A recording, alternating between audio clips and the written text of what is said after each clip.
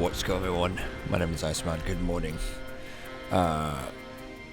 Welcome back to Digital Combat Simulator World. Welcome to part 2 of the A-10C training missions. We just finished the A-10C1.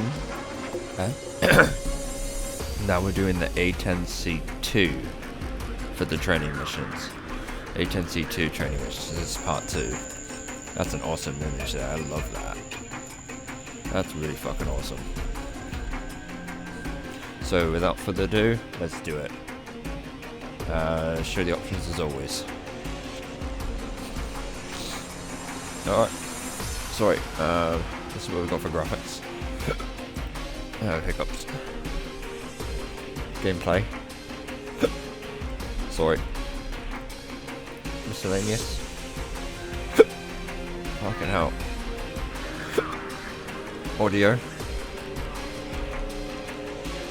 Special. And for A-10C2, this is what we got. We're doing factory new.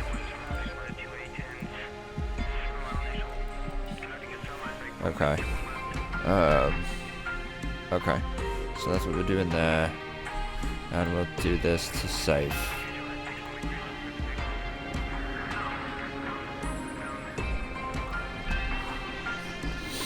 Do save here. I have to remember on that one training mission for the air-to-air for the A-10C. I need to remember to, because of this setting, I realized because of this setting that I set it to save, it doesn't automatically show the reticle. So I have to, it doesn't actually show the reticle, so I have to actually remember to arm the gun. So we'll do that there.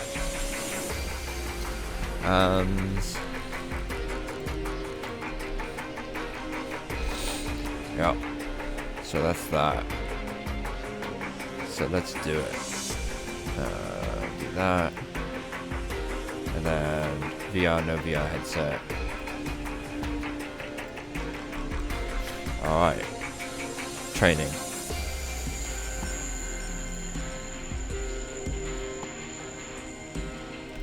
Alright, we just did that. Now we're doing A-10C2.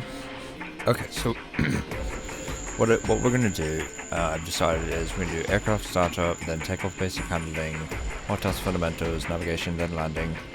Then we're going to do digital stores management system, and then A and AAQ28 Lightning 2. Then after that, we're going to do countermeasures, and then that's all the non-weapon stuff. And then we're going to do air-to-air, and then after that, we're going to do GAL-8 unguided rockets. And then after that, we're going to do APKWS munitions, and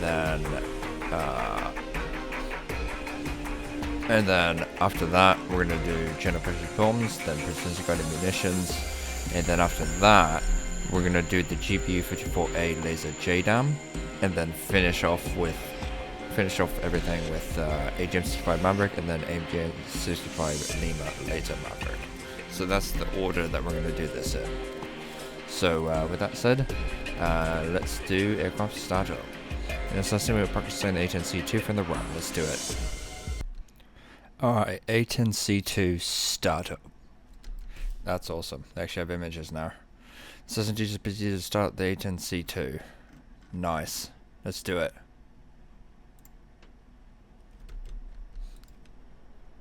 Good morning. In this mission, we will practice the startup procedure for the A-10C. There's a lot to cover, so feel free to take a break by pressing the pause key at any point. It will be important for you to follow my instructions to the letter. Do not jump ahead and start mashing buttons and throwing switches. I will guide you toward the desired controls with highlights and by referring to the front dash and left and right consoles. You can pan around the cockpit using your view control commands to locate the switches. Nice. If you find it hard to hear my instructions over the background noise, turn down the world and in-cockpit sound sliders to about 50% in the options menu. .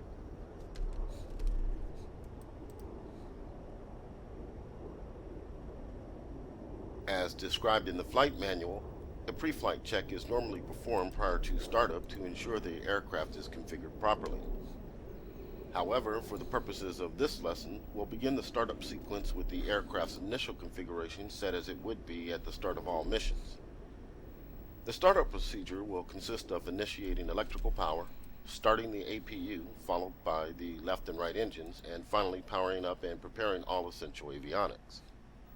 Press the spacebar key when you are ready to begin. That's awesome. Alright, let's check out this cockpit before we start.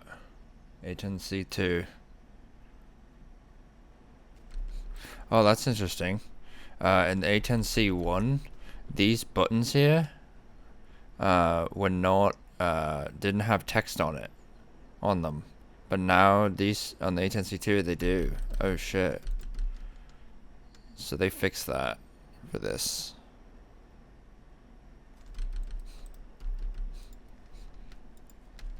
Alright, let's look on the outside. Dude, that looks cool. Hey, my pilot has the visor up. That's awesome. Looks good. Very good. These models are awesome. Maryland, huh? Huh, interesting. Alright. Back to cockpit. Before we start, let me take a swig of my coffee.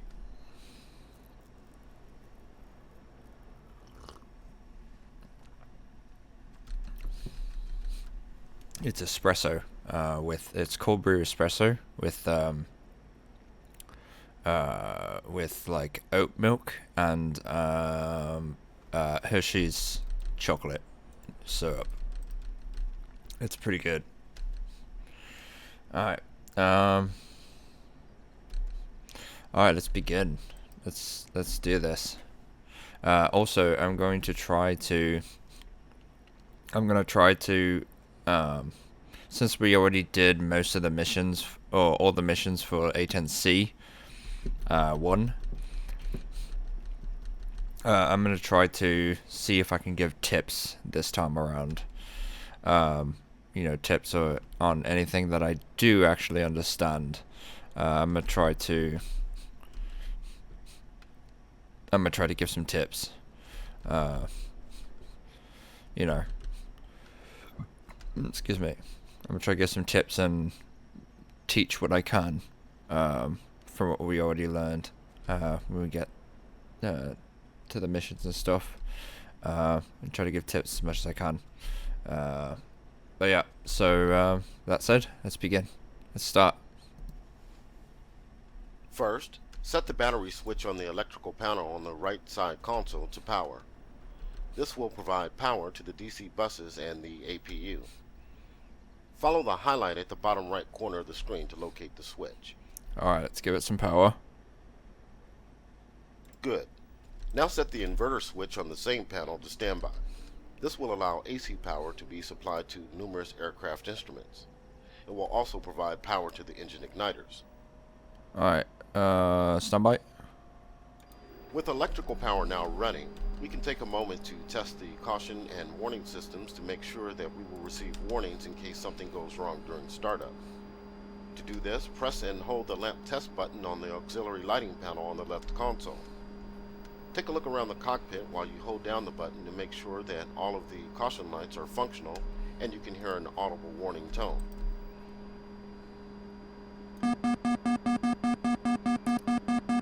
Everything looks good. Now let's test the fuel indicator to make sure it's functional and accurate. The fuel indicator is located on the right side of the front dash. When tested, the two needles should point to 3,000 pounds, and the digital tonalizer readout should be around 6,000 pounds. So for this, what we're doing is just testing the fuel indicator so that we can ensure the fuel indicator is working properly. Okay, now. On the oxygen regulator panel, set the supply switch to on, and check for oxygen flow to be indicated in the flow window. Alright, so we're just turning on the oxygen.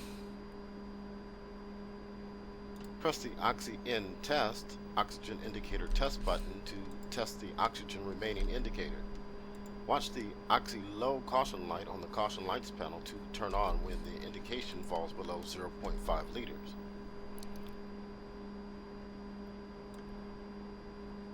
So it should like be like up here somewhere. Set That is. the UHF radio function down to main to power the UHF radio.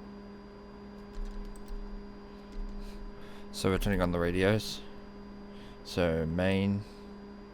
We are now ready to begin the engine start sequence, but let's first close the canopy to minimize the noise. Click and hold the canopy control switch to lower the canopy, or press left control plus C on the keyboard.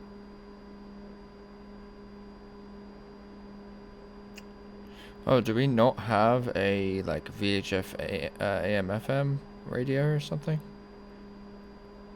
That's weird. Okay. Okay. Close the canopy.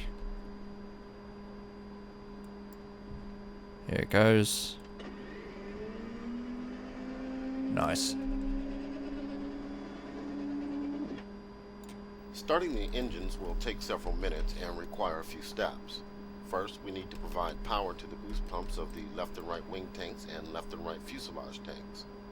You will find the 4 switches on the fuel system control panel toward the top of the left console. Set all 4 switches to the up position. Alright, so now we're just turning on the boost pumps. So basically these pumps like put fuel into the engines and stuff. They transfer fuel. So that's why we're turning those on. They have to be on. So 1, 2, 3, 4. Before starting the engines, we need to start the auxiliary power unit, APU, which will generate bleed air used to start the main engines.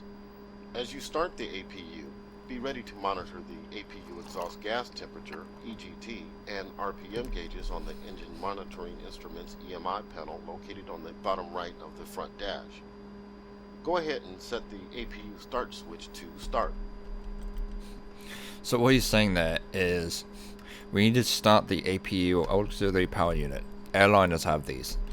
So the auxiliary power unit is basically a small engine, gas turbine engine, that is used to provide hydraulic and electrical power and power the systems of the aircraft, instead of the battery. Because right now we're just doing battery drain. We're just draining the battery. And that's not good because, we just keep the battery on, the battery will deplete, and then nothing will work. So what we're doing now is we're starting the APU, which is like a small engine, to, have its own alternator and generator and everything, so that we can basically take power from... basically the APU will provide the power instead of the battery, so the battery will no longer drain.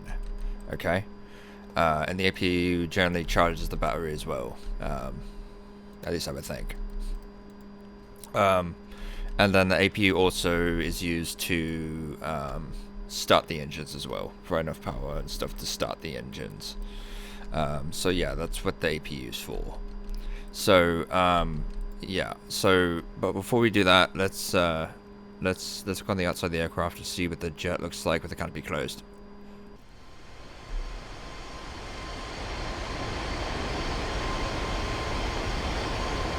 I don't know what I'm hearing, but there we go. So the jet looks like the canopy closed. We also have, why is it lagging so much? We also have the pilot's helmet visor went down. Alright, let's start the APU. So APU starts. Now let's return to the electrical panel and set the APU generator switch to the power position. This will allow the APU generator to power the aircraft and relieve the battery drain. However, the battery needs to remain on as a backup electrical source. So that's pretty self-explanatory right there. So basically what he's saying, so right now the battery the battery provides enough power to start the APU, but right now the APU is on, but the battery is currently still draining because we haven't told the aircraft to use electrical power from the APU yet. We're still using it from the battery. So right now the battery's draining. So if we keep it like this, we will be draining the battery, and the battery deplete, the APU will shut off, and yeah, it's a world of pain at that point. So we're gonna switch this to APU generator on, and this will tell the aircraft to use the APU to provide the power instead of the battery. So on. While on the electrical panel and in preparation of the engine start sequence, let's also set the left and right AC generators up to power. Once the engines are started, they will begin to turn the AC generators and take over from the APU to provide electrical power. So basically what that means is we need to turn the AC generators on. So what this does is basically what he said. It says once the engines are started, they begin to turn the AC generators, and the AC generators were basically generators that will generate AC power. Because right now, we were on DC power with the battery. Batteries are DC power. We need AC power to power everything, because this stuff requires a lot of electrical power. So we need AC generators to generate the electrical power. The electrical voltage that's large enough to support the avionics of the aircraft and everything else. So we need to turn these on, because if we don't, then the APU will just, like, if we shut off the APU right now, there'll be no power to the aircraft. Everything will shut off. But if we turn these on and start the engines, then it basically says, okay, engines, we want you to provide the electrical power instead of the APU. So basically what we're doing is we're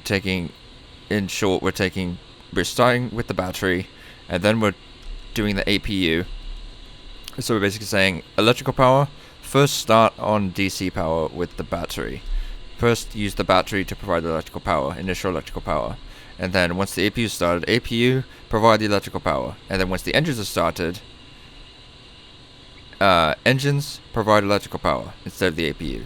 So it's kind of like, it kind of goes in order. So you start from the battery provides initial electrical power, and then the APU provides the power, and then when the engines are started, the engines provide the power. Well, the AC generator is, supported by the engines to use the electrical power, but so that makes sense. That should make sense. So let's turn these on. Okay, time to crank up the left engine. This is a very simple process initiated simply by moving the left throttle from off to idle, or pressing the right alt plus home keys. This will automatically start fuel flow, use bleed air from the APU to turn the fans, and then ignite the fuel in the combustion chamber.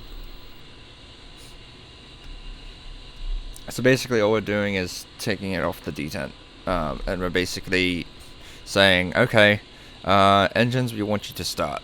We want you to provide electrical power. We want to initiate fuel, and we're basically saying APU, start the engines, is basically what this is. So start the left engine first, which is a little weird. Usually the right engine provides the generator stuff, but I guess the left engine's also has a generator too, so backup redundancy system probably.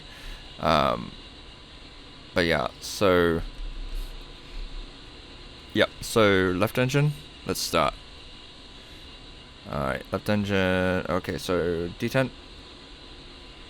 As the engine spools up, scan the engine monitoring instruments panel to watch the engine interstage turbine temperature, ITT, engine core speed, fan speed, and fuel flow gauges. Watch for the core fan RPM to stabilize around 60% when idling on the ground.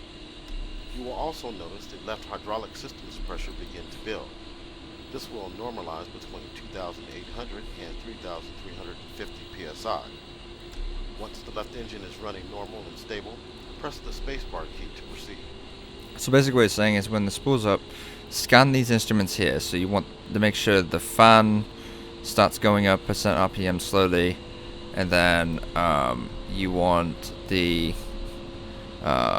percent RPM, core percent RPM to go up as well. You know, to show that this basically shows that the engine's spooling up, and then we want the temp. We want to see the temp as well, and the fuel flow. We want to make sure there's fuel going into the engine. So basically checking these instruments. We also want oil pressure as well. We're just checking the instruments and just making sure that everything looks normal and the engine is starting to spool up properly and stuff. And we also want to make sure there's hydraulic pressure, because there should be hydraulic pressure so that we can maneuver flight controls and stuff like that. So it looks stable. So let's do it. I don't know why there's a master caution. Oh, APU still open. Okay. Yep. We'll now repeat the process for the right engine. Once again, the engine is started by moving the throttle from off to idle, or in this case, pressing the right control plus home keys. Alright, so we're just starting the right engine now and monitoring the instruments. Let's make sure I get this right. There we go. As with the left engine, monitor the instrumentation as the right engine spools up. Also watch the right hydraulic system pressure to normalize. Once you have both engines running normally at idle power, you can do a flight controls check to test the responsiveness of the controls to stick and rudder input. Test the speed brakes and flaps. Press the spacebar key to proceed once everything checks out. Okay, so basically we're just doing the same thing, checking the engine to make sure everything looks good. You know, we're having power, and obviously you got the APU going up here, and then the exhaust gas temperature here with the APU, so it's a little hot, so we got to be careful with that. So now we have both engines running properly and everything, hydraulic pressure and stuff. So now we can test the flight controls. So rudder, left, right, and then full range of motion of the stick, like that. Okay. Let's check rudder, and then flight controls. Okay. And then we also need to check the speed brakes and flaps. I don't know if there's a indicator for the speed brakes. I don't know where it is. So yeah, that's a bit weird, but whatever. So speed brakes open. Left, right, and then back down.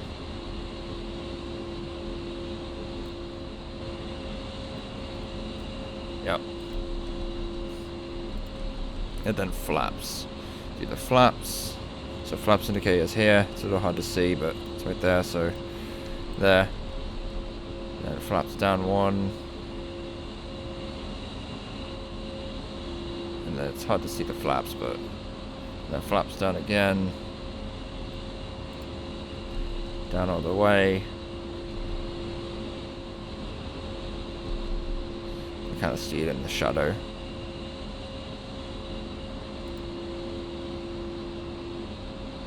So flaps back up.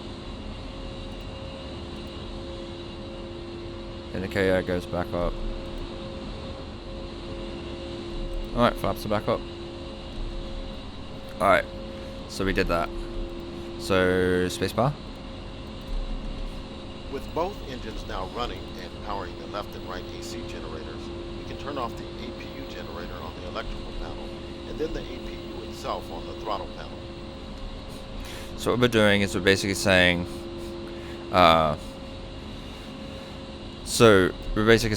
APU, we don't want you to provide the electrical power anymore. The engines are running, so we don't need you anymore, basically. So the AC generators powered by the engines are now providing the electrical power for the jet. So we don't need you anymore, APU. So you're turning this off first, so that you can say you can, you know, safely tell the APU, hey, don't provide the power anymore. We don't need you providing the power. So we're doing that, and then after that we're saying APU, we don't need you anymore. Turn off. That's what we're doing here. So APU off. Okay, now we'll power up the control display unit, CDU, and the embedded GPS INS IGE systems. This will begin the automated built-in test, BET, and alignment processes for the navigation system, which you can monitor on the CDU display on the right console. So the CDU is this here. This is the CDU here. So what we're doing is we're saying,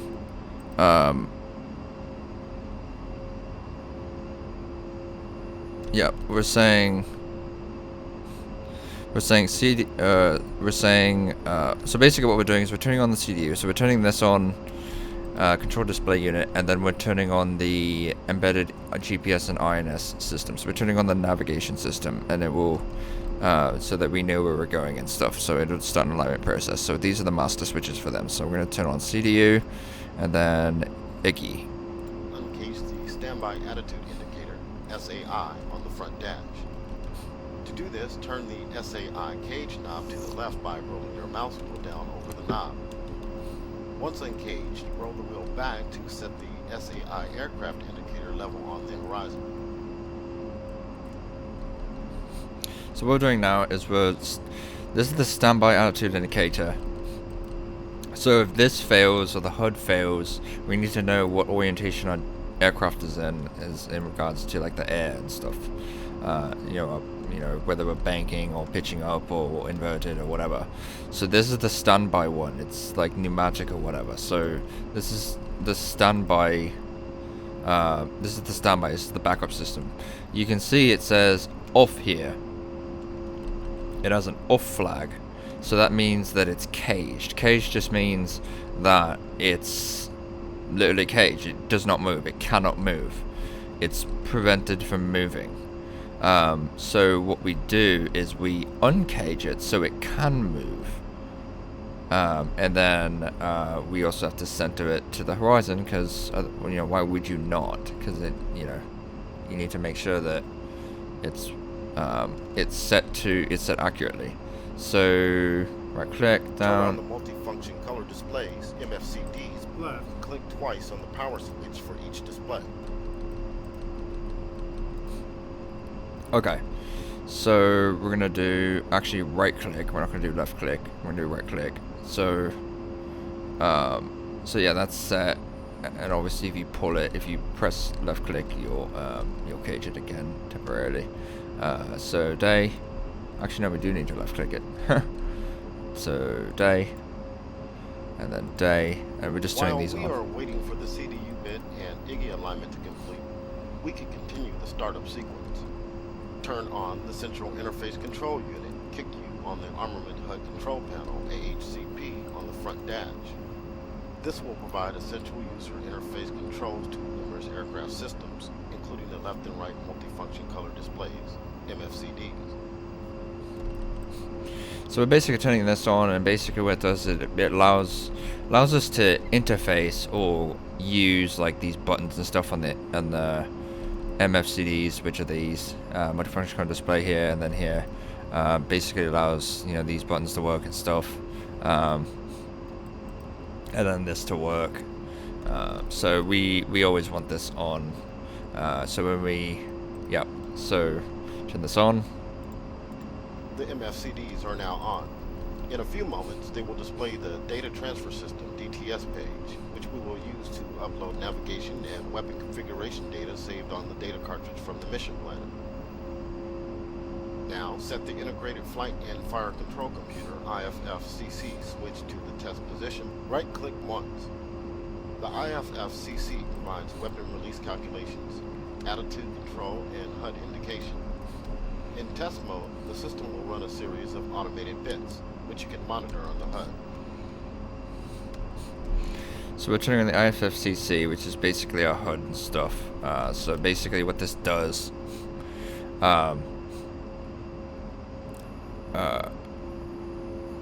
Yep. See, it says this is not ready because it's off. So we need to turn this on. So what this does is basically it allows, like, we want this on because it allows, like, the computers that calculate, you know, weapons and targeting release times and stuff like that, and, you know, HUD and stuff like that, like, it powers that computer. So yeah, we're gonna do the test. So test mode basically makes it so it runs, you know, built-in tests and stuff like that, and it allows you to interface and change settings and stuff. And then on is just, you know, applying those settings. So test. Press the ENT enter button on the upfront controller UFC to initiate the IFFCC bit. This will take approximately 1 minute. So what this is doing, it says engage pre-flight bit, yes. So it's so we're doing this to initiate, you know, the basic built-in test for, you know, all the systems and stuff, make sure everything's working for the IFFCC. So yeah, so enter. While waiting for the IFFCC to undergo the bit and the IGI system to finish aligning, let's set up our flight control systems. Set the left and right yaw and pitch SAS channels on the SAS panel on the left console to on.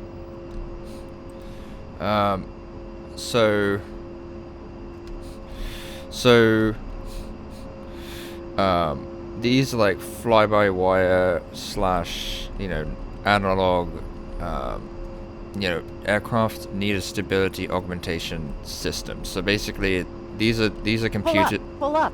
Oh shit. Altitude. That's cool.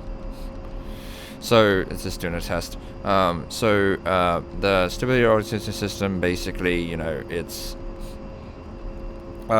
basically, you know, it helps prevent. It's a manual way of helping to prevent, like, you know, being unstable when flying. So we usually want these on.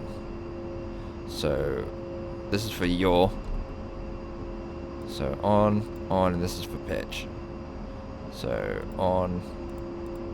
Now press the TO trim button to set the flight controls for takeoff trim. Alright, so this just sets the trim to take off position. Let's upload data from the data cartridge. Select Load All on the left MFCD by pressing the Option Select button 10. So the data cartridge is just like in the F-16, the DTC data transfer cartridge. Basically, we're doing the same thing we do in the F-16. We load. So the DTC is right there, and it's basically like it's like an external hard drive for the jet. It loads mission data and, you know, steer point, you know, already pre-planned steer points and stuff like that, target data and all that. Basically, it's the external hard drive that tells the jet, okay, I want you to load this stuff. I want you, you know, this is what I want you to show to the pilot during flight. So, yeah, load all just does everything. Loads everything from the DTC. So, yeah, let's do it. The DTS will take about 15 seconds to transfer the data from the cartridge to the jet. During this time, all the asterisks accompanying each data type on the left side of the displays will disappear. When all the asterisks reappear, the data has been transferred successfully. Once the data is loaded, set the right MFCD to display CDU data by pressing OSB 13. This way you don't have to take your head down to check CDU indication. So basically it loaded, so yeah, it loaded successfully. So now we're doing the CDU and the right MFCD. And the CDU, it's a CDU repeater. So basically when we do this, it's showing this screen, but here, so we don't have to like go down here to look and see what it says. It's just right here now. So, CDU. The IFFCC bit is now complete. As you can see on the HUD, the exit function is currently pointed to by the HUD cursor. Press the Enter key on the UFC to exit this HUD menu. So you can see everything here is here. It's just a repeater. So now it says testing complete, no failures found, so that's good. So now the arrow's on exit, so enter. The IFCC is now displaying the ground bit menu on the HUD. where you can run a number of other bits if necessary. To exit out of this menu, press the select rocker key on the UFC down repeatedly until the HUD cursor points to exit again. Then press enter to exit this menu. Alright, so basically we're using this to move this arrow down to exit. And then enter to exit. The IFFCC is now displaying the main menu on the HUD, where you can set up various indication and weapon release parameters. Let's take the IFFCC out of test mode and set it to on. Right-click the IFFCC switch one more time. So this is like the main menu, we get to change stuff. So, but yeah, so we need a HUD, so we need to switch this on. Let's set the left MFCD to the Tactical Awareness Display TAD page by pressing OSB 15. Alright, so the TAD page is basically your situation awareness page and stuff, like how you navigate and stuff, so on. Now load up the flight plan. Left-click the steer point switch on the AAP panel to set it to flight plan. This will set the flight route to appear on the TAD display. So the steer point switch. So we need to. So it's currently on mission. So it's showing like. Let's see.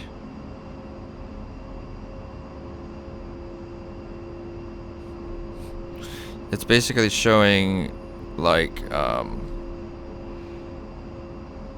it's allowing us to like edit, like it's showing like waypoints and stuff like that, like non-flight plan data. So we switch it to flight plan so that we can like you said, view the actual flight route. So let's do that. With our flight and navigation systems ready, we can prepare some of the combat systems for the mission. Set the countermeasure signal processor mode switch on the CMSP panel to standby. For a combat sortie, you may want to review or create some countermeasures programs, but that is for another lesson. So this is basically your countermeasures suite. So basically this is the master power for it. So we need to turn it on to standby, which basically energizes it, but it allows you to change settings and stuff, but doesn't actually, activate anything. So standby. Now set the 4 system select switches to on, middle position. So on, so we're just turning these on. So on. Next, set the Joint Tactical Radio System, JTRS switch on the AHCP to on. This will provide power to the Situational Awareness Data Link saddle. So basically this is just the data link. So we're turning on the data link. With the IGI aligned, let's select CDU nav mode by pressing OSB 9 on the right MFCD. Right, so basically that alignment we were doing down here, it's finished. As you can see, it says INS nav ready. So now we're switching this so that we're turning this to nav so that we can actually use it, use the data that was aligned. Just be careful, do not move the aircraft, otherwise it'll fuck up the alignment and you have to redo it all over again. So make sure you switch it to nav first before you move, once it's aligned or whatever. So nav. Select the EGI as the primary navigation system on the navigation mode select panel. So what this does is it allows you to basically say what navigation system do you want to feed the the aircraft sensors and stuff like that. So basically this is what is saying we want to use the INS and GPS system. We want to use this aligned INS system. We want to use it as a navigation system. We want to use that to get our data, if that makes sense. So we're turning this here. Next, arm the Enhanced Attitude Control EAC switch on the Low Altitude Safety and Targeting Enhancement LACD panel on the left console. Note this switch is hidden under the throttle, so you may have to shift your view position to see it. but it is still clickable with the mouse. So the enhanced altitude control, I believe, like, is what, you know, allows for, like, you know, it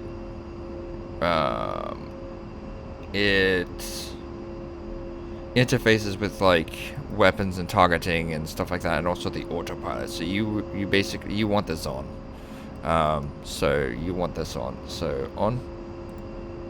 Turn on the radar altimeter. So the radar altimeter is not like your barometric altimeter here. It's your radar altimeter. So it's, you know, for your radar altimeter. So it's basically it shoots a laser beam down the aircraft, or down, you know, below the aircraft to the ground, and then it bounces back up, and then it calculates the time, and then it calculates the altitude you are above the ground. So radar altimeter on. At this point, we are ready to taxi to the runway. Set the anti-skid switch to on. So anti-skid on, and what this will do is basically make it so that you, when you slam on the brakes, it won't lock the tires. So on. Now turn on the nose wheel steering by pressing the pinky button on the control stick or insert on the keyboard. Alright, so the nose wheel steering makes it so that you can turn on the ground. With it off, you know, when you use the rudder pedals and stuff, you won't move, or you won't turn on the ground. But the nose wheel steering, when it's on, makes it so the nose wheel, you know, turns left and right, so that you can, you know, taxi on the ground. So let's turn it on. Click on the yellow handle to arm the ejection seat.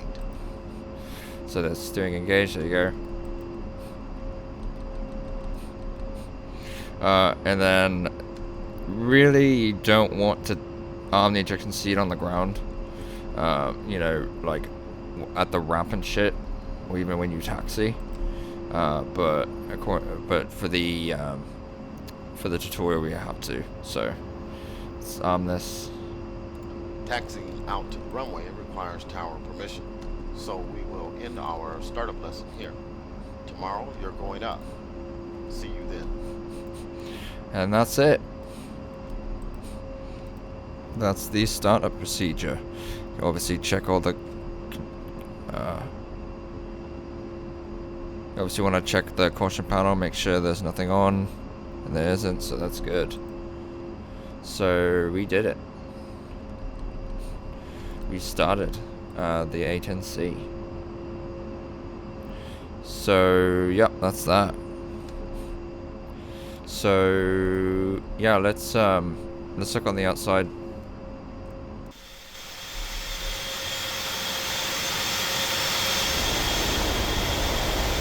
Got heat blur.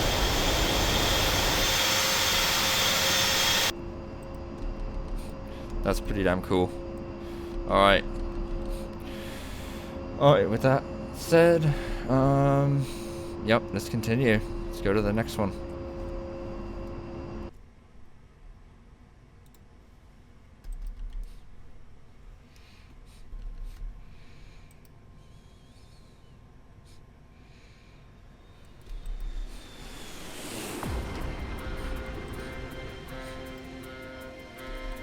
Alright, so we did that. Now we're doing takeoff and basic handling. So we're going to the next one. This lesson we will practice takeoff from the A-10C2 with some basic maneuvers at medium altitude. Nice, let's do it. Okay, let's do the takeoff and basic handling. Let's do it. Welcome to the takeoff and basic handling training flight. Today, you're taking the A-10C up for a spin. In this lesson, we'll perform a standard takeoff followed by some basic maneuvers at medium altitude. Press the spacebar key when you are ready to begin. Okay, let's do it. I just had some lasagna. It was really good.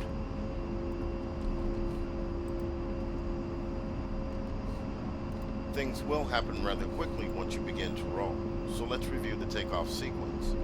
After a final check of the instruments, you'll begin to roll at max engine power. Your main focus will be on using nose wheel steering to maintain the aircraft on runway center during the roll. Once the rudders become effective above 50 knots, you will disengage nose wheel steering. At 120 knots, begin to raise the nose by gently pulling back on the stick and setting a pitch angle of 10 degrees on the ADI. This will be a safety critical element of takeoff. Pulling up too fast can lead to striking the aircraft's tail on the runway or lifting off with too much angle of attack, leading to a stall and possible crash. Once the aircraft is safely airborne and climbing, raise the landing gear and flaps. Accelerate to 180 knots and maintain the speed in the climb to altitude. Prior to starting the takeoff roll, a number of final checks are performed to ensure the aircraft's safe operation. Ensure the anti-skid switch is set to on. If not already done, turn on pitot tube heating on the environmental control panel. They're both on. Now hold down the wheel brakes by pressing and holding the W key and increase throttle to 85% core RPM. Monitor your flight and engine instruments for any abnormalities. Look around the cockpit and check the caution lights panel to ensure no malfunctions are reported. Press the spacebar key to proceed once everything checks out. Alright, let's do it. So brakes, and then 85% core RPM.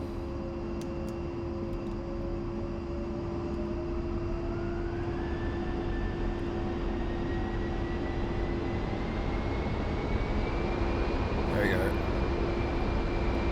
We're good. You are now ready for takeoff. Take a note of your current heading as you will maintain this after takeoff. To begin the roll, release the wheel brakes and advance the throttles to max. Alright, here we go. Use careful nose wheel steering commands to keep the aircraft running straight down the center of the runway.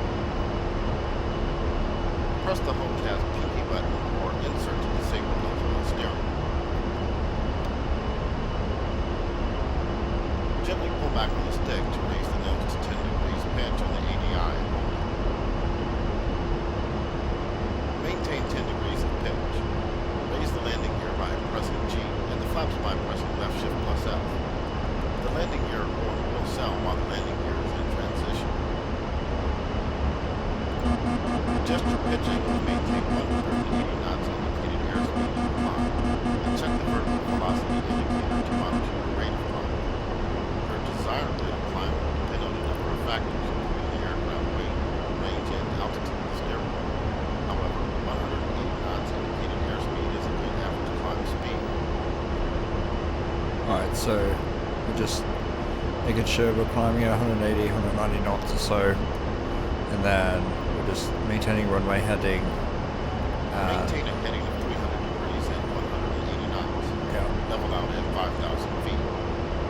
Scan your instruments vertically from the HUD down to the ADI and HSI, and then horizontally across the front dash from the airspeed indicator to the altimeter and vertical velocity indicator.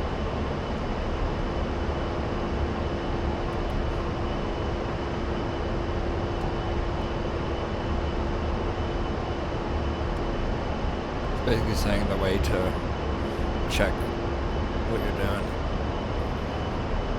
Like, you know, check the instruments, the order. Coming up on 5,000. Approaching 5,000 feet.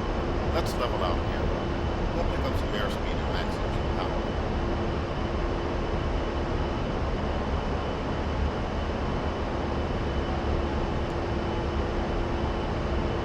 Flying over water can be disorienting. So let's turn right to 040. 040.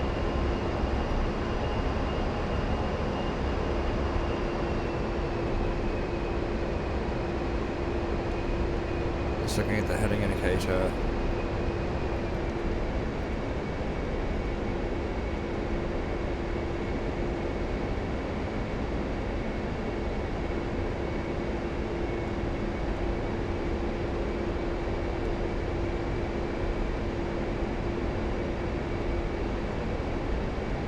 Make sure the altitude's the same.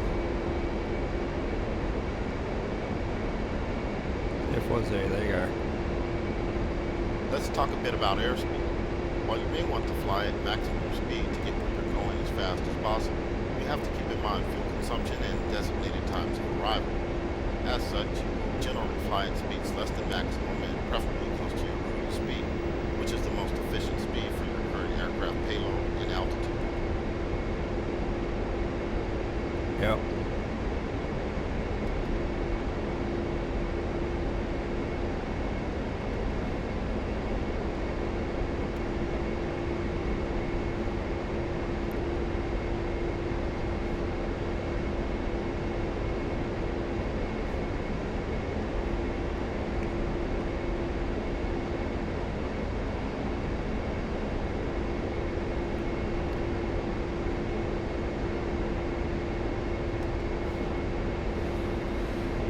So we just keep flying here.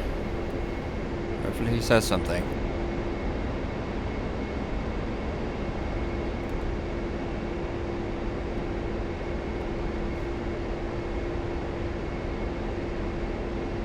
Let's try to decelerate. There are a number of ways you can reduce airspeed, including reducing engine RPM, opening the speed brakes, and pitching the nose of the climb. For now, let's simply reduce engine power. Pull the throttles back and watch the airspeed indications on the HUD and front dash begin to decrease. Alright. Total idle. Good. Now let's accelerate by advancing the throttles back to max.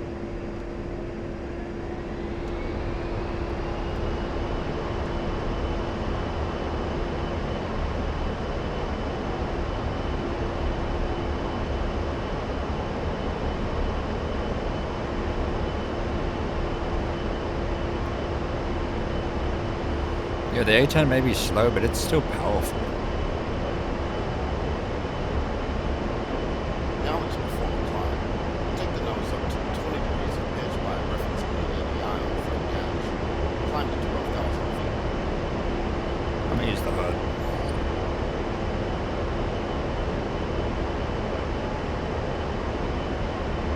Watch the altitude and airspeed readings on the HUD and instrument panel. Take note of the altitude increasing and airspeed decreasing. Check the VVI to monitor your rate of climb. It's critical to maintain control of your airspeed or quickly approach a stall scenario. If your airspeed begins to fall below 160 knots, reduce your climb rate by lowering the nose to a smaller pitch angle. Yep, so we're going a little slow, so I'm just reducing the nose lowering the nose so that we can gain some airspeed a little bit. But we do climb less. A-10 does not have a very high thrust-to-weight ratio, so cannot ascend climb like fighter jets. However, with the hog packs and engine power, it makes up for it in engine durability and endurance.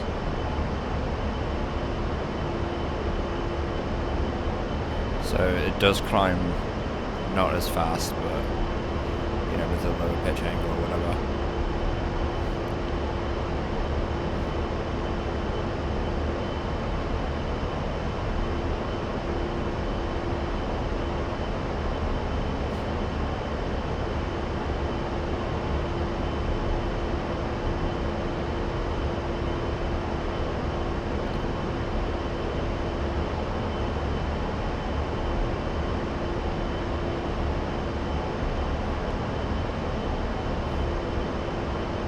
Level out at 12,000 feet.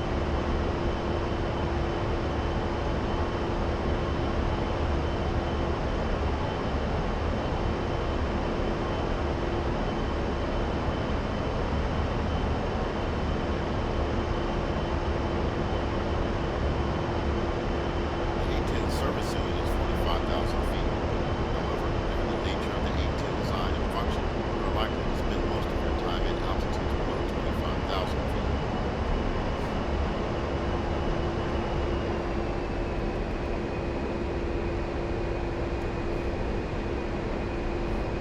So the service ceiling. The next maneuver will be a dive. Damn it. Before we begin, keep in mind a couple of things. Although we are 12,000 feet above sea level, the surface of the Earth will be a lot closer, so we'll only drop about 5,000 feet and recover at 7,000. Also, our speed will increase rapidly in the dive, and we need to be careful not to overspeed the aircraft. Overspeeding is highly dangerous and can lead to catastrophic structural failure.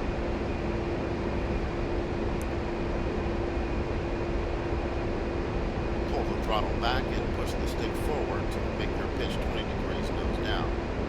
Watch your altitude decrease and speed increase as you dive. Recover at 7,000 feet. Alright, so we're just lowering the nose, throttle back to idle. Well, I do idle. Doesn't have to be idle, but... So we're just lowering the nose. See, we're gaining airspeed even at idle. It's because our nose is low. So we're watching the altitude and recover at 7,000 feet. See if I do power, we'll gain even more airspeed, but we shouldn't be doing that. We're coming up on 7,000.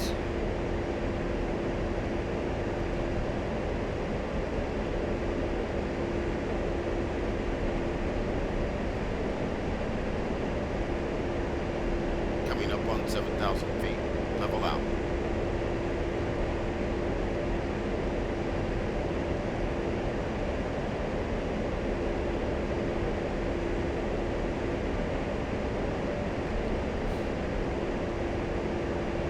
For our last maneuver of the day, we'll try a level turn.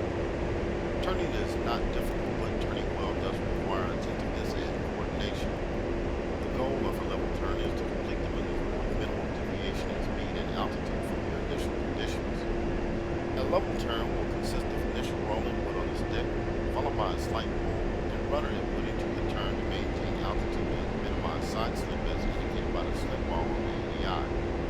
However, too much input on either the stick or rudder will quickly increase drag and angle of attack, leading to a drastic loss of speed and potential loss of control.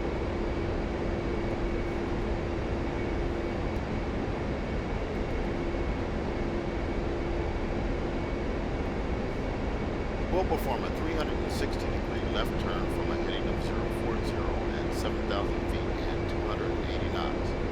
Go ahead and set the jet to these initial conditions. 280 knots, okay.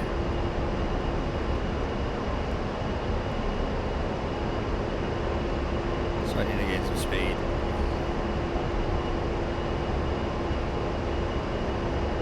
So doing this is hard. This is hard. It's not an easy thing to do, especially when you have to be at a certain speed as well.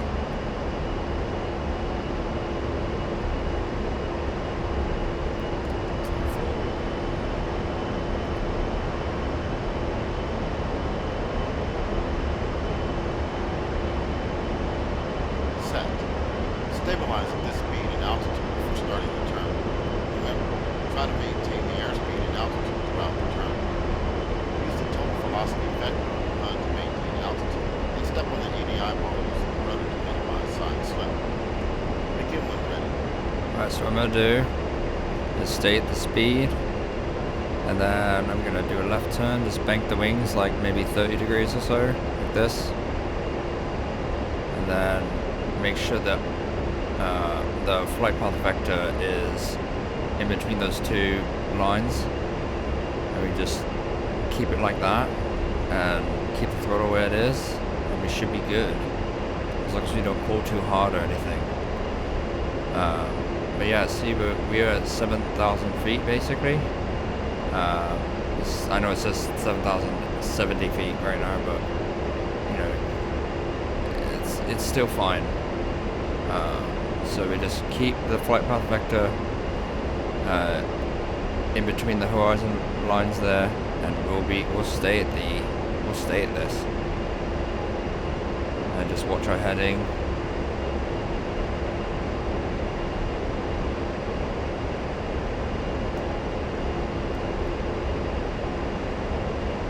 And yeah, we're level turn. So this is good if you need to orbit or do a holding pattern. So we're also looking at the inclinometer below the ADI ball.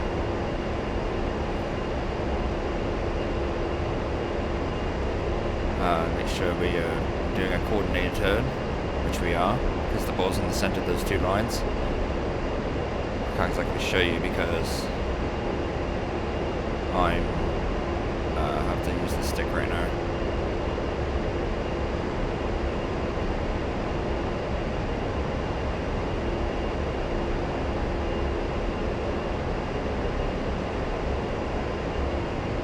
Almost there.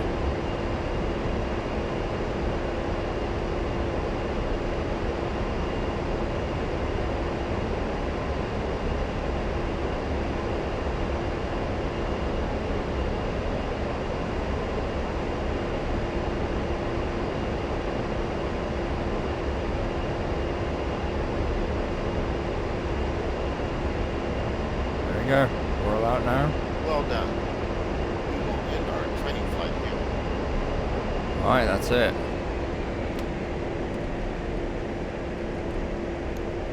We did it. So that's basically that. It's harder than it looks, honestly. It's harder than it looks. It's not easy. But yeah, we did it. So that's that. So, yep.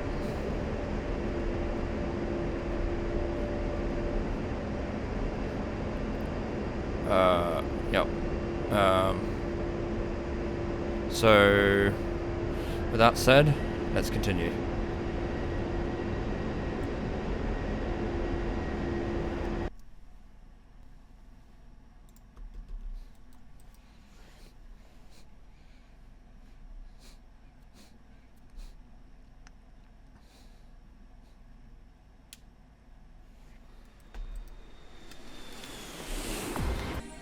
Hey guys, slight change of plans, actually, in the order that we're going to be doing this. Turns out, like, I already tried doing this, Hot House Fundamentals, and, like, doing a certain portion of it, it wanted me to, like, do weaponry and stuff like that, like, actually, like, bombs, drop bombs and stuff. So what I'm going to do is actually skip this for the time being. I'm going to do navigation now, and then I'm going to do landing, and then after that I'm going to do digital stores management system, then AQ 28 lightning 2, and then after that I'm going to do countermeasures CMS, and then after that I'm going to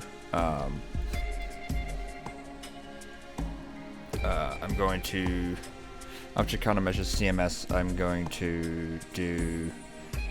then going to do Hot House Fundamentals, because that way it'll give us what we need to know in order to do the rest minus the weapons. So, like, from what I can see, it seems like they want us to use weapons in here that are explained here. So, so in a way, it might be a little bit confusing because we don't exactly learn about the weapons in here. Like how to use them and stuff. So it might be a little bit slightly out of order. Like it might not make complete sense. But it's kind of difficult because I don't want to skip this, because some of these like require you to have the Hot House Fundamentals. So I'm doing what I can of the non-weaponry stuff first, and then I'm doing what I can of the non-weaponry stuff first, and then and then going to the weapons. But because this includes weapons, it's kind of a this should not have like weapons employment, if that makes sense. This should not have weapons employment like in it, like where we actually drop bombs and stuff like that. That should not be in here. It's kind of a bad thing to do because it makes it confusing. But yeah, so and then after this, after we do this, then we're gonna go to air, and then we're gonna do Gal 8A non-guided rockets, then APK WS munitions, and then after that we're doing general purpose bombs, precision guided munitions, and then GBU-54A laser JDAM, and then AGM-65 Maverick, and then AGM-65L laser Maverick. So the order now is gonna be, you know, we're doing navigation now, and then we're gonna do landing, then we're gonna do this one, then this one, and then this one. And then after countermeasures, we're gonna backtrack and do HOTAS fundamentals, and then we're gonna backtrack again and do air to air, and then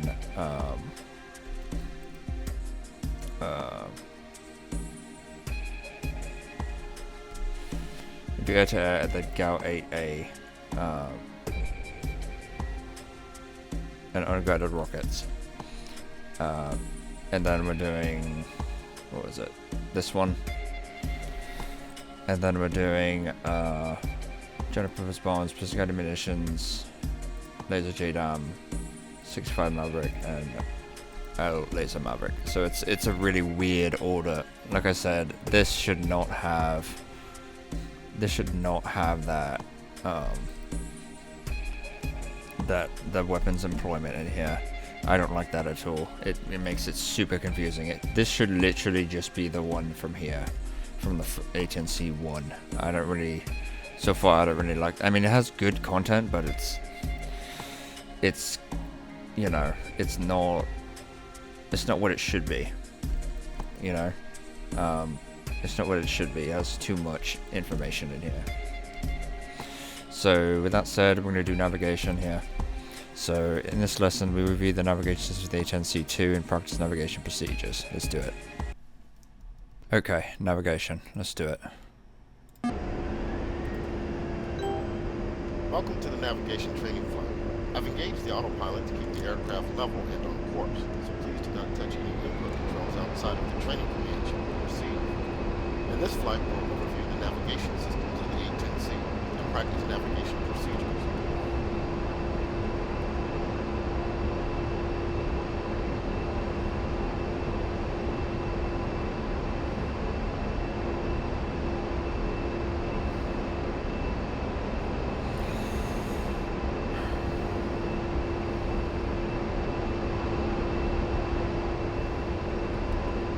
Throttle to about 90% core RPM to keep the aircraft above 250 knots in the gate.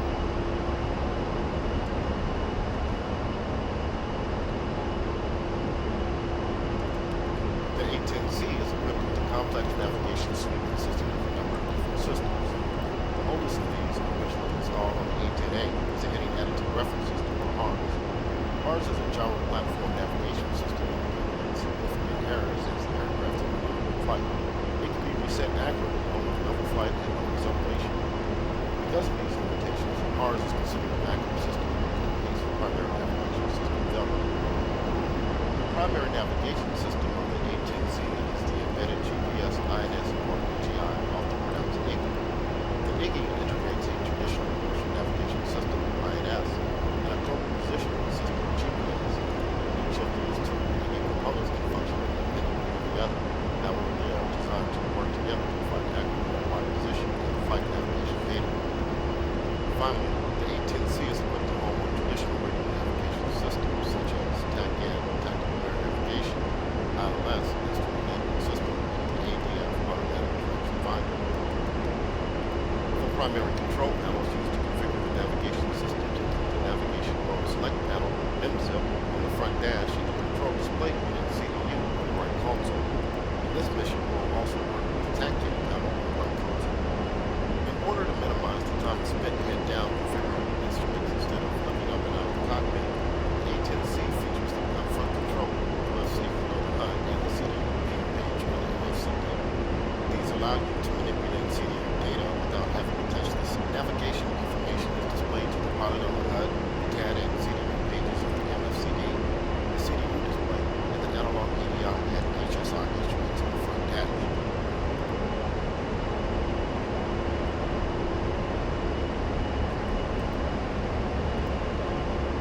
Let's begin taking a more detailed look at each component of the navigation suite.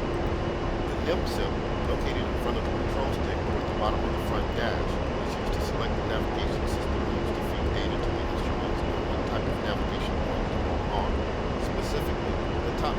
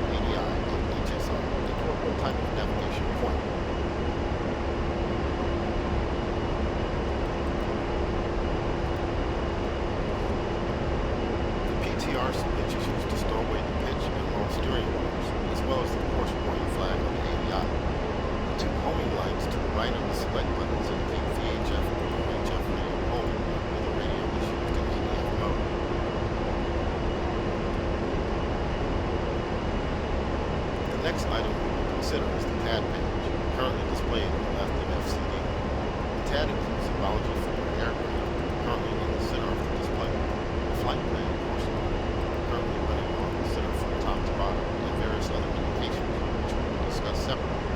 To work with the TAD page, we need to set it as our sensor of interest, SOAR. To do so, press and hold the home task key at the left command or the H key on the keyboard. Alternatively, press the TAD USB 15. When set as SOAR, display will become inscribed in green. Okay, so I'm just going to press this as an alternative. You can also press this to make it SOAR as well. So I'm going to press it. There it is. Now that we have control of the TAD, let's first scale the map out so we can see our entire flight plan for better orientation. To increase the TAD scale, press the Home Task Key's down command or the N key on the keyboard until the flight plan is visible. 3 presses in this case. Alright, so down, give us down. 1, 2, 3. You can now see our flight plan consists of 6 waypoints, indicated by square symbols connected by course lines. The currently selected waypoint, called a steer point, is colored yellow instead of green. Also note the TAD range in the upper right corner of the display, currently 40 in the map scale. The range value indicates the range to the outer range of the display. It's important to understand the concept of waypoints. Waypoint is the generic term for all navigation points of interest, which can include the current steer point, all flight plan points, mark points, and anchor points. Generally, we will be following a flight plan that consists of a number of flight plan points, one of which will be usually selected as your current steer point. Using the CDU, you can edit, create, and delete waypoints either as part of a flight plan or as independent waypoints.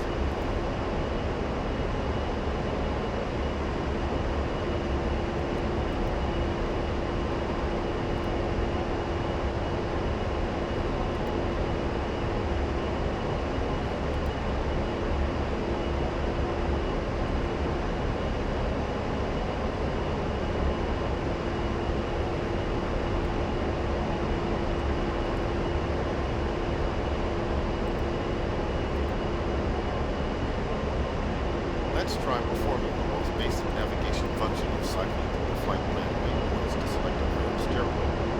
This can be done either by pressing the steer rocket key on the FC or the steer switch on the CDU. I've highlighted both of them before I press it. Watch the TAD display in the data block in the bottom right corner of the HUD as you cycle through the flight plan waypoints. Press the space bar key to proceed once you cycle through the waypoints. So last time we did the steer switch. Now I'm going to do this one. So I'm going to show both. So I'm going to do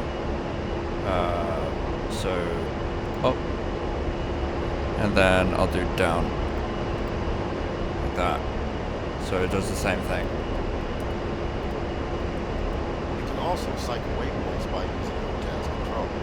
To do this, first make the HUD SOAR by pressing the Home Task command up once or the U key on the keyboard, and an asterisk will appear on the left side of the HUD when it is set as SOAR. Okay, so coolie up short. With the HUD set as SOAR, you can cycle through the waypoints by pressing the Home Task key's up or down commands repeatedly. Set waypoint 3 coordinate as your steer point. Alright, waypoint 3, so DMS up or down. So down goes previous, and then up goes increments. As you can see indicated on the HUD steer point data block, the HUD waypoint has a custom ID coordinate. If you cycle to the following waypoint, it also has a custom ID code. Mission waypoints are assigned the default ID of MSN XXX, where XXX is a numerical value starting with 001. Mark points are also assigned an alphabetical ID starting with A. Custom waypoint IDs can be created in the mission planner prior to the mission, or in flight by using the CDU waypoint edit functions. Waypoint IDs can also be used to search for waypoints in the CDU database. Make sure you have waypoint 3 coordinate set as the steer point, and we'll turn north toward it to continue our flight. I'm going to disengage the autopilot so you can make the turn. is off. You have control.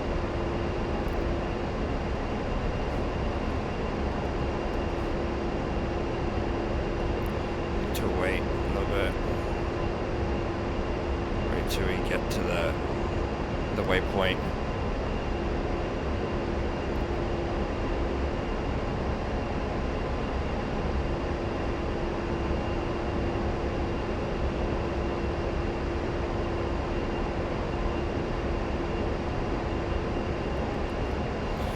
Not gonna turn yet.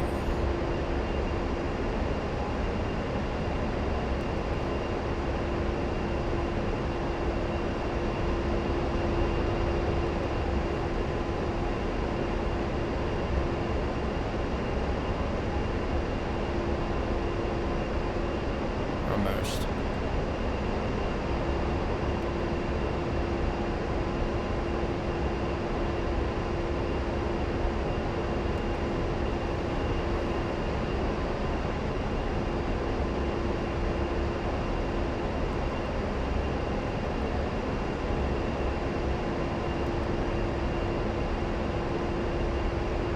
Alright, let's make the turn.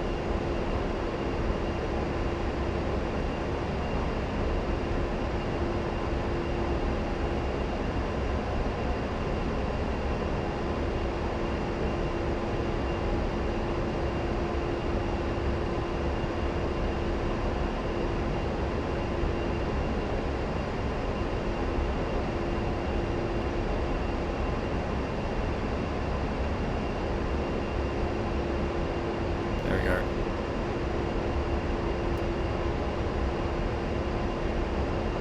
Autopilot is on. Let's review steer point indication presented to the pilot.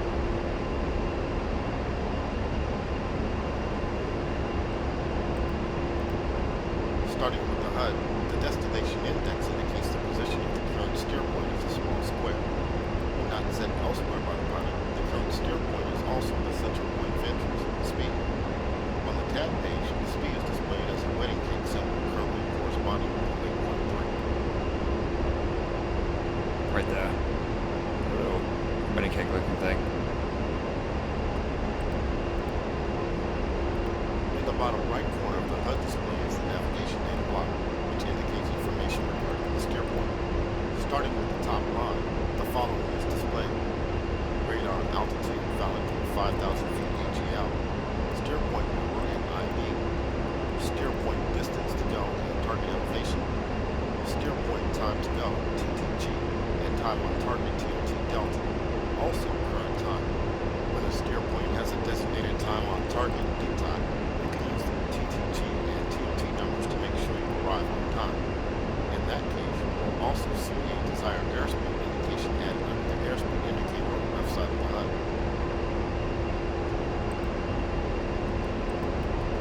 In the bottom center of the HUD is the heading tape, which indicates the current heading and desired heading bar to direct the pilot to the desired heading of the selected waypoint.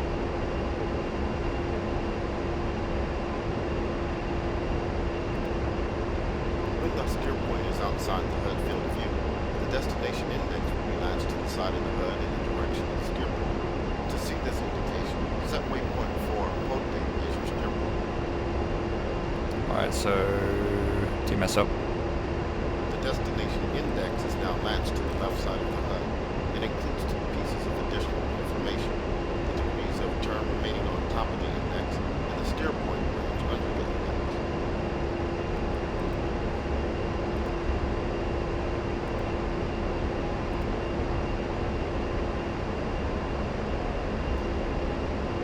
If you change the speed from the steer point to a different location, the destination index on the HUD will change to a tab mode to avoid confusion with the target designation QTEC symbol.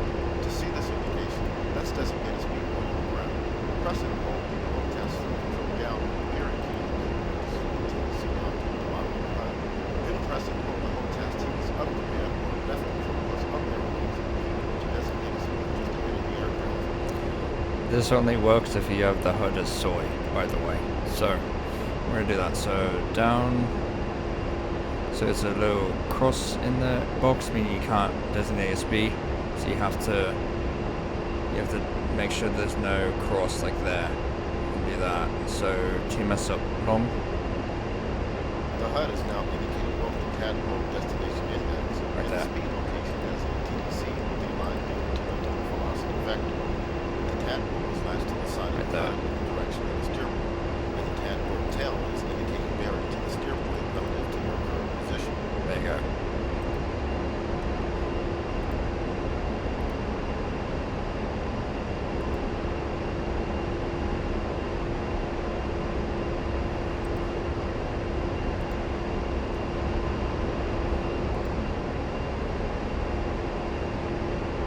Let's now discuss the CDU. First, set the right MFCD as a CDU repeater.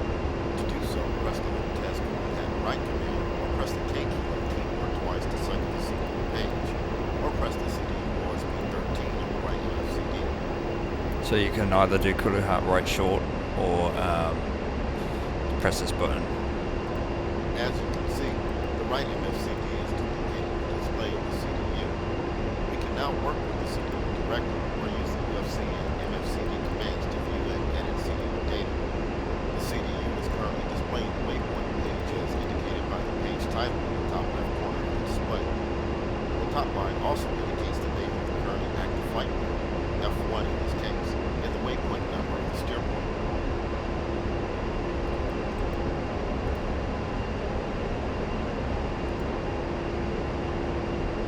The rest of the CDU display on this page is used to present data on the waypoint indicated on the third line, which is not necessarily the same waypoint as our current steer point. This allows you to view and edit waypoints without deselecting the active steer point information on the HUD and front dash instrumentation. For example, to view or edit the data for our current steer point, which is waypoint 4 Boca, we can select this waypoint on the CDU by searching either for the waypoint number or the ID. Let's try searching for the number first. To do so, press the 4 key on the UFC. You will see the number appear on the UFC scratch pad at the bottom of the HUD and the CDU page of the MFCD. Then press OSB 19 to enter the number into search. So you need to press 4 and then press here. These two buttons don't do anything because there's only 4 buttons on the CDU. 1, 2, 3, 4.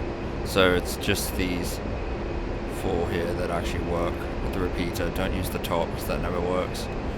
Alright, so what I'm going to do is 4 first, 4, then here, top one. You should now see detailed information about waypoint 4 Boca on the CDU, including the waypoint elevation, desired time on target, and coordinates. Note, as indicated on the bottom right corner of the CDU page, this is page 1 of 2 of the display. To see the additional information on page 2, press the function key on the UFC, followed by the data down rocker key. Function, data down. Page 2 displays additional waypoint information and options, including command steering indication scales, steering origin destination setting, desired time to go, desired time on target, and vertical navigation setting. Once you've looked over page 2 of the waypoint page, return to page 1 by pressing the UFC function key followed by the data on rocker key. Okay, page 1. Now let's try the alternate method and search for a waypoint by ID. Let's also try using the CDU instead of the UFC to enter the data. Using the keyboard buttons on the CDU, type in KOP as the initial characters of the ID for waypoint 3, Copignati, and then press the line select key R3 on the CDU to enter it into search. Alright, so we're doing the same thing, but we're just doing it, instead of using this, we're using the CDU itself. So KOP, Kilo, Oscar, Papa, and then that one. While we are working with the CDU, it's a good time to cover the important functionality of the steer point and page select dials on the auxiliary avionics panel, AAP. The steer point dial selects between waypoint databases.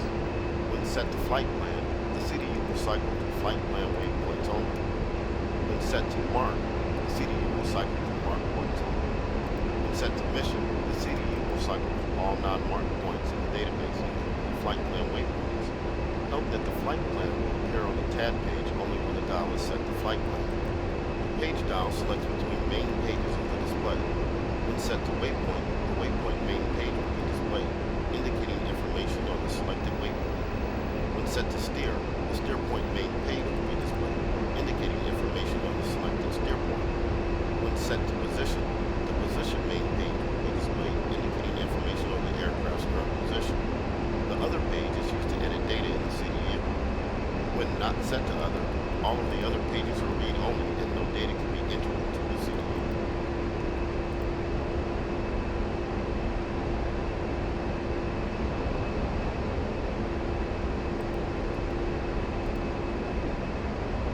Set waypoint 4 approach as your steer point. I will disengage the autopilot so you can turn west toward waypoint 4. Autopilot is off. You have control. Alright. 10.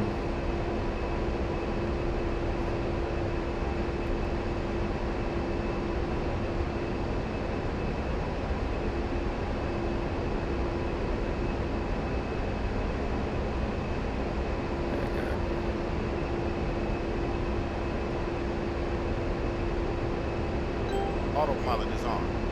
To navigate a flight plan accurately, you need to fly along the desired course line for each waypoint. To do so, set the HSI course arrow to the desired course for the waypoint and follow the course deviation indicator CDI on the HSI. For example, our flight plan calls for a course of 270 for waypoint 4. To obtain correct CDI indication, set the HSI course to 270 by rotating the HSI course set guide. Press the spacebar key to proceed when the HSI course is set to 270.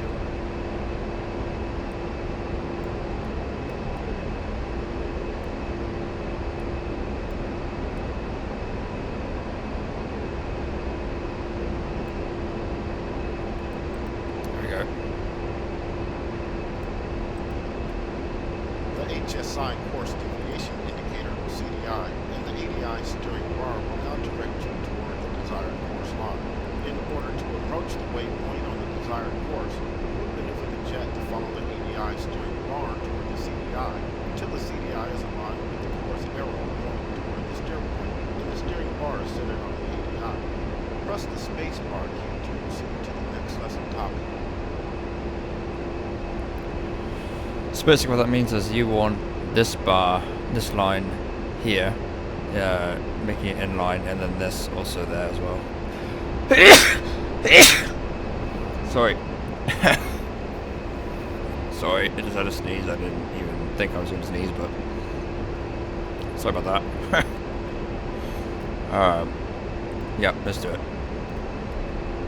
Let's now try homing on the TACAN station. To do this, first select TCN navigation mode on the NIMC.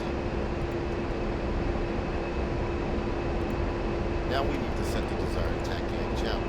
For example, to home in on the Sinaki TACAN station, we'll set it to 31X. First, roll the mouse wheel up over the left channel selector now to set the second channel digit to 3.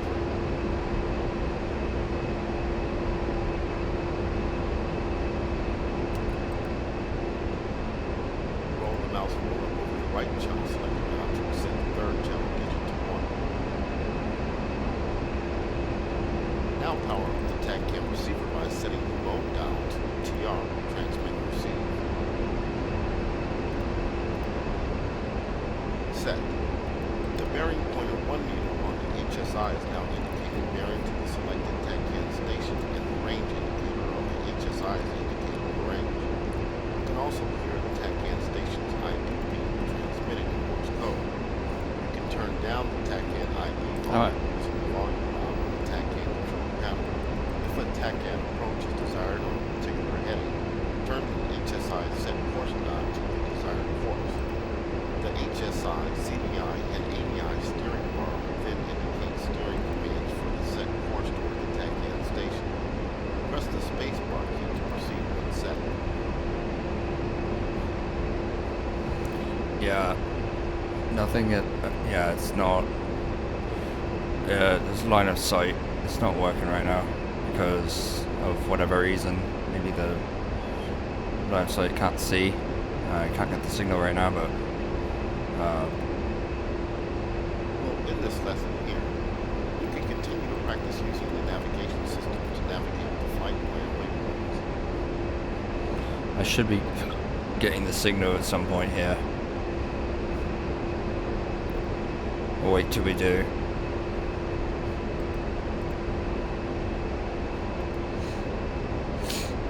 There we go. Yep, you got the signal.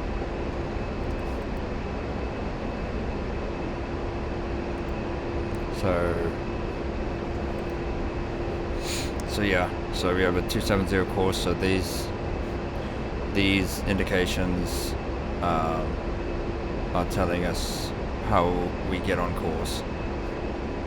So yeah, if I like change this and I move it left, you'll see right there it's pretty much direct to this Tarkan station, and that's getting on course to it. But you see, it's always going to move because I'm getting off course. It's really hard to explain, to be honest. But that's Tarkan. Basically, it's if you want to fly direct to the station on course, this is saying go left. So what we need to do is basically we would need to turn left and go basically south, and then once this needle aligns with this needle here, we would be pretty much good. We would be on course with this here, and we'd be going to the Tarkan station. We're going to the Tarkan station on 270 degree course. So that's how that works. It's confusing, but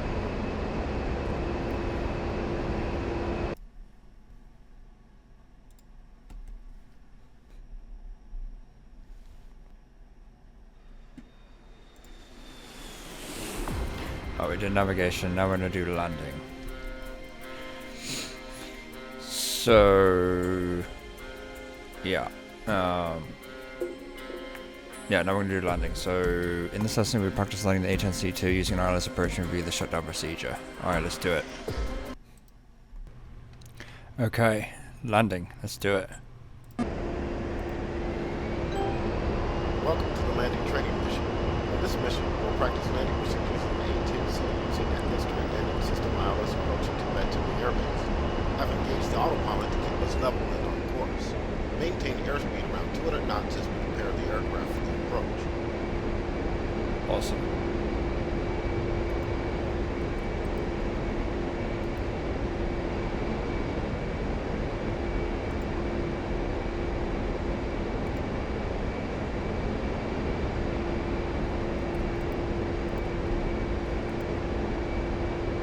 Landing is one of the more challenging aspects of any flight.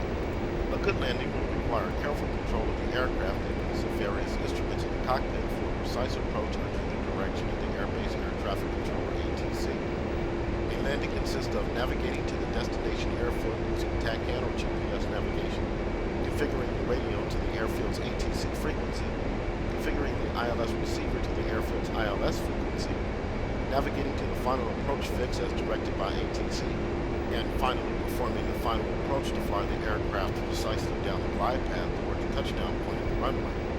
Press the space bar key when you're ready to begin. Let's do it.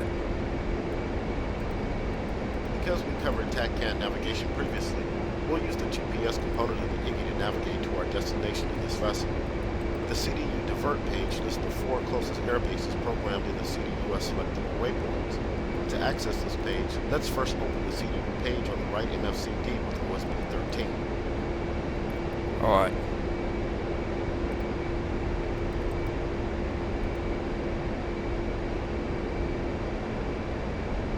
Now open the CDU nav page by pressing function followed by the 2 nav key on the UFC. So function first. And then 2. Press OSB 10 to open the divert page. Divert. The divert page displays the closest 4 air bases with their corresponding bearing, range, and time to go numbers. Press OSB 16 to make Batumi Air Base your steer point.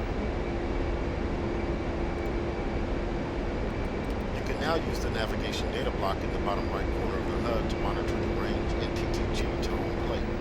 As indicated on the CDU FLD info field info page, the A-10C radio frequency for Batumi is 131.000 MHz. We now need to set our VHF AM radio to this frequency.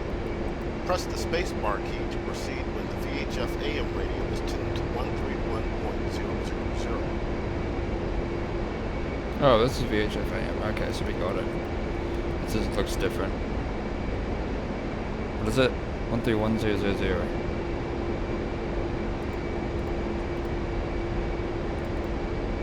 There you go. Good. We can now contact Batumi A-10C for initial approach instructions. However, before we do this, let's also set up the ILS panel for the approach. ILS is a ground-based precision approach system that guides approaching aircraft to the runway using vertical glide slope and horizontal equalizer radio signals. ILS beacons operate at specific frequencies that need to be tuned to by the approaching aircraft. Batumi ILS operates on 110.30 MHz. On the ILS panel, roll the mouse wheel over the left frequency wheel to first set the frequency to 110.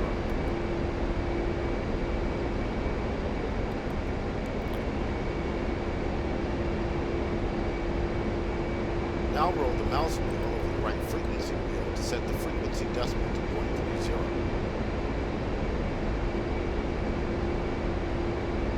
Power up the ILS receiver by right-clicking over the left frequency wheel.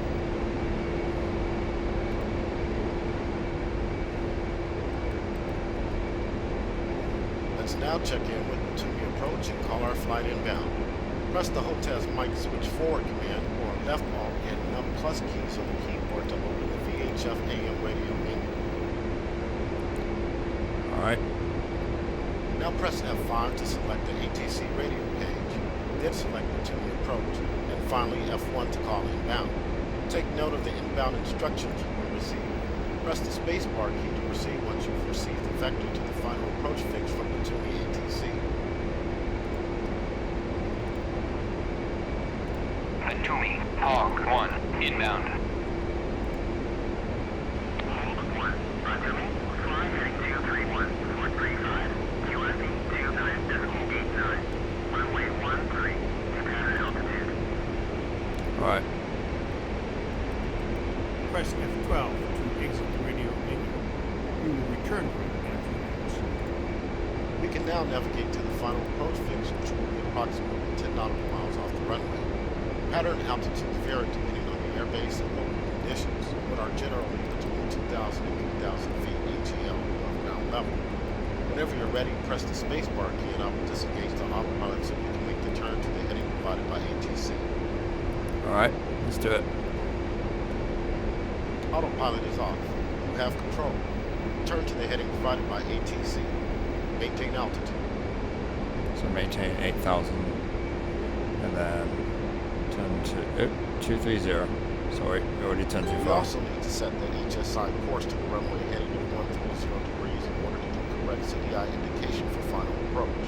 To do this, roll the mouse wheel over the HSI course set knob to set the HSI course needle to 130. Alternatively, you can press and hold the left mouse button while dragging the mouse left to right to turn the knob. Watch the HSI bearing window for the exact bearing. So it's not actually 130, it's actually 124, because you got the magnetic variation or deviation or whatever it is. So,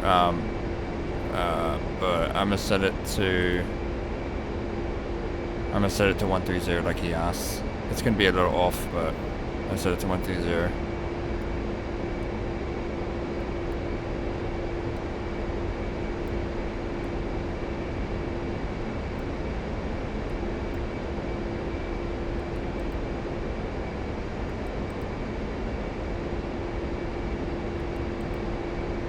Come on, it's set. You gonna continue?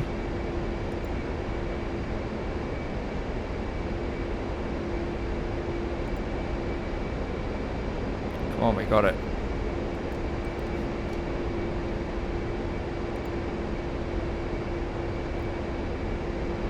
I did it, come on. Let's also scale the TAD map out a bit so you can see the airbase steer point on the map as we approach. Make the TAD soy by pressing USB 15 on the left MFCD, then press Hold Task DMS down or the N key on the keyboard twice.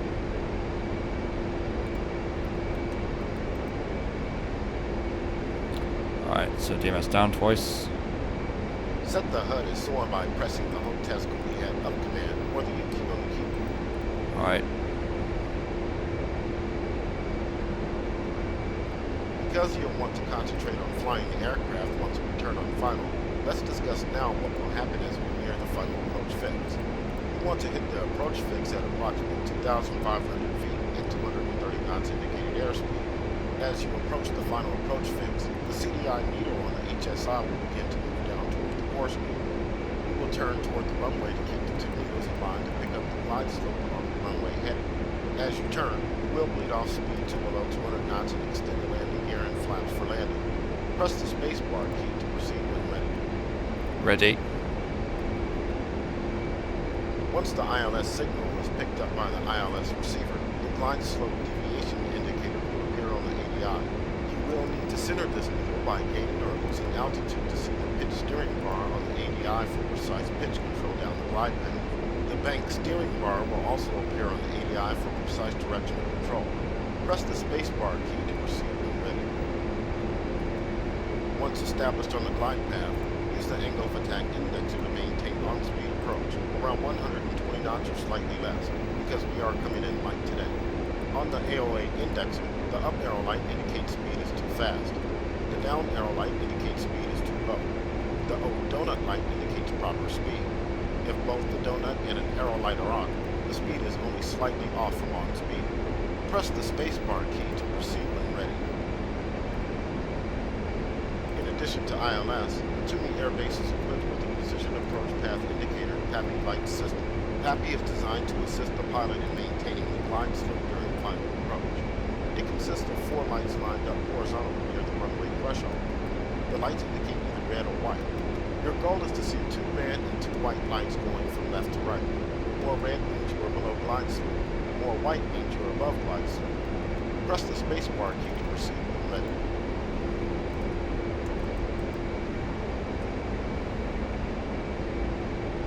We'll keep the aircraft on autopilot until we get a little closer to the approach fix.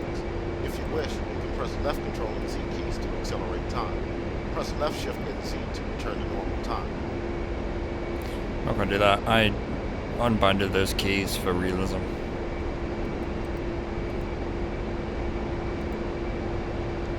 So we just look around and just chill for now.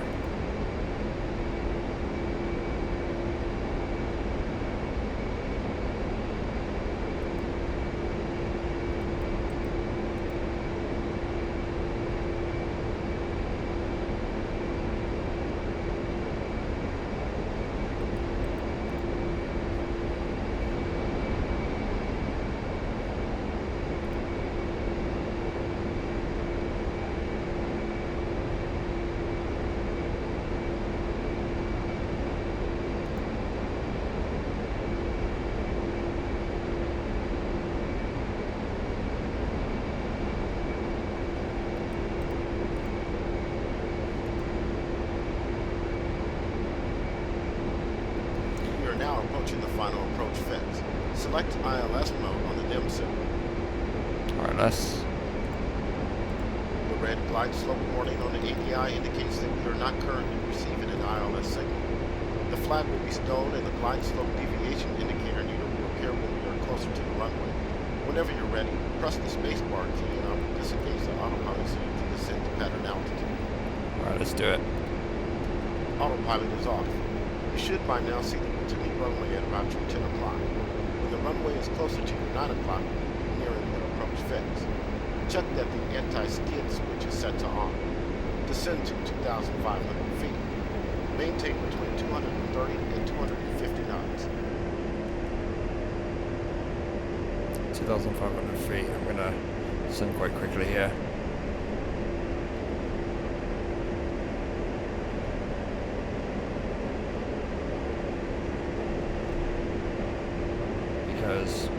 high up, and we need to get to 2,500 feet pretty quickly so we don't overshoot.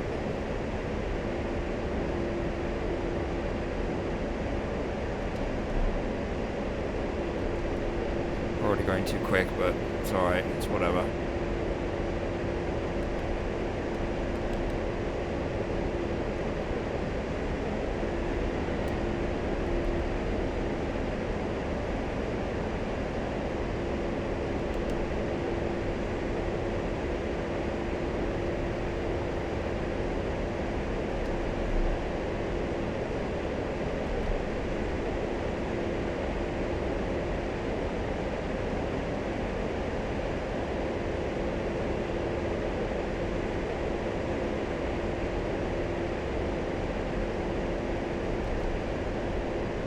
Start to come in soon.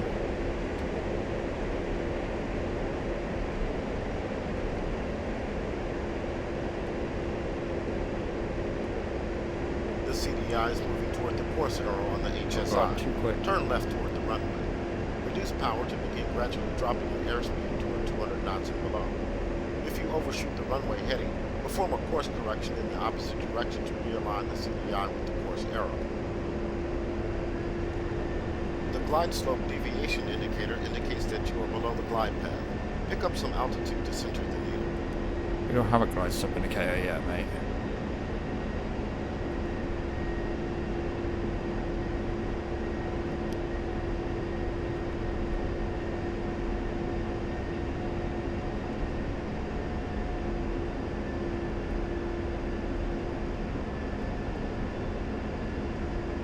If not already done, set the aircraft to landing configuration. Set the flaps to the down position by pressing the F key twice, and lower the landing gear by pressing left shift and the G key on the keyboard.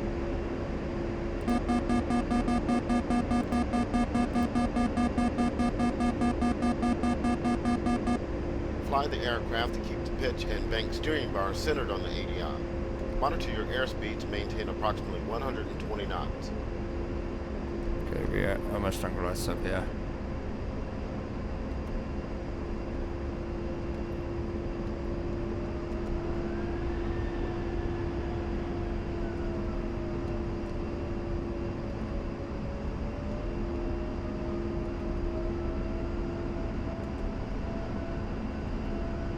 Alright, it's coming in.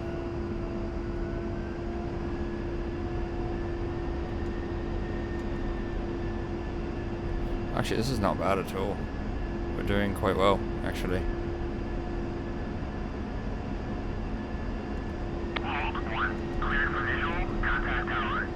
Batumi approach is now transferring us to Batumi Terminal Control for landing clearance. To request landing, press the HOTAS mic switch forward command or left alt and num plus keys to open the VHF AM radio command menu. Then press F1 to request permission to land. When cleared, press F12 to exit the radio menu. Doing quite well. Well, we're below glide slope now, but it's okay. If that happens, just keep going. Similar altitude or attitude. So it'll come. The glide slope indicator will come down to me. Should anyway.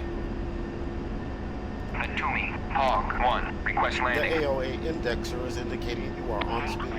Keep the donut light on as you approach. Runway 13, wind 240 at 3 meters per second. So a little bit of power. There we go. As you approach the runway threshold, the pitch steering bar on the ADI might begin to oscillate slightly. Do not chase the needle. Maintain the glide slope to the touchdown point. Trying to get back on the glide slope here as much as I can.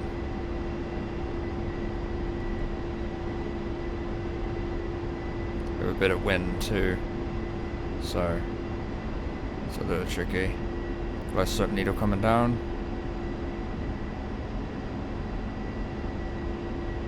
This is pretty good here.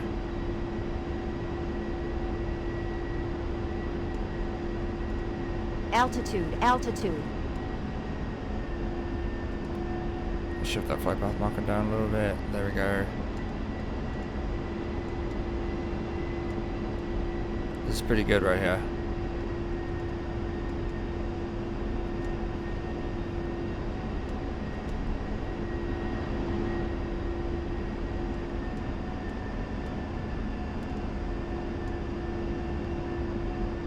It's hard to get this right, but As you near to just a few feet above the runway, reduce engine power to idle and gently pull the stick slightly back to flare the aircraft. Touchdown. beautiful. Now lower the nose for nose gear touchdown. Use the rudder or X and Y keys to keep the aircraft running down the center of the runway. Engage the wheel brakes by pressing and holding the W key.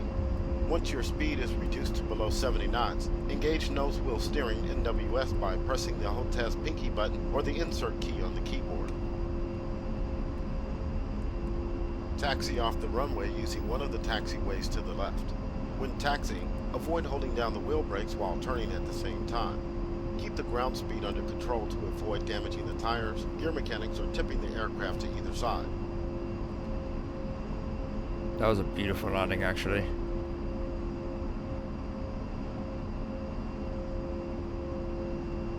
Hold 1. Taxi to parking area.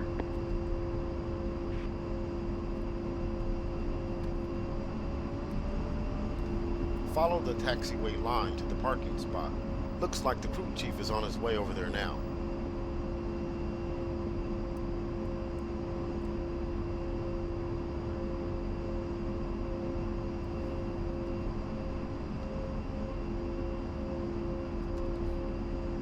That was beautiful.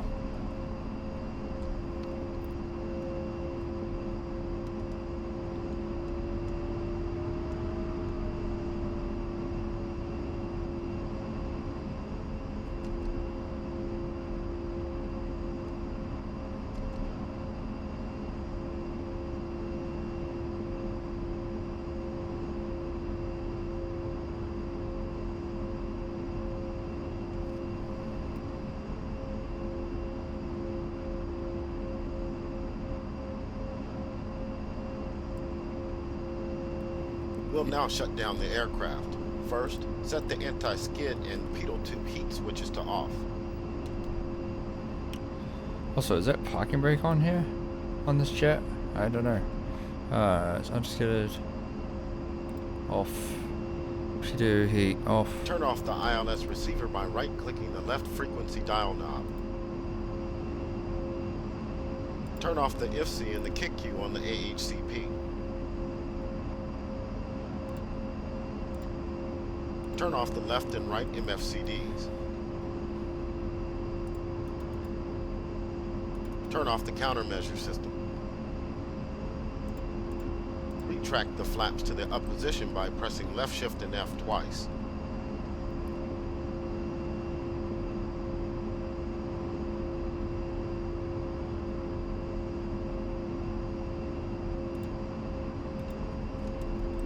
Turn off the IGI and CDU on the right console.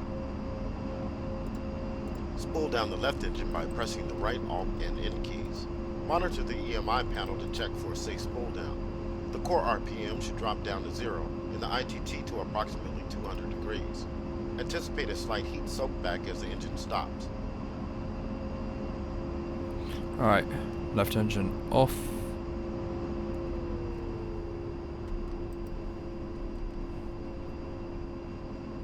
Core RPM down, fan down, temperature going down, fuel flow down, that's good.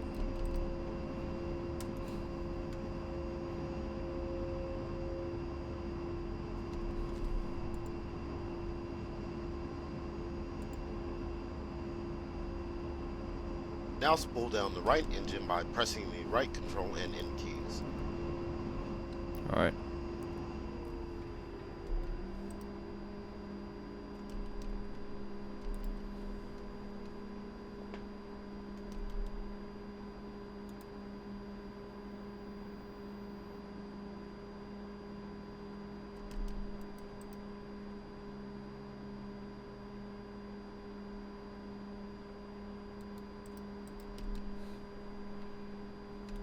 Set the inverter switch on the electrical panel to off. Turn off the battery. Turn off the VHF AM, UHF, and VHF FM radios.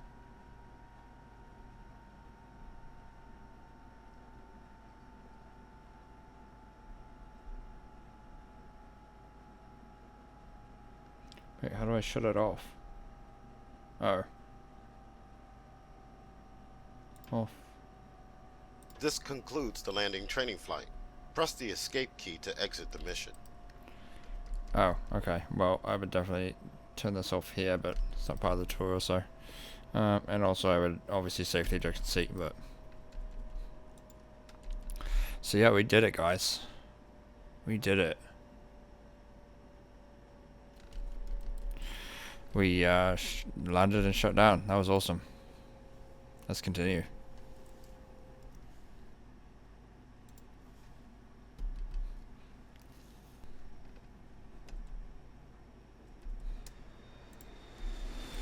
Alright. Now we're doing the Digital Stores Management System, DSMS. This lesson will review the Digital Stores Management System, DSMS of the A-10C2. Let's do it. Alright, Digital Stores Management System. Let's do it.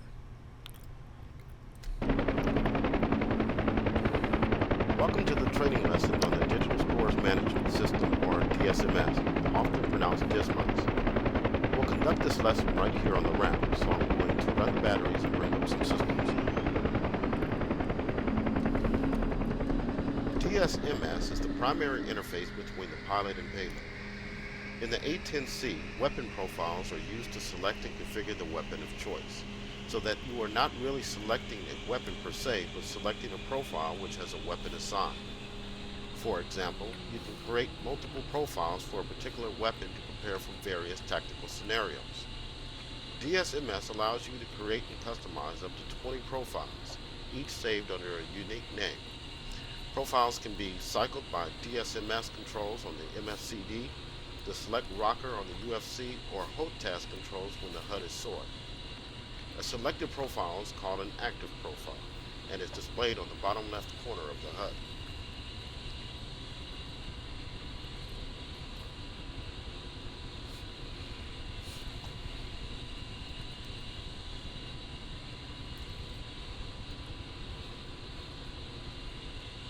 DSMS includes the following pages: status page, inventory select page, selective jettison page, and missile control page. Some of these have additional subpages.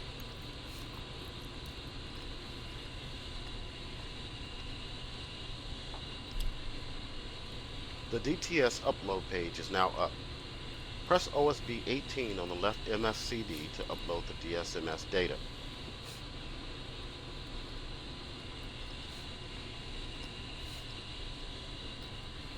So,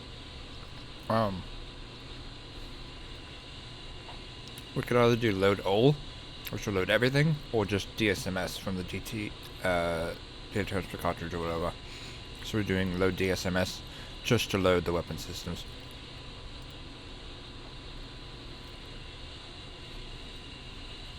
Okay, now let's select the DSMS page with OSB 14. Okay. You are now looking at the status page, which is the primary display of the DSMS.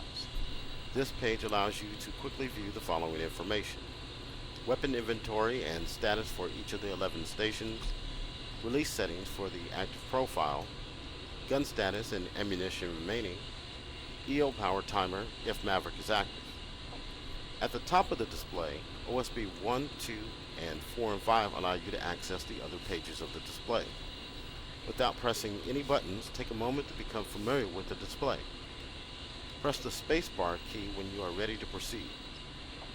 So this is the main DSMS display, basically. This shows like what you have loaded on the aircraft, your stores page, basically. So this is the station number, so the station number ID. So station 1, station 2, 3, 4, 5, 6, 7, 8, 9, 10, 11. And then the number here is how many you have, how many weapons or whatever you have, how many stores you have. So this is 2 AIM-9s. So we have 2 AIM-9s Station 11. This we have one AGM-65 kilo located on Station 9. Then we have 3 BDU-33s on a TER rack on Station 8. 1 GBU-38 on Station 7. Same thing on the left, Station 5. Same BDU-33 on the 3 of them on the Station 4. AGM-65K, 1 of them on Station 3. And then rockets on 7 of them on Station 2. And then AOQ-131 ECM pod, Station 1. And then obviously the Lightning pod, T-pod on Station 10. And nothing on our center pylon. Let's set the master arm to training mode. Left click once to set the switch to train.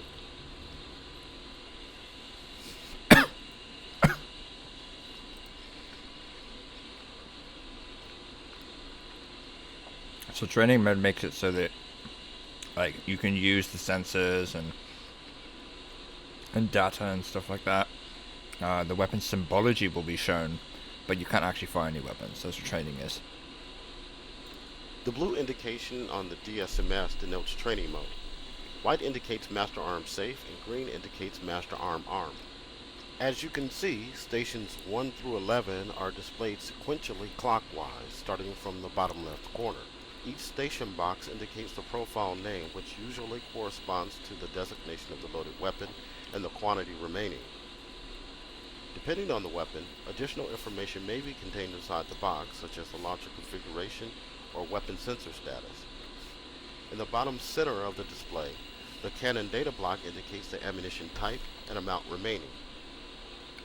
The center of the display indicates the current HUD mode and additional details of an active profile when one is selected. Press the spacebar key to proceed.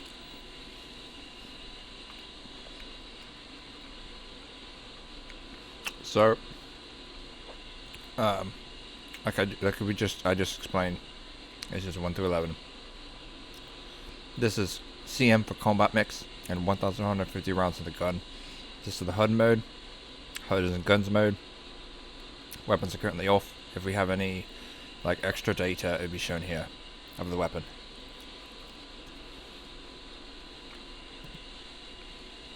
Starting with Station 1 on the left side of the aircraft, we are carrying the ALQ-131 ECM pod, an LAU-68 2.75-inch rocket pod with 7 training rounds loaded, an AGM-65D, a BRU-42 rack with 3 BDU-33 training bombs, and a GBU-38. Continuing to the right side, we have another GBU-38, another BRU-42 rack, an AGM-65K, the AAQ-28 lighting pod, and the LAU-105 launcher loaded with 2 AIM-9Ms. We are also carrying 1,150 target practice rounds for the gun. Let's first cycle through the default profiles loaded from the DTS. To do this, we need to take the HUD out of guns mode and into either CCIP or CCRP modes. Press the HOTAS master mode button or the M key on the keyboard once. So, he said target practice rounds for the gun. That's incorrect. According to this, it's combat mixed. So, to cycle through default profiles, we need to take the HUD out of guns mode. It's in guns mode right now. So, CCIP or CCRP modes. So, HOTAS master mode button. So, we're going to hit that once to go to CCIP. We can now cycle the profiles using the select rocker key on the UFC. Alternatively, because the HUD is currently SOI, you can press the HOTAS DMS left or right commands or delete and page down on the keyboard. So CCIP mode, that's the HUD mode right now. You can either switch the cycle the profiles with this. To see a list of all loaded profiles, let's enter the profile main page by pressing OSB1. I didn't do anything.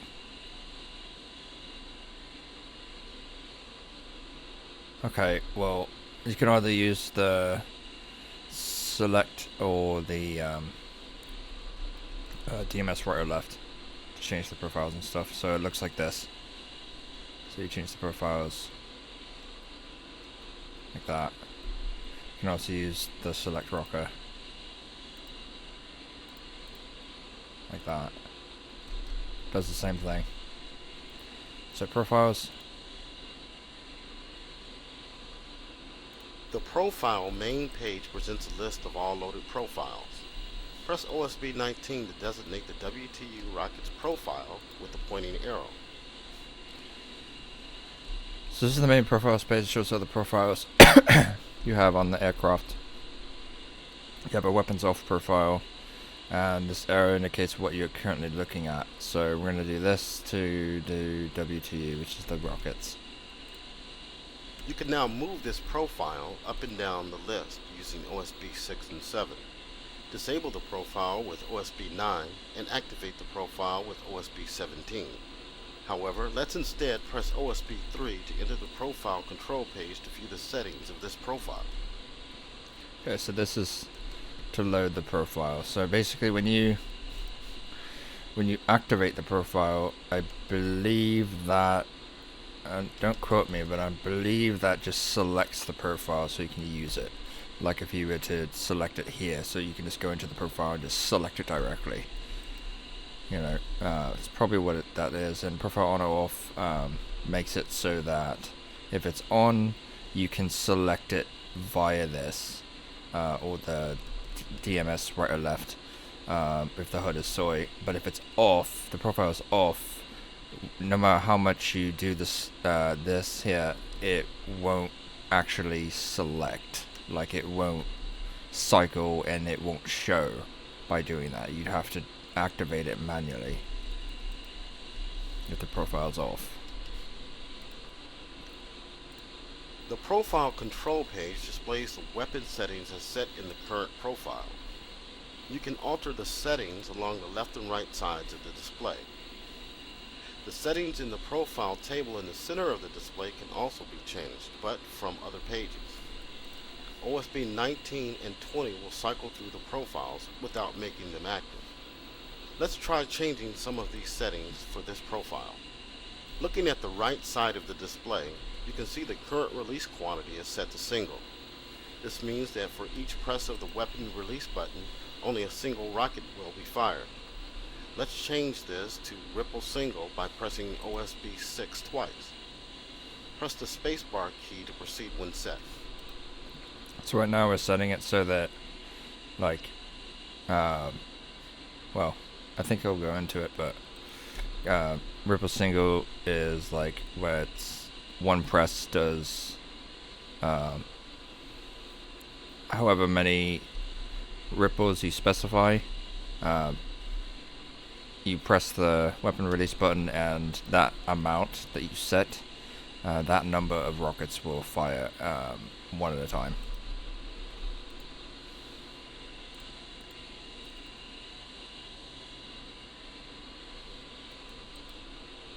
Oh, spacebar. You can now set the ripple quantity to determine how many rockets will be fired while the weapon release button is held down. For example, to set the quantity to 3, press button 3 on the UFC, and then OSB 8 to enter the value into the profile. Press the spacebar key to proceed when set. So we hit this first, and then we hit the quantity where we want it to go to.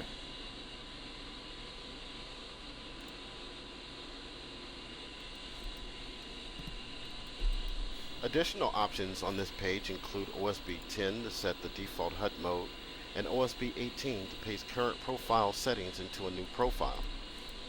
Press OSB 16 to enter the profile settings subpage to access additional settings underlined in the data table of the display.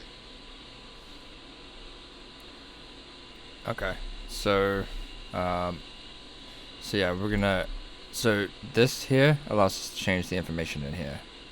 So change settings. You can now see additional profile settings. On the left side of the display, these include the escape maneuver, desired time of flight, and minimum altitude. On the right side of the display, you can set the horizontal offset, vertical offset, weapon eject velocity, and bomb rack delay. Press OSB 3 to save the changes to this profile. So not everything he said is on this page. So, just save. We are now back on the profile main page. Just as we did for the WTU profile, we could select and edit any of the other profiles. Press OSB 1 to return to the DSMS status page. Profiles can also be accessed in manual mode by selecting stations via OSBs directly on the status page. Multiple stations can be selected if they are loaded with identical weapons, launchers, and profile settings. Press OSB 7 and 19 to select stations 4 and 8 loaded with BRU racks. Alright, so 4. So hit this, it selects the station. Or selects the profile. 1 and then 2. Note the additional profile information in the center of the display. The profile name now begins with an M/ to indicate manual mode. Profile operations in manual mode are identical to default profiles, but the profile is standalone and cannot be cycled to unless it is saved into the DSMS.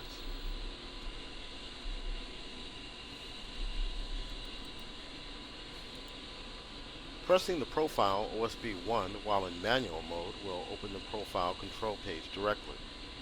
Let's take a look at the profile settings available for bomb release.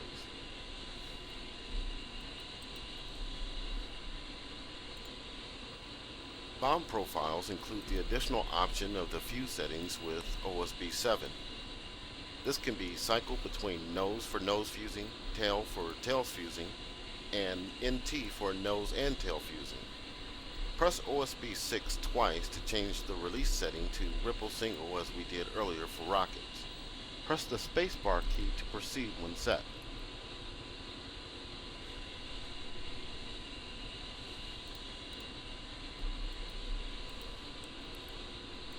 Go single. With bomb release set to a ripple setting, you can also adjust the ripple quantity and impact separation in feet. Let's change the impact separation to 150 feet.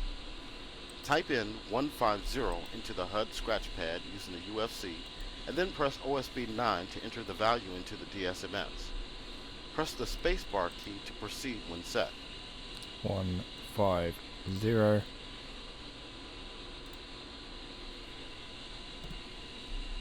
Now save the changes with OSB 3. Press OSB 1 to return to the DSMS status page. Next, let's take a look at the missile control page accessed by pressing OSB 2 from the status page. The missile control page is used to configure the AGM, TGM 65 and AIM-9 missiles. We'll discuss the Maverick missiles first. OSB 4 enables and disables power to the Maverick seeker head. Whenever the seeker head is activated, it will need 3 minutes to align, so this should be done prior to entering the target area. Once activated, an EO timer is displayed in the bottom right corner of the display. You can try pressing the button now, but note that in training mode, the DSMS will not actually power up the seeker.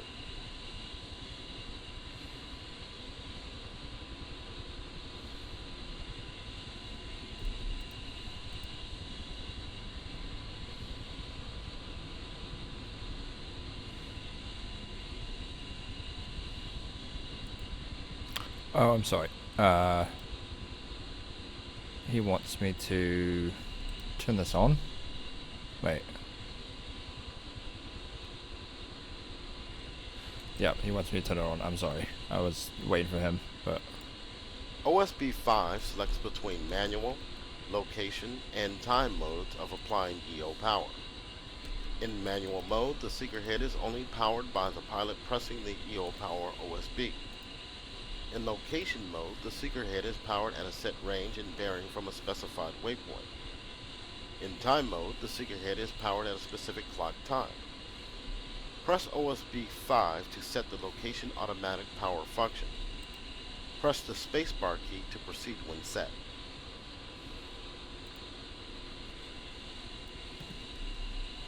Configuring the location automatic power on function requires a few steps.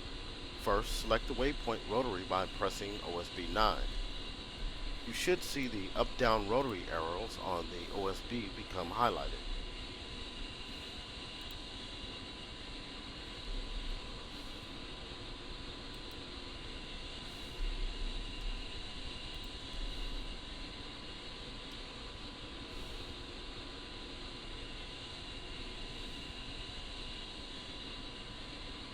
Come on, I did it. Now press the function button on the UFC, indicated by the F adjacent to the UFC scratch pad on the HUD, and press the select rocker up to cycle to the next waypoint. You will see the waypoint number change on the missile control page. Press the spacebar key to proceed when set.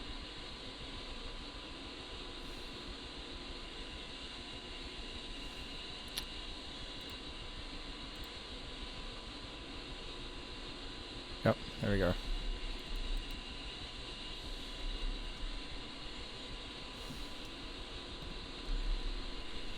Now to enter bearing and range, type in a bearing value in the UFC, for example 065, and press OSB 7. Then type in a range value, for example 20, followed by OSB 8. Press the spacebar key to proceed when set.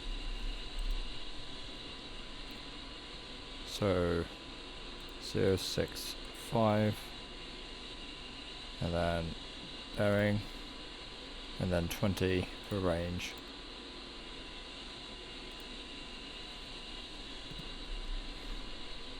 EO power will now be applied to the Maverick automatically as you approach 20 nautical miles at bearing 065 from the designated waypoint. The diameter of the activation point is 10 nautical miles or 25% of the set range from the waypoint, whichever is greater. When set to time mode, the time EO power function on OSB 10 is used to enter a clock time value in a similar fashion as we entered the bearing and range information for location mode. The Maverick bore sight adjust function on OSB 6 is used to set the bore sight position of the missile seeker. On the left side of the display, OSB 19 is a rotary function to set the AIM-9 missiles to off, cool, and select modes. When set to select, the HUD mode changes to air-to-air. Press OSB 1 again to return to the DSMS status page. Next, we'll take a look at the Jettison Select page. Press OSB 4.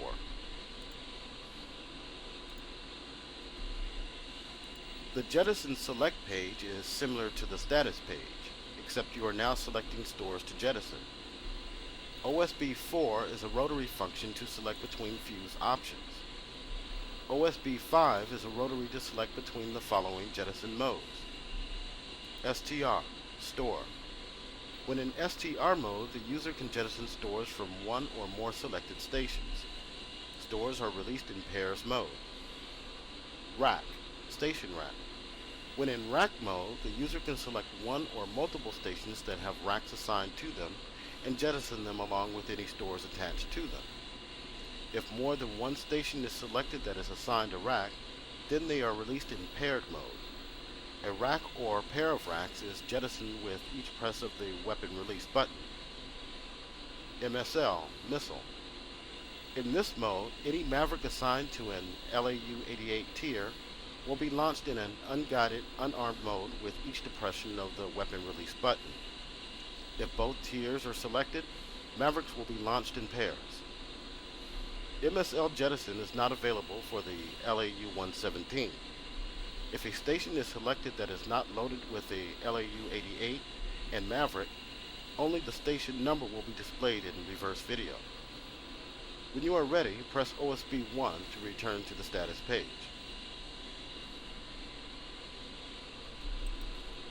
Okay. For our last topic of the lesson, let's enter the inventory select page with OSB 5.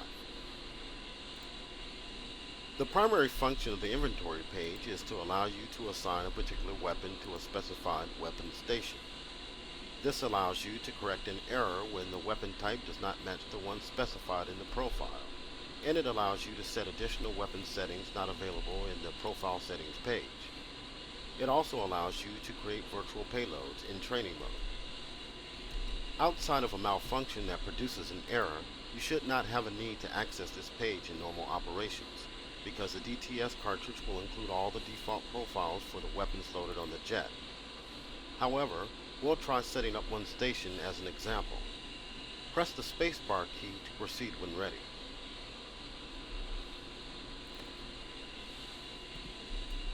We'll reset the Maverick on Station 3. First, press OSB 18 to select the station.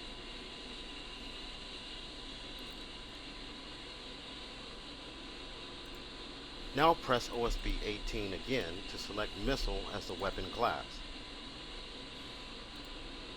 And now you can select the specific missile model loaded. Notice also you can select between missile types with OSB 4, missile quantity with OSB 5, and launcher configuration with OSB 8. Press OSB 18 once more to select AGM-65D. Let's return to the status page with OSB 1. This concludes the training lesson on the Digital Stores Management System. Right, so that's the DSMS. So it's pretty advanced, but in short, basically what it is just your stores. So it's, configuring your stores and stuff. Do note when you refuel and rearm, or when you rearm specifically, you'll need to, I think, load the DTC again each time. So you'll need to load the DSMS every single time you rearm the aircraft, especially if it's different weapons you're putting on. So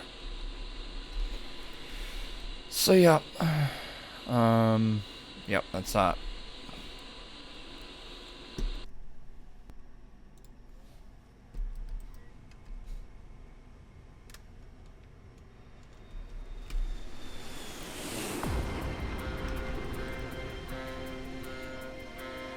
Alright, AN/AAQ-28 Lightning II.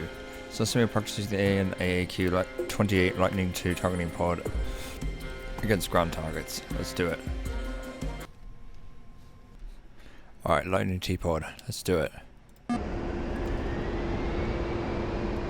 Welcome to the training lesson on the use of the AN/AAQ-28 Lightning II targeting pod. I've engaged the autopilot to maintain altitude and heading. Pay attention to the airspeed and manage the throttle to stay above 200 knots throughout this mission.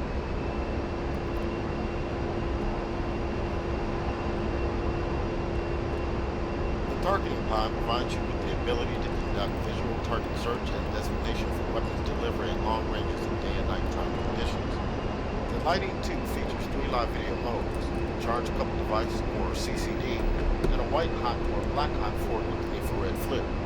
The pod can also function in laser spot search and laser spot track modes to track a laser designator from another source on the ground or in the air. Let's examine the air-to-ground page accessed by OSB 2.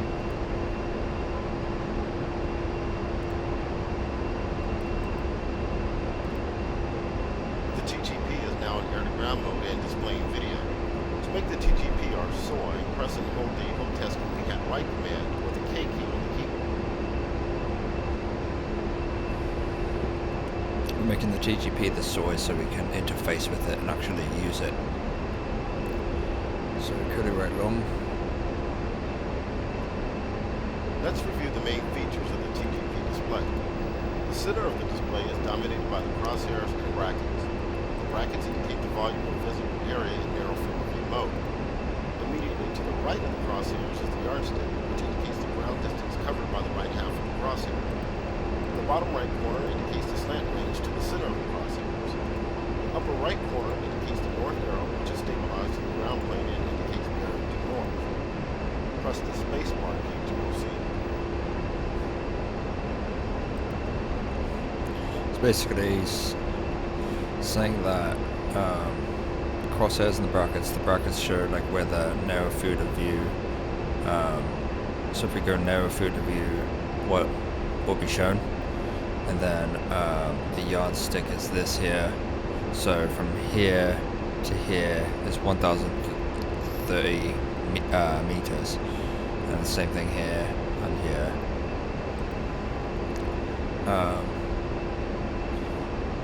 And then the slant range is here, and then north arrow.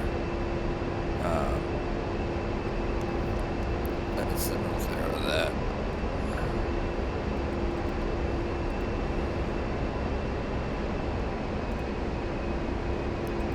Going around the edges of the display, the top left corner indicates the current field of view and zoom level.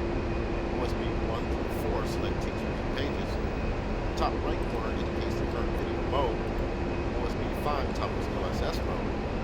USB 6 selects between laser and IR pointer and mode designation modes.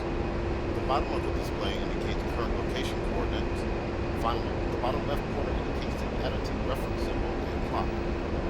Press USB 1 to enter the control page and access additional options. Yep, control. Starting with the right side of the display, OSB 7 toggles between attitude, longitude, and MGRS coordinate systems for current location indication. OSB 8 toggles latch on and off modes.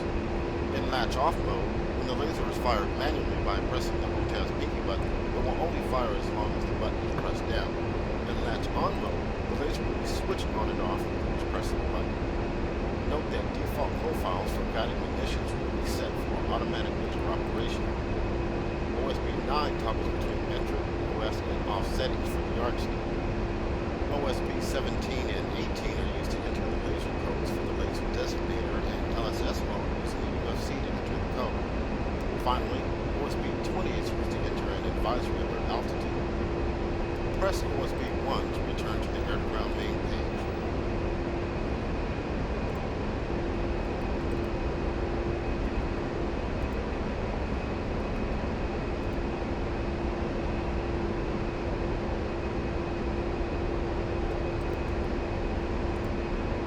Fuck, I did it already.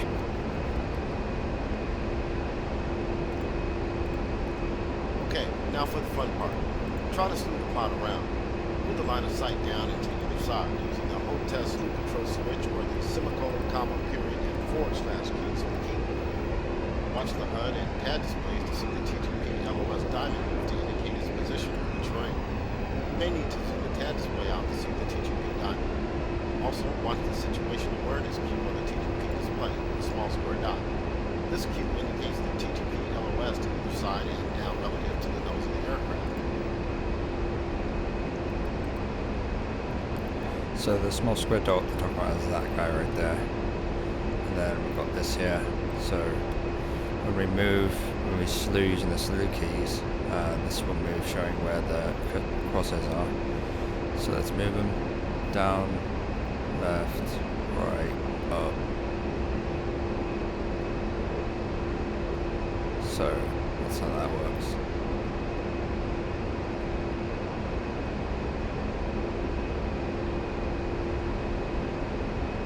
Notice that when you stop slowing, the TTP enters area track mode. In this mode, the pod is tracking a general area picture and not any individual object. Try switching this to point tracking mode by pressing the HOTAS TMS up short command or left control plus up arrow keys on the keyboard. So you can see it's doing area track, it's tracking the terrain. If we want to track a point on the terrain, we do TMS up short. Well, that's initial reference point, that's not what it should do, it should just do a point track.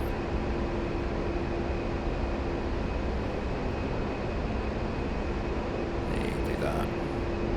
In point tracking mode, the pod is tracking a specific object, including a moving one. If tracking is lost due to masking or other line of sight obstructions, area and point tracking modes are discontinued and replaced by INR inertial A or INR B modes respectively. Press the space bar key to proceed. I'll do area.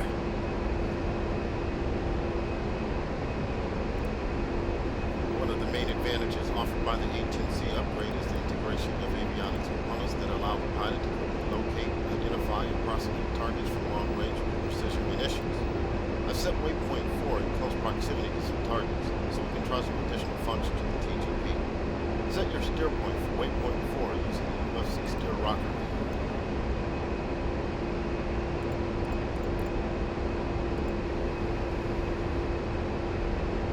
Now press Hold Task China Head Aft Long or C on the keyboard to automatically salute the TGP to the steer point. You should see a large X-type target range. So this will salute only the T-pod. So China aft long will salute only the T-pod to the steer point. Press the Hold Task China Head Forward short command or the V key on the keyboard to set the TGP to narrow field of view. So this is how you do narrow. So China forward short. You can also zoom the video picture. Press and hold the Hold Task Demus up command or hold key on the keyboard to zoom in toward the target. Now press the Hold Task Boat Switch Forward command or right alt plus right arrow keys on the keyboard to select flare behind video mode. You can also try the Hold Task Boat Switch Aft command or right alt plus left arrow keys on the keyboard to select white hot mode. So we have charge couple device CCD, which is TV mode. You can also do the boat switch aft switch will do white hot. Now choose a target and initiate either an area or a point track. An M indication on the TGP display below the crosshairs indicates a mask and obstruction. Tracking may not be possible in this case. If this occurs, you may need to turn the nose more on target. And then if we do boat switch forward, we do black hot. When we do white hot. Actually, I'll do CCD, so I'll do center, boat switch center to do CCD. And then I'll do China forward short. I'll just do that. You can now press the Hold Task Demus up long command or left control plus up arrow keys on the keyboard to make this point your new speed. This can be a very useful function if you are carrying Mavericks, as you could then initiate a slave alt speed command, and the Mavericks will automatically swoop to this point. TMS up long to make the speed.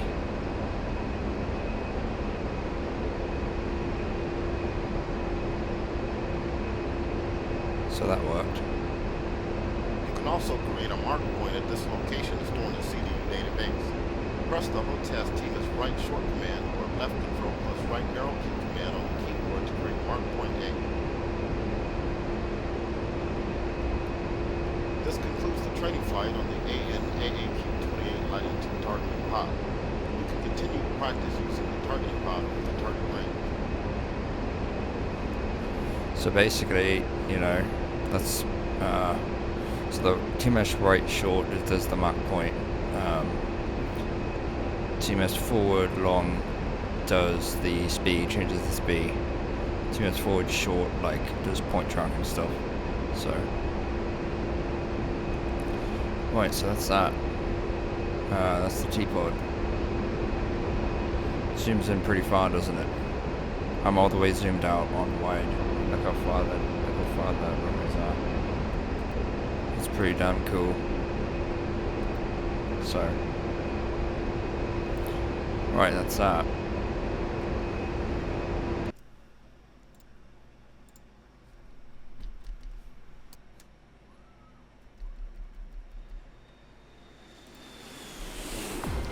Alright, so we just did that, so now we are doing countermeasures, CMS. So let's review the countermeasure system with the A-10C too. Let's do it. Alright, countermeasure system. Let's do it. Welcome to the training flight on the countermeasure systems of the A-10C. I've engaged the autopilot to keep us level and on course. Manage the throttle to maintain the airspeed above 200 knots.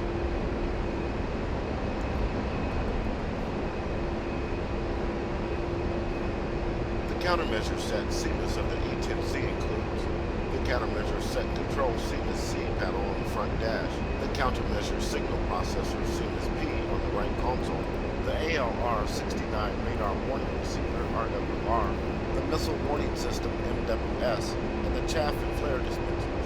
Let's take a quick look at the DSMS page to review our payload. Before I do that, I just want to say I know why the countermeasures were being all wonky and weird in part 1. It's because they changed how it worked. So the way it works is completely different. When we get to it, I'll show you what controls do what. I'll tell you what controls do what so what this guide teaches as far as like what the buttons do for the countermeasure switch buttons are wrong. So I'll tell you what they do, what it actually does, and how to actually do it. So that said, let's do DSMS. We are carrying an ALQ-131 ECM pod on Station 1 and a pair of captive A-9Ms on Station 11. Press OSB 15 to return to the tab page.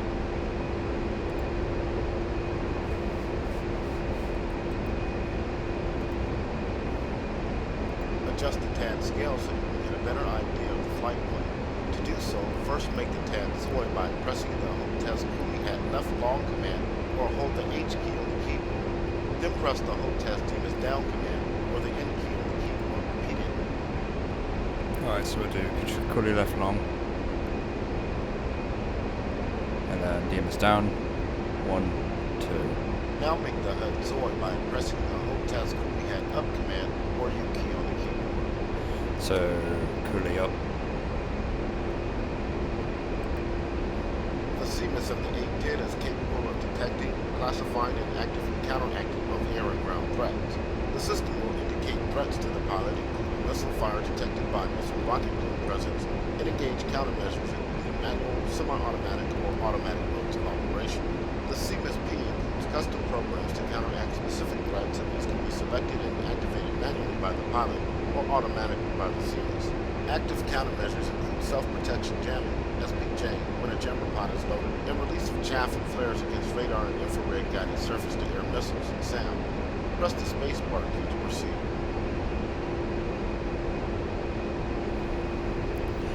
Alright. Let's first review the CMIS-P on the right console. The CMIS-P panel allows you to provide power to the countermeasure system and select the mode of operation between off, STDY, standby, MAN, manual, semi-automatic, and automatic. You can also view, select, and configure countermeasure programs here.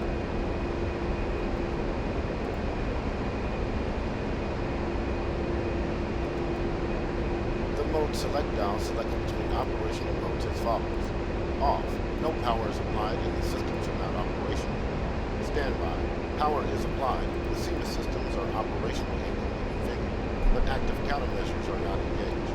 Manual, countermeasures will be activated by the pilot according to the program selected by the pilot.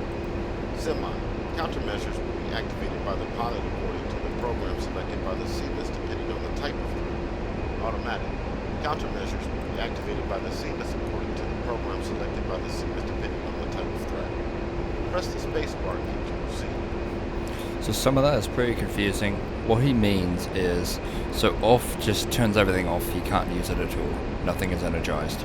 Standby is where things are energized, this window comes on and stuff.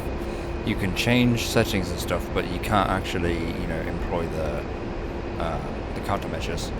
Manual is where you can do everything in standby, but you can activate the countermeasures, but the only way the countermeasures will activate is if you, as the pilot, specifically command the countermeasures to go off. And then semi-automatic,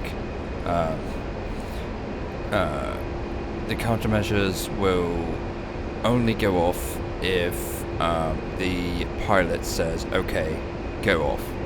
Like, if the pilot says, so basically,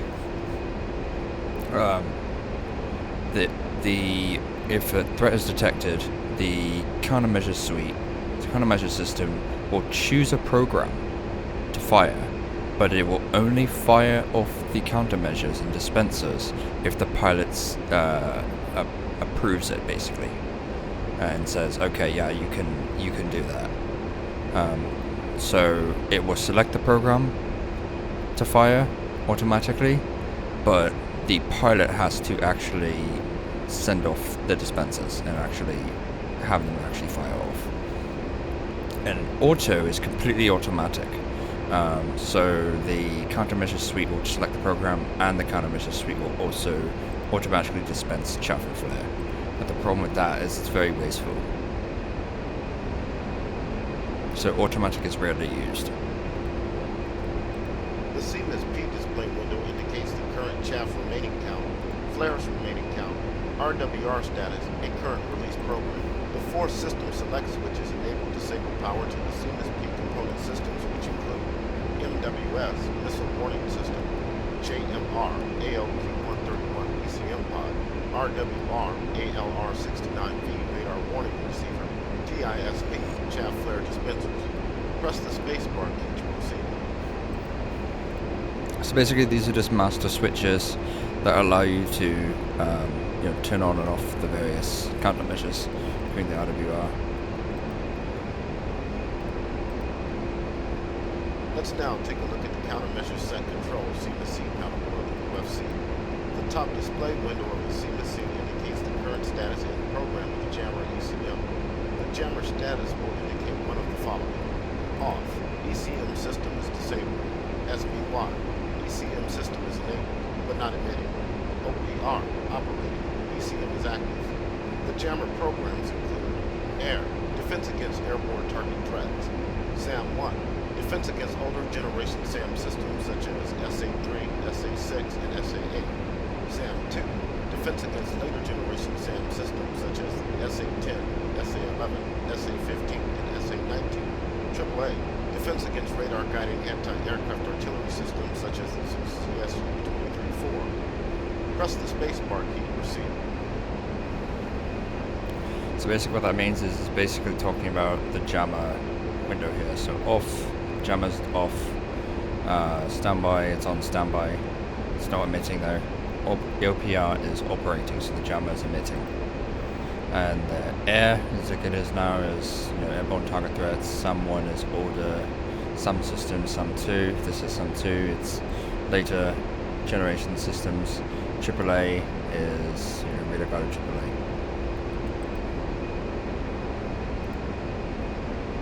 Press the JMR select button repeatedly to try cycling the jammer programs. Alright. SAM-1, SAM-2, AAA.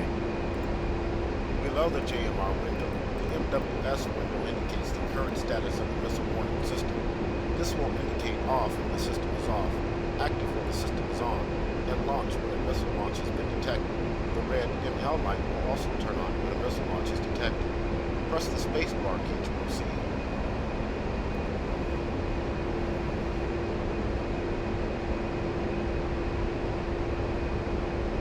To the right of the JMR display window, the chaff flare window indicates the following. Current release program letters A through Z. Chaff remaining in XXX format. CMSP mode underline X for standby, M for manual, S for semi-automatic, and A for automatic. Flares remaining in XXX format. When a release program is active and chaff flares are being deployed, the mode letter indication is replaced by a dotted symbol. Press the spacebar key to proceed.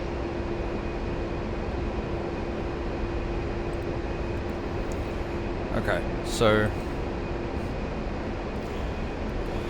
what that means is the current release program selected as alpha, and then we have 240 chaffs remaining, and then this is on the mode down here is set to standby, and then flares, 120 flares remaining, and the flare and if it's emitting, you'll get a diamond symbol.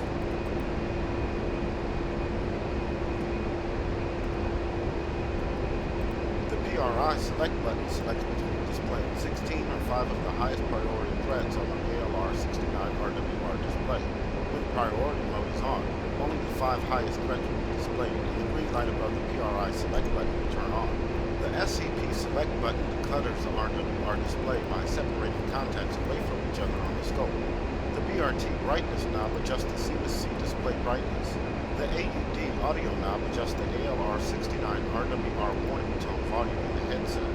Press the spacebar key to proceed. And the UNK is unknown for the RWR, I'm pretty sure. Yeah. unknown for that, so display unknown contacts on there.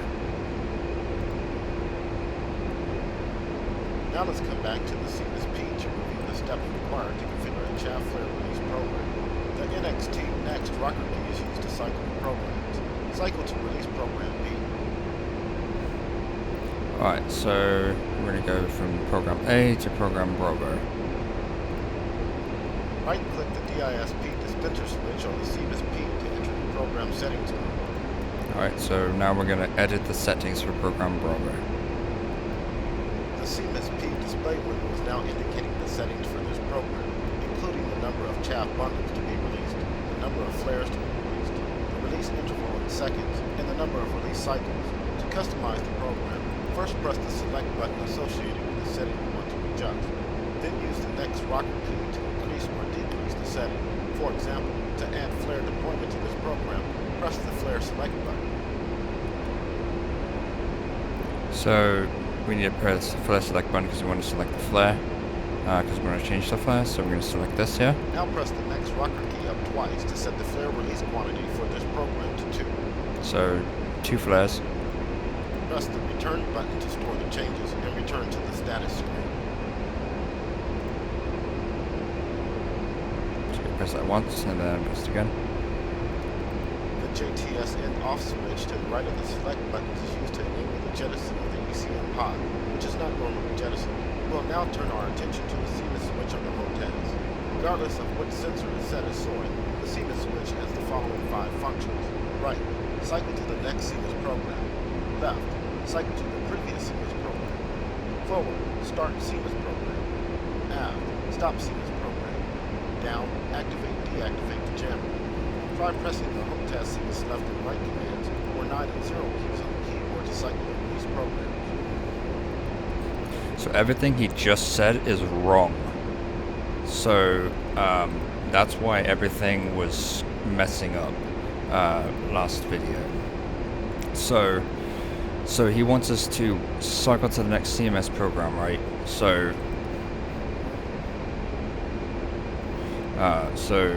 he wants us to try CMS left and right to cycle the release programs. Cycling the release programs is actually done in a different way. It's not CMS right or left. To cycle the programs, cycle the next CMS program, it's CMS switch forward long. CMS switch forward long, that's the next CMS program. CMS forward switch aft is how you go to the previous CMS program. So what he wants us to technically do is this. He wants us to do this. So CMS forward long to the next CMS program. You'll see the Bravo change to a Charlie. There you go. It's also down there. And then CMS aft long. We'll go to Bravo. So that's what he wants us to do. That's what this CMS left and right is supposed to do. But you know, if the tutorial was updated, if the tutorial was updated. But what he wants us to do is CMS left and right. So CMS left will fire off 6 flares. CMS left short would fire off 6 flares. CMS right short will fire off 6 chaffs. And then CMS forward short will fire off 1 flare. CMS aft short will fire off 1 chaff. And then to start CMS program and stop CMS program, it's a little different. To the start and stop is both the CMS down, what's it called? CMS down short is what that is. So that's the start and stop. And then CMS down long is the activate, deactivate the jammer. So CMS left and right is what he wants us to do. So he wants to cycle the release programs, but it's not actually going to do it. So I'm going to do CMS left first. It's going to fire off 6 flares. Watch. And then CMS right short will do 6 chaffs.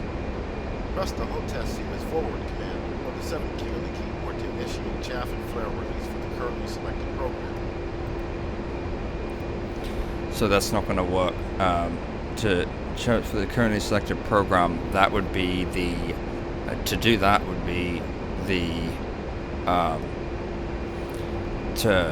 that would be the CMS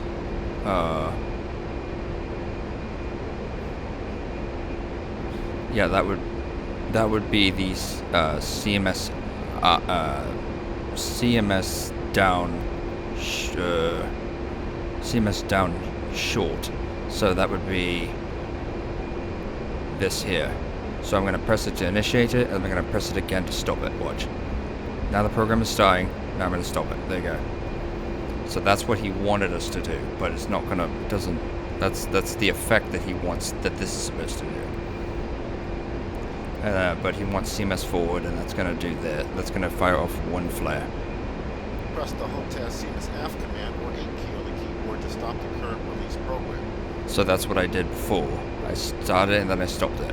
So I'm going to do CMS after, which is going to fire off one chaff. Now press the HOTAS CMS down command or the dash key on the keyboard to activate the jammer. So to activate the jammer, it's CMS down long. So activate jammer.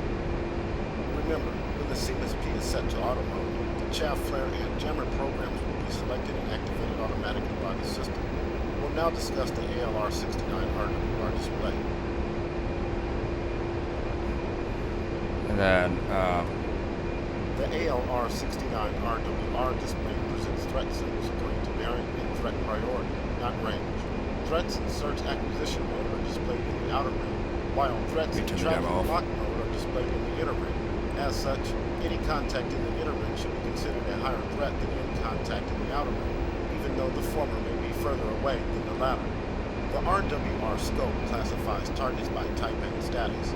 All known airborne and ground radar types are identified by a letter or a number code corresponding to their designation. A hat symbol is added above airborne radar contacts. The highest threat contact is inscribed by a diamond. A semicircle is added above the most recent contact. A flashing semicircle or circle is added to a contact that is supporting a missile launch. All detected missiles are identified by the letter M inscribed by a circle. Press the spacebar key to proceed.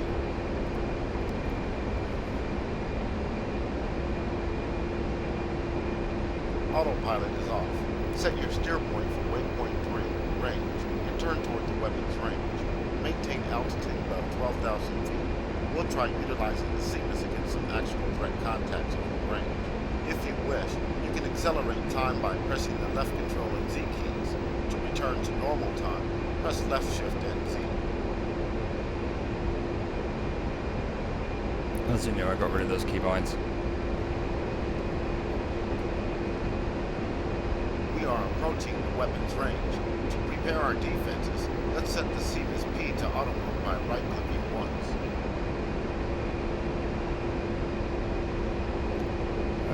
Auto. Our first contact will be a ground-based early morning radar EWR station. Identified on the RWR with an S for search radar. The semicircle above the contact indicates that it is the most recent contact, and the diamond indicates it is the highest priority threat.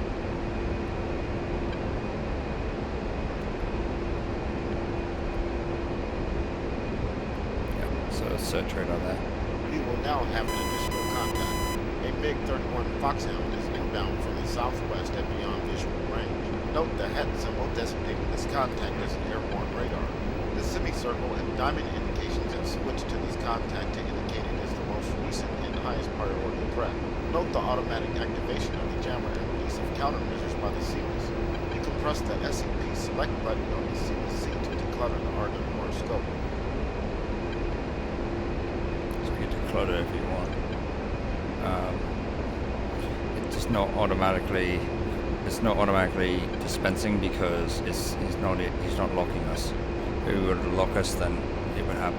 That would happen. I can do that. Separate the symbols, but we don't need to.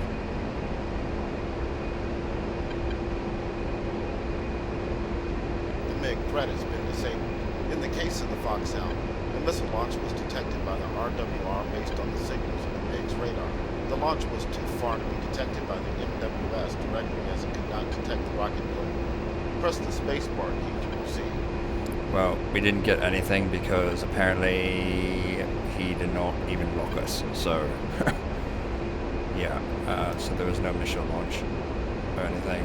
So we didn't get anything like last time. But if it was detected, then if he did launch at us, then we'll get the missile. If the missile went active, then we would have gotten it on the RWR.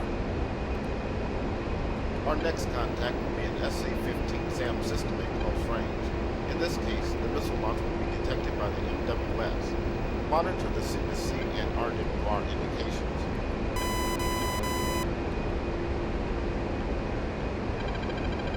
There you go. Now it's jammer's on and it's dispensing.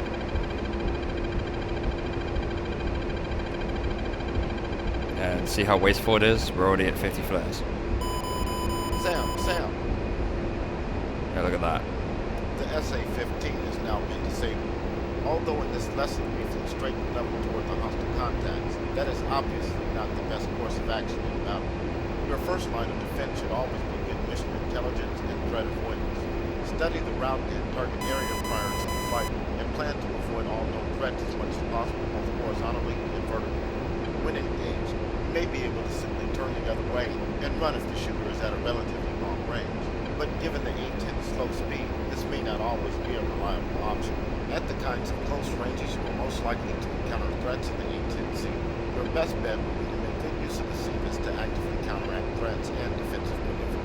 In general, this means putting an incoming missile at your 9 o'clock, diving toward the ground, and making a high-jump turn as the missile closes in to try to break the missile's secret lock, or simply exhaust its energy potential to keep up with the turn. This concludes the training lesson on the countermeasure systems of the A-10C. You can press the escape key on the keyboard to exit the mission.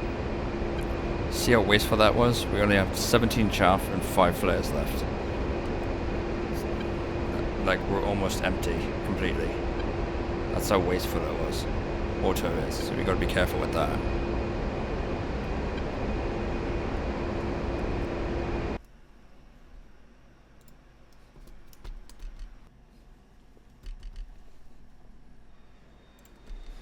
Alright guys, that's all for the non-weapon stuff. So now we're gonna do the hot house fundamentals. So we do the hot house fundamentals now, and then we're going to air, and then go and yeah. So yeah, hot house fundamentals is gonna go into a bit of weapons, weapons that we're gonna get into down here for details, but this is the very basics of it. So hot house fundamentals. In this lesson, we will review essential cockpit control concepts. Let's do it. HOTAS basics. Here we go. The basics of HOTAS controls use for navigation, armament selection, objective acquisition, and targeting. Nice. The A-10C is an advanced and complicated tactical air-to-ground aircraft. Pilots find, identify, and engage targets while flying the aircraft. As such, a HOTAS system, or hands-on throttle and stick, has been implemented. Most of the crucial navigation, armament configuration, cockpit display management, and sensor employment can be controlled via switches and buttons on the throttle and flight stick. In this training, you'll be taught the basics of the A-10C HOTAS use.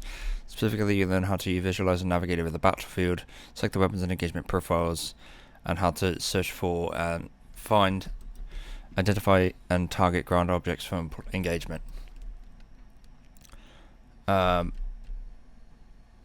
This training will mostly be conducted in an active pause. Okay. Okay.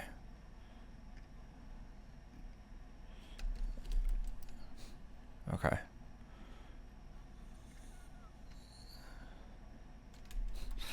To effectively use the HOTAS, you should understand the fundamental principles of the A-10C's computerized sensors, control, and combat data display systems. Specifically, you need to understand and know the difference between soy and SPI. Take time to read the paragraphs below. Sense of interest, soy. This will either be a multi-function color display, left MFCD or right MFCD, the heads-up display or HUD, or helmet-mounted queuing system, HMCS. Oh, it has an HMCS, that's awesome. Specifically, it will be the display you currently want to work with / manipulate. For example, you may want to change the current steer point shown on the HUD. You make the HUD soy. Likewise, if you want to zoom in or slew the TGP, usually shown on the right MFCD on our target, you make the right MFCD soy. Sensor point of interest, SPI. This is a point in space, latitude, longitude, and altitude, that the A-10C's weapon system is interested in. It may be a steer point, an object seen through the TGP, or hooked on the tactical awareness display or TAD. A SPI is often stationary, steer point, building, etc., but can be a moving vehicle. A good way of understanding SPI and soy is that the SPI is something outside of the aircraft, while the soy is a display inside the aircraft. Okay, so that's that. So, with that said, let's do it. HOTAS Basics. Welcome to A-10C Basic HOTAS Training. We begin northwest of Senakakuri Air Base at 8,500 feet MSL. You are in active pause. You are armed with a variety of precision munitions, including AGM-65 Maverick, GBU-12 LGBs, and GBU-38 GPS bombs. The cockpit is set as it would be upon entering the battle area. Master, gun, and laser are armed. The TGP is on and set to air-to-ground. Since we will be using a JTAC later in the mission, the R210 radio is set to the JTAC frequency, and the JTRS data link is on. When ready to continue, press the space bar. Okay, so it says master, gun, and laser are armed, so I'm actually gonna arm the gun. Because that's what it should be. It should be on, because that's what he said here. So I'm just arming that real quick. It's not on the tutorial, but it's because we set that setting in the special settings. We set that setting, so that's why I did that. Okay, let's do it. To effectively use the HOTAS, you must understand the two key elements, soy and SPI. Soy, sensor of interest. SPI, sensor point of interest. Again, SPI is something outside the aircraft. Soy is the display inside the aircraft. Ready to continue, press the space bar.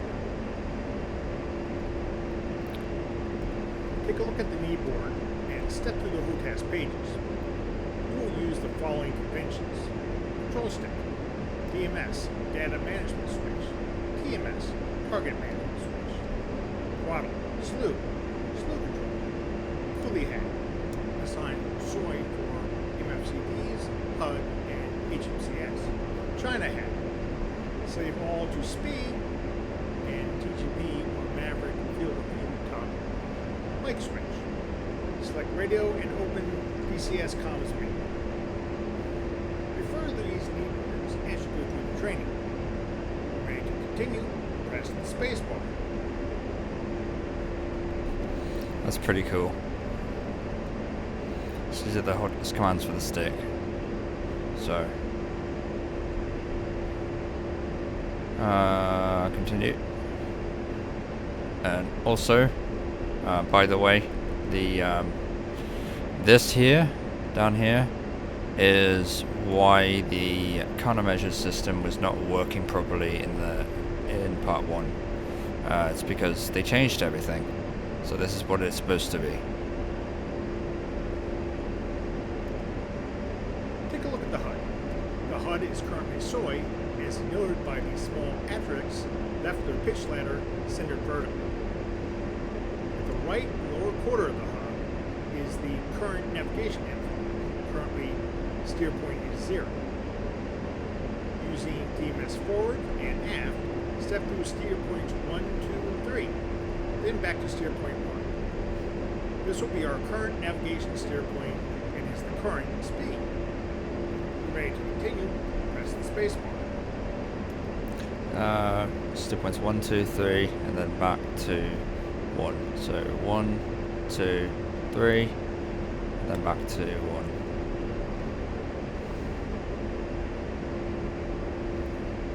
TMS right, then left.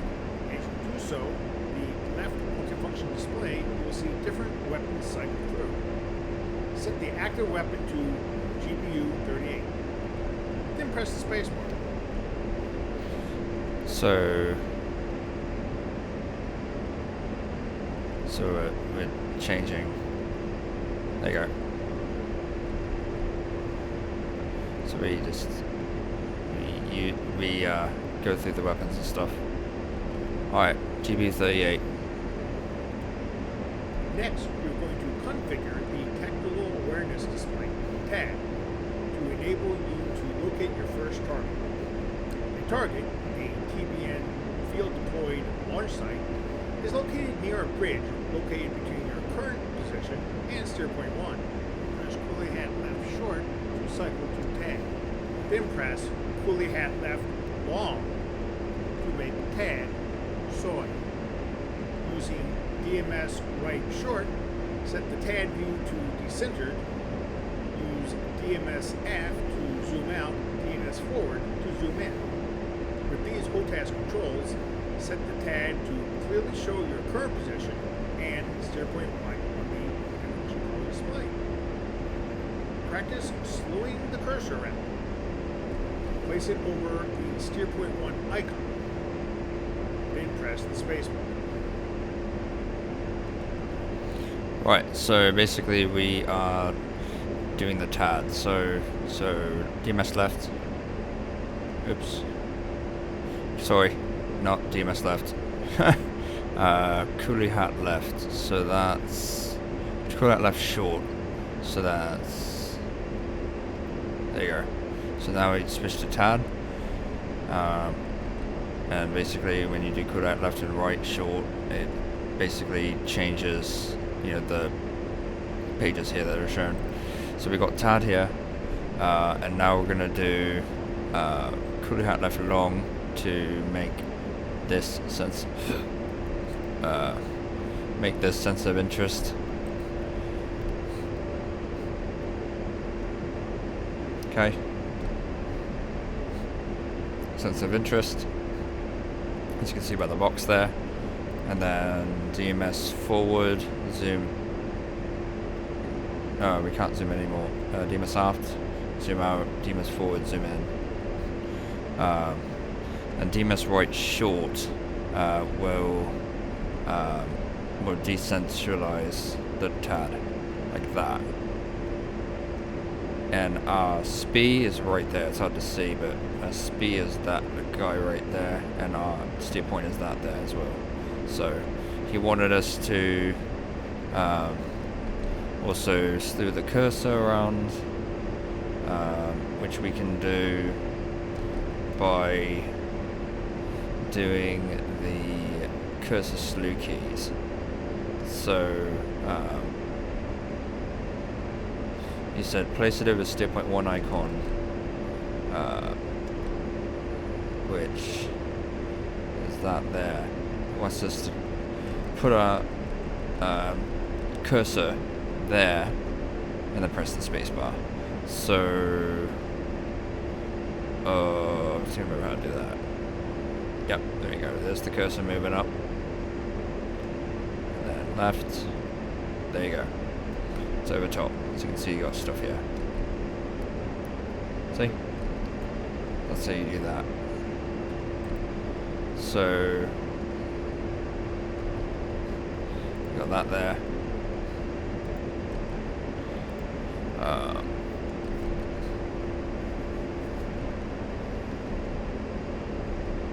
Yeah. So spacebar. Note that the default display is hook to own. The dashed arrow line goes from the hook object, skip 1, to your own aircraft. this is often useful, in this instance we want to see information for the own aircraft to the hook point. Press push button 13. So what he's saying here is that this option here, it's hook to own. So you see this dashed line here. You see there's an arrow at the end, and it's pointing to us. So what that also means is this information here and here is information from here to us, but we want information from us to it.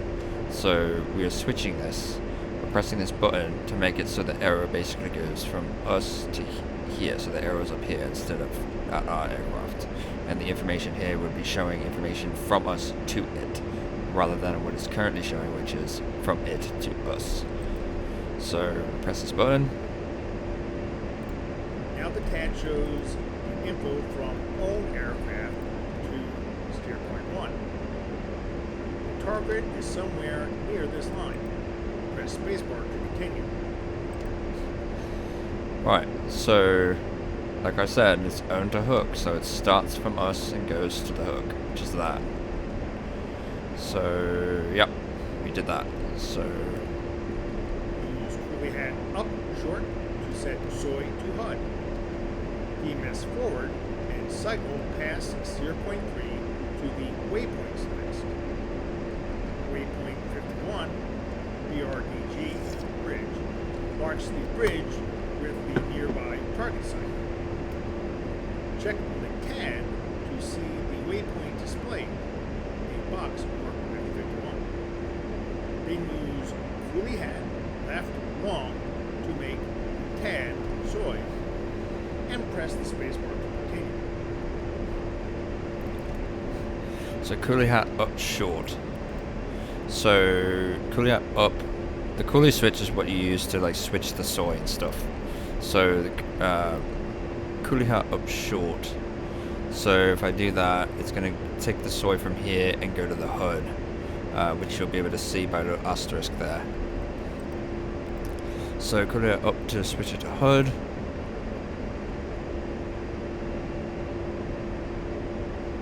Oh, I did it wrong, sorry. Oh no, yeah, it should have worked. What the fuck?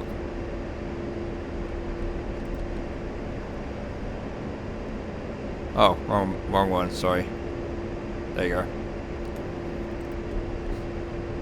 So now the box is out of here. It says not soy there, and there's that little asterisk showing that the HUD is now soy. So DMS forward, cycle past steer point 3 to the waypoints list.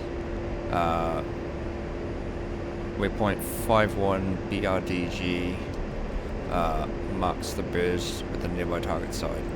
So so this was set before takeoff. So now what we're gonna do is go to up DMS up 351 bridge. There you go. So waypoint 51 is that. So check the TAD to see the waypoint displayed, a box marked with the 51. So the waypoint is there. So that's it there. And it's also our speed. You can see by that little wedding cake thing there. Then coolie hat left long and make the TAD soy. So we did that, so now coolie hat left long. Make the TAD soy. And the only reason we switched the HUD soy, we made the HUD soy, is so that we can use DMS up and down to cycle the spear points, make it quicker. So now, spacebar to continue, there's a soy, we got that there. Let's do soy. Or let's do spacebar. Smooth the cursor over waypoint 51. Press DMS forward to hard hook waypoint 51. Once you have a hard hook on display, you can slew off the item and the detailed information remains. Press DMS forward long to make the hook object speed. Once this is completed, press the space bar. So what he's wanting us to do is slew the cursor over waypoint 51 like we did before. So we're taking the cursor, we're taking that cursor from there, we're taking it off, and we're going right here, like that. See, the information popped up. He wants us to hard hook it. So what that means is, like, look, if I now take the cursor out off of it, the information goes away. We don't want that. So what we need to do is put it to make it so right now it's like a soft hook. If we do TMS forward short, it will hard hook waypoint 51 so that, you know, when we move off of waypoint 51 with the cursor, the information will still be there. So TMS up short. There you go. And then now when we mouse up off of it, the information's still there. Okay, see? Now TMS forward long to make the hook object SPI. Interestingly, it's already the SPI because of that wedding cake thing there. It's already the SPI, but TMS forward long will ensure that. But it's already the SPI, but for the tutorial we need to actually do that, I think. So TMS forward long. There you go. Now that is SPI. And nothing changed because it's already the SPI. If I went, let me just do it. If I went up here and I hard hook to this, and it moves the SPI anyways, apparently. So yeah, that's that. Okay, so yeah. So we did that. So it's already the SPI, so press the spacebar. Use coolie hat right long to set TGP to soy. Then observe the TGP while pressing China hat forward long. The TGP should switch from its previous view to a view of the bridge at waypoint 51. Then try the following. Use TMS forward and aft to adjust the zoom. Use slew to move the seeker head. Use bow switch forward, center, aft to change white hot IR, TV, black hot IR. Use China hat forward short to toggle normal and narrow field of views. Ready to begin the targeting process, press the spacebar. So now we're making the TGP the soy so we can manipulate it. So coolie right long. Oh, wrong one again. Damn it. There we go. So now the TGP is soy. So what this means is now we can manipulate the TGP since you've got the box there. So what he wants us to do is the TGP is ground stabilized to this here. So what we need to do is we need to basically tell it to go to our SPI. If the SPI, so we need to go to our active SPI where the SPI is. The targeting pod and all the sensors will move to the SPI, not the selected steer point. Wherever the SPI is where these sensors will move to. I believe it's the same in the F-16 as well.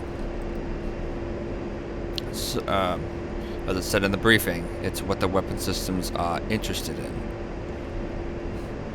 So what we need to do is do China hat forward long, which will slave all sensors to the SPI. So when we do that, we will. I don't think it matters, you know, which is soy either. I think anything will move there. Or it'll save all sensors. So what I'm gonna do is China forward long to move all sensors to the SPI, and you'll see the targeting pod will move and move to the SPI. There you go. That's where it is, okay? So that's the bridge. And so now we did that. So now we can adjust the zoom with DMS forward, in, aft, out. And you can see that's the amount of zoom, and it goes up to 9. And we can also this box here, this here, this here, this here, and this here, this box shows where the narrow field of view would look. So if we do the narrow field of view, we're trying to have forward short, it will change from wide here to narrow, and the screen will show what is in this box. So forward short, that's narrow view, and again it's wide view. So this can zoom in a shit ton. So this is really good zoom. It's amazing. So to move the seeker head, we move the seeker's head. We do the slew keys: left, up, right, down. And if we want to make it back straight to the SPI, we do try to hunt forward long again, and it goes straight to where the SPI is. And then the boat switch, forward, center, and aft, will change, how the targeting pod is showing this display. So right now it's on TV mode. It will charge coupled device, as you can see with that CCD there. What that means is it's using TV mode. So it's just like a video camera, literally. So if you want infrared, white hot, so hot objects are white, what we need to do is do the boat switch, boat switch aft. So to do that, it's boat switch aft. So there you go, there's white hot. As you can see, it zoomed out a bit because the IR camera is not as, you can't zoom in as much with the IR stuff. Because there's a limitation. So white hot, as you can see there. So hot objects are white. If you want to go black hot, it's boat switch forward. So now hot objects are black. Okay. If we go back to TV, it's boat switch center. There you go. Or maybe it can zoom in all the way. I don't know. But yeah, that's that. That's how you do that. Okay. Using the OTAS controls, search left and down to find the TPM site. Place the crosshairs over the TPM launcher and press TMS forward short to establish a point target. Next, press TMS forward long to make the target the SPI. Once you have done this, the SPI targeting data is sent through the weapons system computer to the GPU-38s. They are now ready to be dropped on the target. Double check that GPU-38s are selected and ready by pressing and holding Coolie Hat down. This will display DSMS on the left multifocal color display as long as the Coolie Hat is pressed down. Release Coolie Hat down to return to pad. You are now all set to begin the bombing run on this target. To begin flying and starting the attack, press the spacebar. So let's control set down TPM site. So what we need to do is use what we just learned to find the TPM site, which I think is right there. But let's zoom in and check. Yep, that's it. So we're gonna do left. There it is. I think that's the launcher there. So now we're on area track. So the area track tracks the area, the terrain behind the target. So it tracks the terrain, but point track tracks moving objects and static objects. So it tracks a point.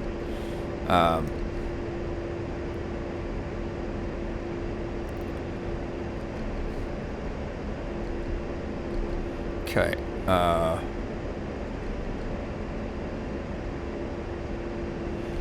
Alright, so this, if we do TMS forward short, it will go to point track, as you can see there. If we do it again, it'll go to area track. So we'll just do area for now.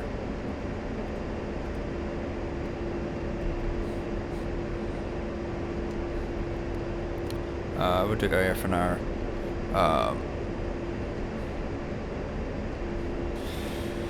And then I'll zoom out. And then TMS forward long to make the target the SPI.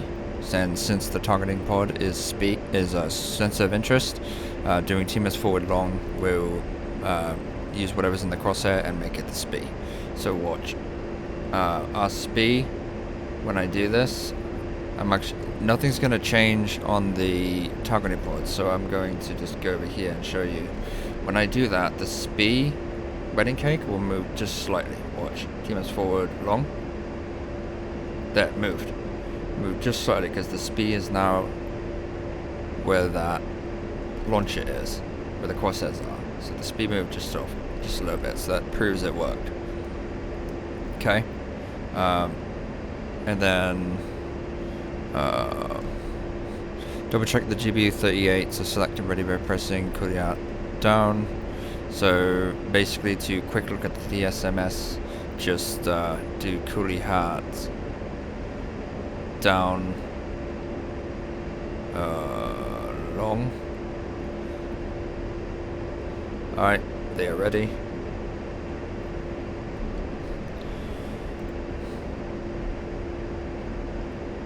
Alright, you're flying and starting the attack. Let's do it. So let me take a swig of my coffee before we start.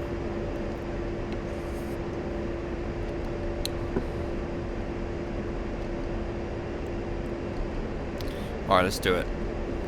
Alright, I have the target scenario track, so yeah, let's do it. I guess we're gonna have to use weapons, so that kind of sucks because we haven't actually got into weapons yet on the A-10C2 in the training missions, but whatever. Like I said, it shouldn't be like this, but it is, so whatever. Alright, let's do it. Let's give it a go. Observe the range information to be carried on the HUD left side. When in range, press and hold the weapon release button until the GPU is released.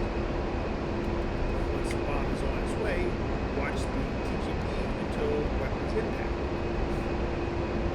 impact. Should have manual release coming up soon. Release, drop. Bomb away. Hell yeah.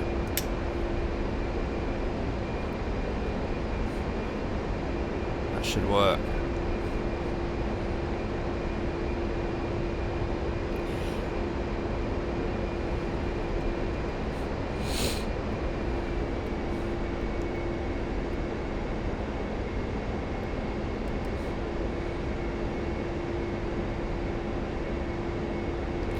Hopefully that hits.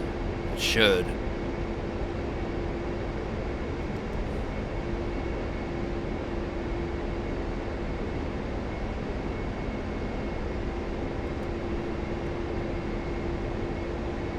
Good hit.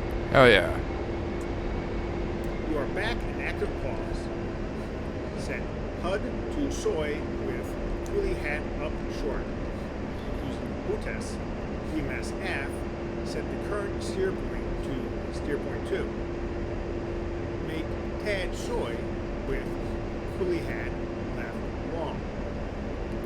Then set SPI to current steer point with TMS aft. Press the spacebar to resume flight and turn towards steer point 2. So what he wants us to do is basically go to steer point 2. So we currently have the bridge selected, so what we need to do is to be able to change the steer point back to steer point 2, we need to first make the HUD soy. So currently have up short, HUD soy, the asterisk, and then DMS down 1, 2, there you go. And then it's now steer point 2 as you can see there. And then he wants the TAD soy again with curly out left long. So let's do that. Alright.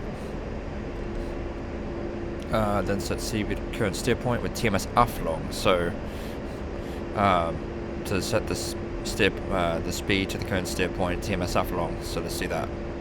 TMS aft long. Now the speed is back to steer point 2. And then spacebar to resume flight. So let's do that. We need to turn it to steer point 2. Once you are heading in the direction of steer point 2, press the spacebar. I think I am. No, I'm not. It's to the right. There it is. Okay, so it's that way. The next engagement will demonstrate the A-10C's data link capabilities. With EPLRS, the position of other units is shown on the TAD as a small X. This reduces the chances of friendly fire incidents. TAD is soy. Press TMS aft short to unhook from steer point 2. Move the cursor over the small X near the center of the TAD. This is the location of JTAC Dark Knight 11 we will work with to engage the next set of targets. Note that from EPLRS is added to the hook track details. This indicates information from a friendly unit. When ready to continue, press the spacebar. So what he's saying is the A-10C has data link. So with EPLRS, which is the data link, other friendly aircraft can be seen on the TAD and stuff. So so the friendly ground units are shown as X's. So that there. So like you can see, it says it shows as an X. You see that little X there? That's what he's talking about, the ground unit. Let's set it there. So he wants us to unhook from steer point 2 because the steer point 2 is currently hard hooked. Like I explained before, it's hard hooked. So even if we move this over the X, it's not going to change because the steer point 2 is hard hooked. So to unhook the steer point 2, we need TMS aft short. So let's do that. TMS aft short. Now it's unhooked. So now we can move the cursor over the X, and as you can see, information pops up. So the FM EPLS means it's a friendly unit. So yep, that's all we need to do for that. We will now establish communications with the JTAC. This will be a simple JTAC control engagement without many other radio calls. After each JTAC transmission, press the spacebar to continue. At any time during comms with the JTAC, if the comms menu is not automatically displayed, press OTAS mic switch forward. Let's begin. Press OTAS mic switch forward to activate the R210 radio. Using the comms menu, press F4, JTAC Dark Knight 11, F1, check-in 15 minutes. So basically what we're doing here is just contacting the JTAC and getting information. So Joint Terminal Attack Controller or something like that. I don't exactly remember what it stands for. But yeah, we're getting information from that. So to do that, we need to go to the comms menu, VHF AM, and then JTAC, and then check in 15 minutes according to this. Dark Knight 1-1. This is Hawk 1-1. A-10, 18 nautical, southwest of IP, forward 8,000. I have AGM 65D, GBU 38, GBU 12, 1,150 gun. Playtime is 0 plus 15. Available for tasking. What do you have for us? That's awesome.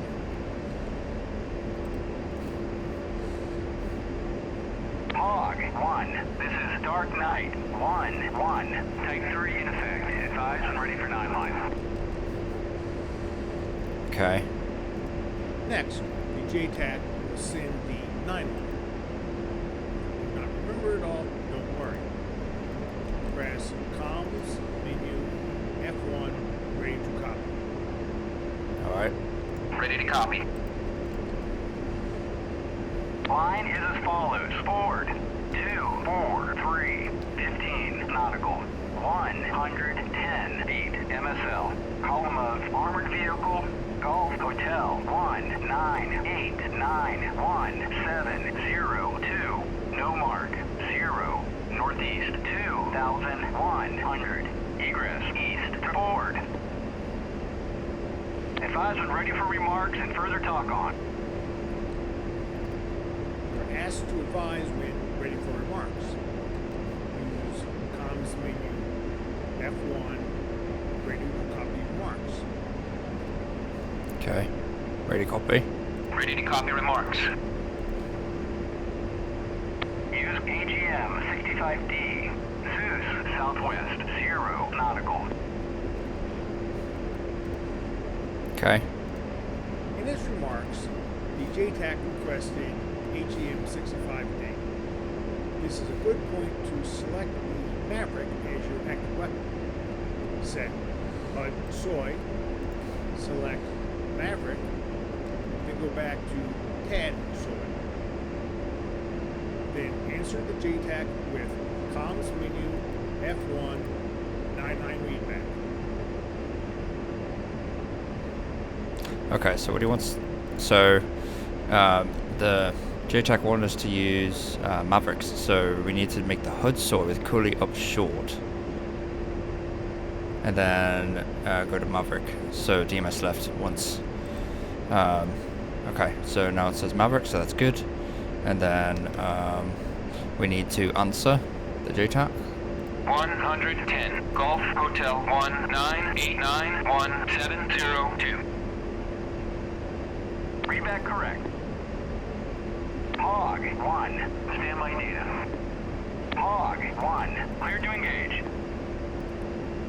The targeting info and 9 line have been sent via the data link. You will see notices on both MFCD and the HUD that you will receive a data link message. Signal Woolly Hat White Short to the message display on the right of the function call display.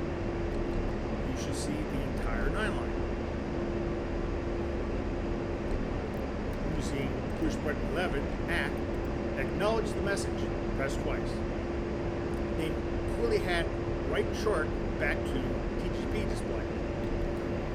On the TAD, you will see attack flashing on the top center of the display. You will also see a small triangle blinking near the NGB Golly map notation. On the left multifunction display, press push button 19, welcome, to acknowledge that you will engage the target. The attack advisory will disappear and the triangle will show steady. Press the spacebar to continue. So as you can see, we have tasking here, tasking here. We can use message here to look at the 9 line and to acknowledge twice, boom, and then hit Wilco here, saying we're going to attack that. As you can see, it was blinking and stuff. Basically, you know, we don't have to be here or anything. It's for us to remember. It was transferred in through the data link, and to get to targeting pod again, we do that. And then we saw attack flashing up there, and then this flashing. So yeah, and we said we'll go to acknowledge, and then yeah, that's that. We did that. The next step is to take the JTAC provided information and use it to achieve a good target lock on one of the armored vehicles. You use HOTAS for all steps. The process is as follows. 1. Tag is soy. Smooth cursor over the target triangle on the tag. Hard hook and make speed. 2. Set TGP soy. Slave all to speed. Use TGP to find a vehicle and make point target. And then make it speed. 3. Set left multifunction color display to nav. Coolie hat left short. Make nav soy. Coolie hat left long. Set nav seeker to speed. China hat forward. If needed, zoom field of view. China hat forward short. Track target. TMS forward short. At this point, the Maverick missile should be locked. You can shoot it with press hold HOTAS weapon release button. Follow the steps and engage. So basically, this is how we engage this target. So the first thing we do, tad is soy, so we need to make tad the soy. So it's not, currently not according to this. So we need to, so coolie left long, tad is no soy, and then smooth the cursor over that target, and then hard hook with TMS forward short, and then make it speed with TMS forward long. So to do that, we're going to do the slew keys, go over that, there, and a hard hook, TMS forward short. There we go. And we can mouse over, mouse off if we want, and then we can do TMS forward long to make it the speed. Bingo. You can see that little wedding cake thing there. That's the speed now. And then TGP soy. So basically, TGP soy. So we're making the TGP soy with coolie right long in this case. Now the TGP is soy, and now we need to do China hat forward long to slave it to SPI, slave the TGP to SPI, because currently it's on the previous target we dropped the JDAM on. So China hat forward long to slew the TGP to the SPI, just like that.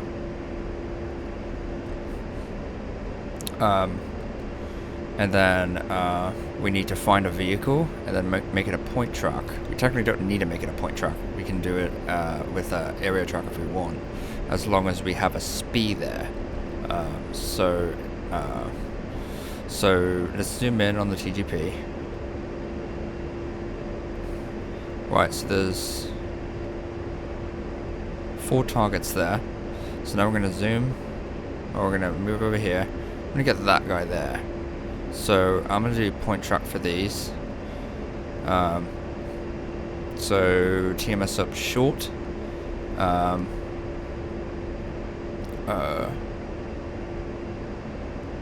So TMS forward short to make this a point track. Bingo. And now TMS forward long to slew the SPI to that target. So TMS forward long. There we go. SPI is now at that point track with the TGP there. Now if we were to, so we could technically, because that is the SPI, because of the SPI is set to where the targeting pod, like I haven't moved, the SPI is set to that target right now. I could technically go an area track if I wanted, and then move the targeting pod away from that target. So I could well, I'm not going to do it, but I could technically slew the targeting pod away from this target, off of the target, and as long as I don't do TMS forward long, the Maverick will slew to that SPI. So the speed is currently set on the target, right? So if I were to, you know what? Let me just show you. So if I were to go area track and slew off this way, if I were to go to the Maverick screen and fire the Maverick and slew the Maverick to the speed using China Hut forward long, the Maverick will slew to that target, even though the targeting pod is pointing off the target, if that makes sense. So yeah, so if I want to have the Maverick slew to where the targeting pod is located right now, I'd have to do TMS forward long again. I would have to do TMS forward long again to change the speed to here. But to make it easy, I'm going to make it easy to slew the targeting pod back to the target. I'm going to do China Hut forward long. That should have worked, but it didn't apparently. That should have worked, but apparently it didn't. That's a bit odd. But anyways, it's gonna move it back over. I'll just do another point track, and then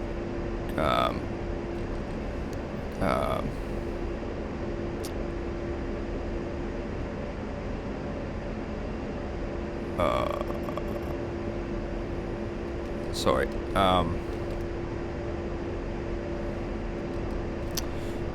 Make the I'm gonna make the targeting pod the SPI. Not the SPI, but the point track the SPI. So TMS forward long again, and the SPI is set there. And also, again, if we could move if we make the TAD soy like that. Obviously, I mean, we covered this already, but you know, if I do TMS forward long, it would make, you know, this the SPI. But what we're doing, we would make whatever our crosshairs over on this the SPI. But the thing is we need to make sure. The reason we're using the targeting pod in the first place is to get a more precise targeting solution than using the TAD. Okay, so we did all that. Okay, so we made that the SPI. Okay, so now we're going to set the left MFCD to MAV from Maverick. Now we're on the Maverick screen.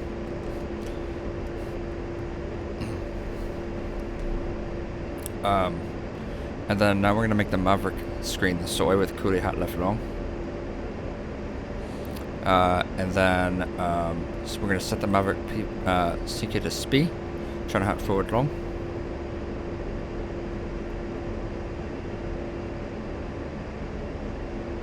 There we go. And we can't see it very well, so what I'm going to do is China Hat forward short to zoom in a bit. I still can't see it very well, but it's there. So what I'm going to do now is what we need to do is we need to track the target. So we need to lock onto it by doing TMS forward short.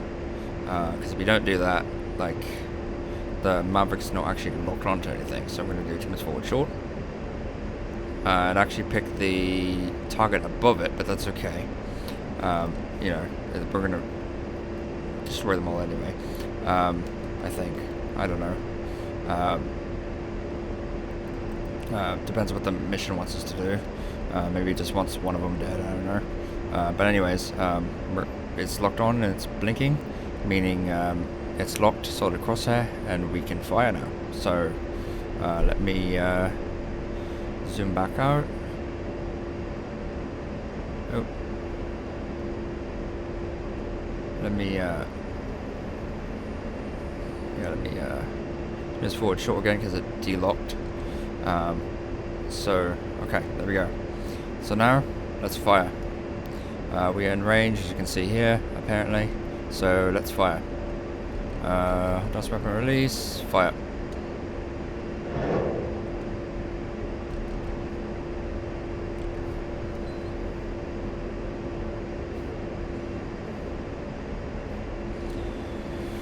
And now we wait.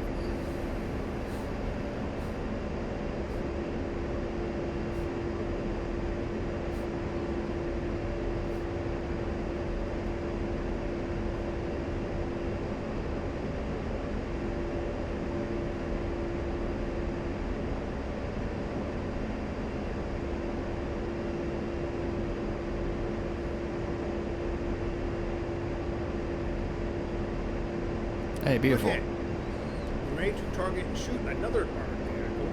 Unlock the map secret by pressing TMS F short, then cursor over another vehicle. The AGM-65 may automatically lock, or you may need to manually lock with TMS forward short.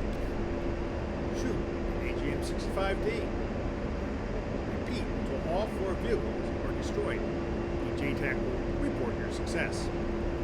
Ready to continue, press the space bar. Okay, so since the Maverick is soy, let's do TMS Alpha to delock, even though it's already delocked. And even if we do forward like that, like the zoom in, we can't see it very well. So we should probably use the targeting pod again. So coolly right long to make targeting pod the soy, and now we're gonna slew to another target. Maybe that guy there. There you go. And now we need to make it our SPI again. So we need to make it our SPI with TMS forward long.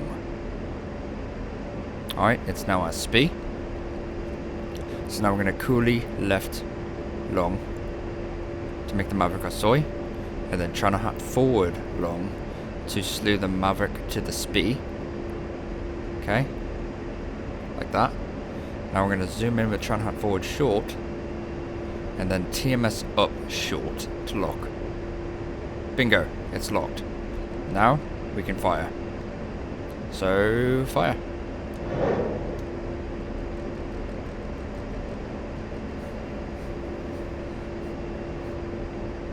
Now we wait.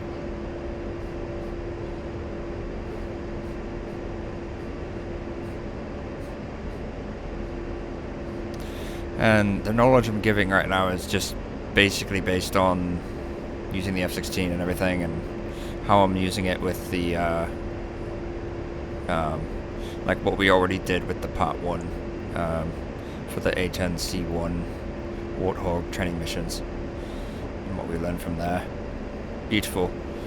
And now we have 2 more, so let's repeat the process. Coolie right long, slew to another target. There you go. Bingo. So now TMS forward long to create a SPI. There we go. Now coolie left long to make the Maverick the soy. And then try out forward long to slew the Maverick to the SPI. Bingo. And then zoom in, try out forward short. And then TMS forward short to lock. Bingo. And fire.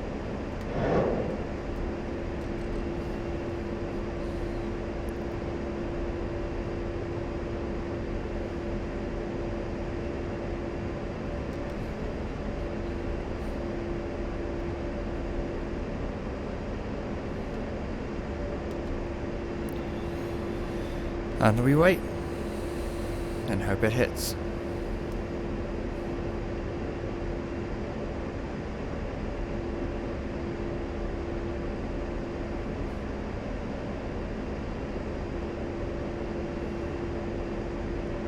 Beautiful. Now we got one more. Again, do the same exact thing. Coolie right long. TGP is soy. Slew. There we go.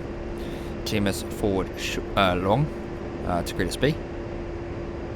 done. Now coolly left long. Maverick is soy. Zoom in. Turn out forward short. And then China hat forward long. I actually did this backwards, but it doesn't really matter because, you know, you're slewing it anyway, so it doesn't matter whether you zoomed in or not, it's still going to slew to the SPI. So China out forward long to slew the Maverick to the SPI. And then TMS forward short to lock. It is locked. Fire.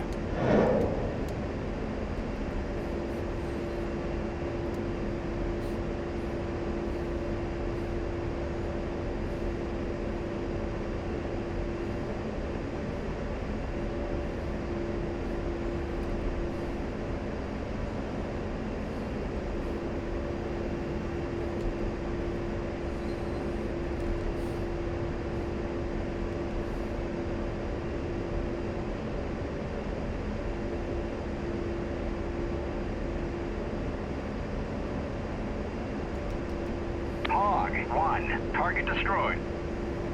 Beautiful. Hog 1, no further tasking available. Good job, you may depart. Awesome. Alright, we did it. So, spacebar. Before ending this training flight, there are 2 more HOTAS buttons you should know. Press China hat up short to make HUD soy. Press DMS left short right to cycle the current weapon to laser guided bomb, GBU-12.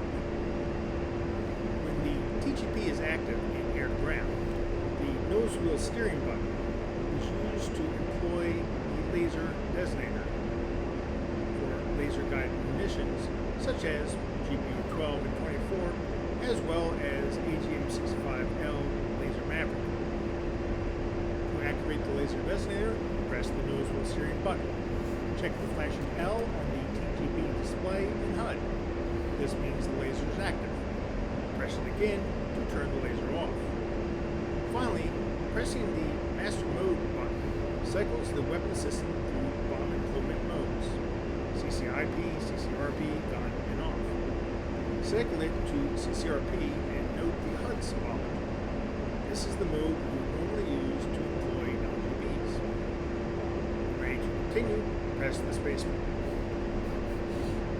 So that was just informational. Basically all he said was like, you know,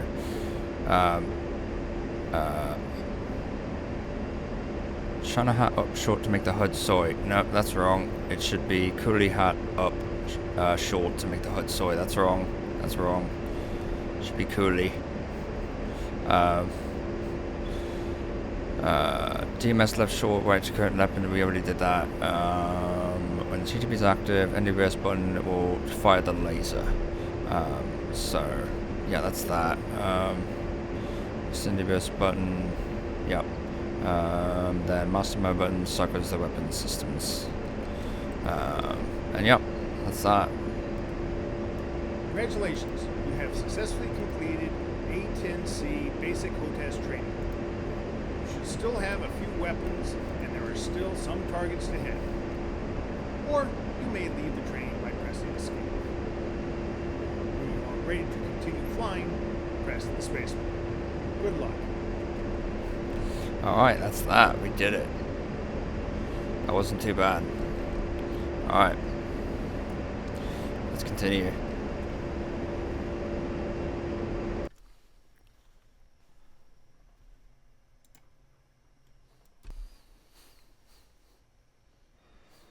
Awesome. Close. Alright, we did HOTAS fundamentals. Now we're doing air to air. So the air to air one. Yep. In this lesson, we will practice using the AN/AAQ 28 Lightning II targeting point air to air mode, employing the AIM-9M short range iron gun and air to air missiles and the GAU-8 gun against the airborne targets. So for this one, I messed up in the last video with the part 1. I'll show you what I did wrong, but basically because I set the Well, let me show you. Because I set the special for the A-10C, and I set the special for the A-10C.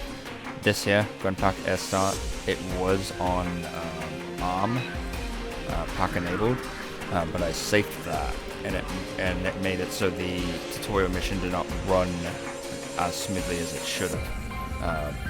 But I'm going to keep it like that. So it's one extra step I need to remember to do in the training mission. But for you guys, if you just keep it on ARM pack enabled, you'll be fine. You'll be able to run through it smoothly.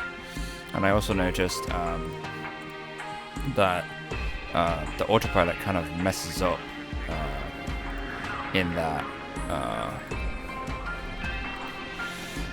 The autopilot kind of messes up in that mission, so the autopilot will kind of like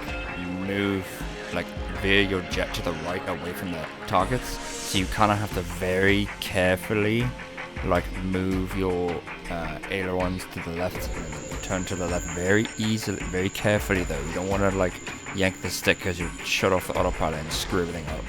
So yeah, you have to be very careful. You have to just like just a touch. You know, enough to alter the trajectory of the autopilot, but not enough to actually cancel or disable the autopilot. So just keep that in mind. So yeah, air to air, we're doing that now. So again, in this lesson, we're practicing the A&A Q-28 Lightning II targeting opponent air-to-air mode and employment of the AIM-9M short-range eye-guided air-to-air missiles and the GAU-8/A gun against airborne targets. Let's do it. Alright, air to air. Let's hope it goes a little bit smoother than last time, eh? Let's hope so. Let's do it. Welcome to the training lesson on the employment of the A-10C in an air-to-air engagement. I've engaged the autopilot to keep us level. Adjust power to maintain 230, 240 knots for this flight. Okay. Notice how that autopilot kind of veers to the right. Like I said, you have to move to the left just very slowly or very carefully. You don't want to just sit with the autopilot. It's finicky. Although the A-10 is not a fighter jet, it is nevertheless quite nimble and packs more than enough punch to defend itself in a dogfight.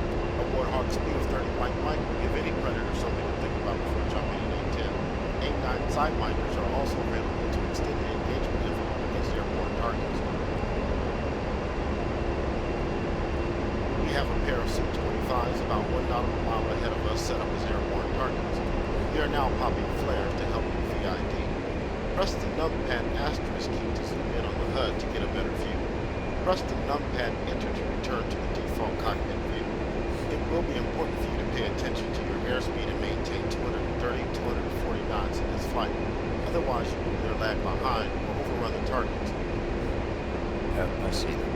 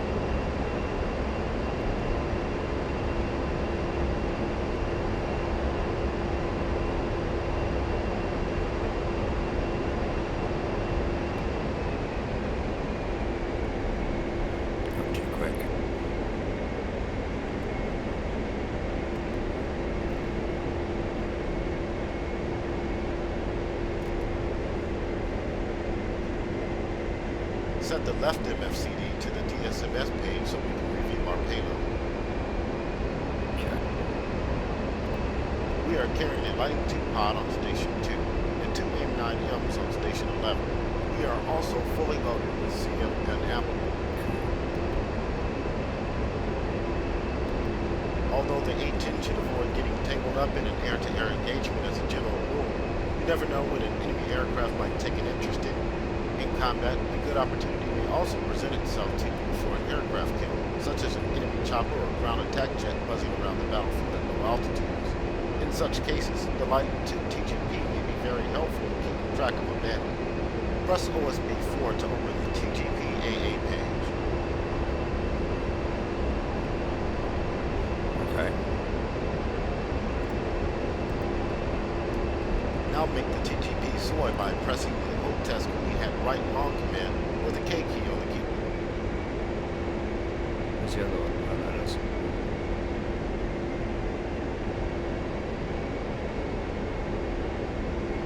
Okay, Cody White. Target 2 on the right is stop popping flares. We'll focus on target 1 to the left, which is still releasing them. Use the hold task sleep control or semicolon, comma, period, / keys on the keyboard to position the TGP LOS over target 1.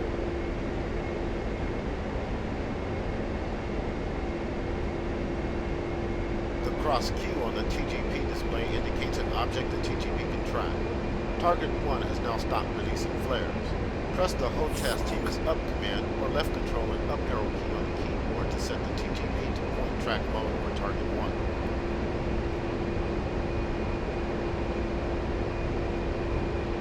I don't know where he is. To the left, maybe? There he is.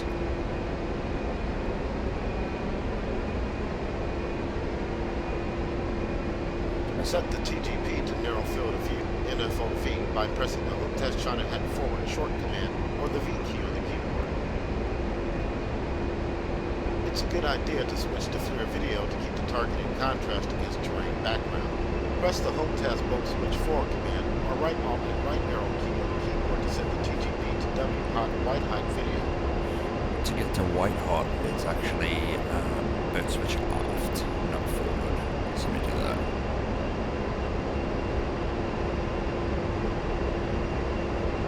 Make the HUD soy by pressing the hold task we had up short command or the U key on the keyboard. Clear up.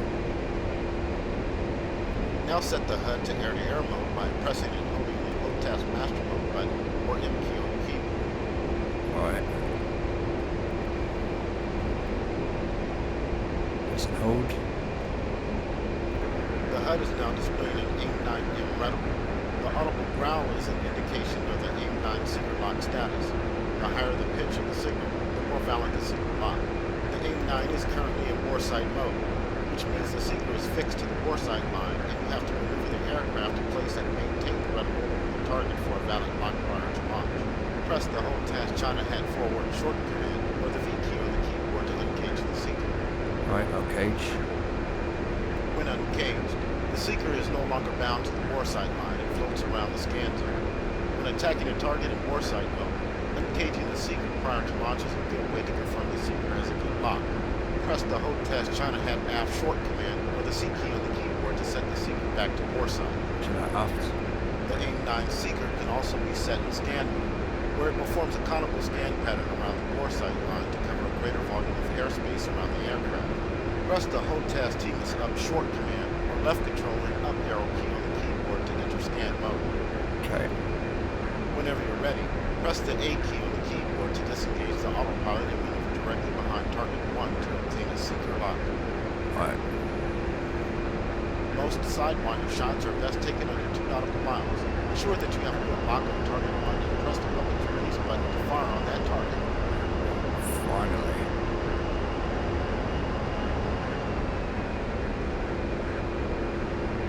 There he is. Finally get to be off autopilot. God, that was hard. Arm hurts. And here we go. Fire. Fox 2.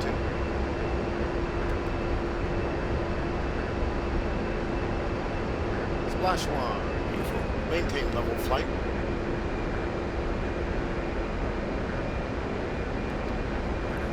For my arm hurts. While the remaining 9M is in warsight mode, let's press the Home Task China Hat nav short command or the C key on the keyboard again to disable power to the missile, so we can focus on the gun indication. Okay. Let's also revert the TGP to warsight and begin tracking target 2, which is now releasing flares again for VID. First, make the TGP soy by pressing the Home Task Hat right wrong command or the K key on the keyboard. Okay. Coolie right long. Now press the Home Task China Hat nav short command or C key on the keyboard to warsight the TGP. Now, in the A-10C2, you cannot warsight the TGP with China Hat aft. There's no like actual function for that. On the A-10C1 that we did, we were able to do that, but it's not supposed to work. So the only way to actually warsight it is to go to standby and then back to air to ground or air to air wherever you were going before. Because if you do the China Hat aft, like I'm about to do, it'll do the laser spot search. So watch. Set the TGP back to wide field of view WFOV by pressing the Home Task China Hat forward short command or the V key on the keyboard. Okay, I already had it. The TGP to the target and press the Home Task TMS up short command or left control and up arrow key on the keyboard to engage point track mode. Right, so I need to do searching, so I need to do standby and then back to air, and now it's back to ball sights, and now I can go down like that, and I can slow it if I want, or I can just maneuver until it detects the aircraft, which it does, so team this up. Oh, sorry. That's my bad. So, coolie right long. Sorry, team this up. We'll need to close some range to target 2 for a gunshot. Increase power to close the range, but be careful not to overrun the target. So, increase the power.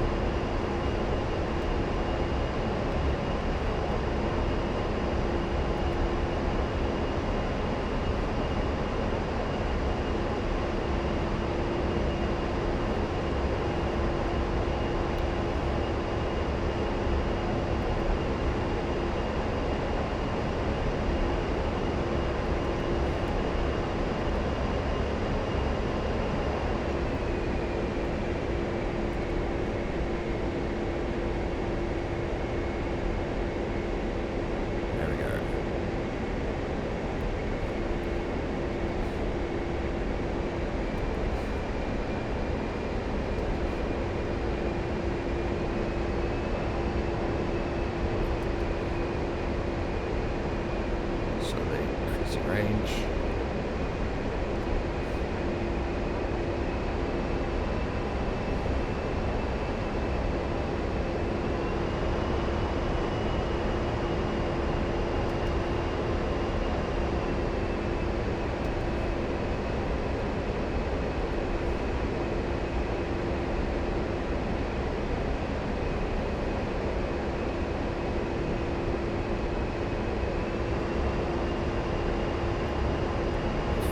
You are now in good range for a funnel gunshot. Establish co-altitude and co-speed pursuit at 230, 240 knots.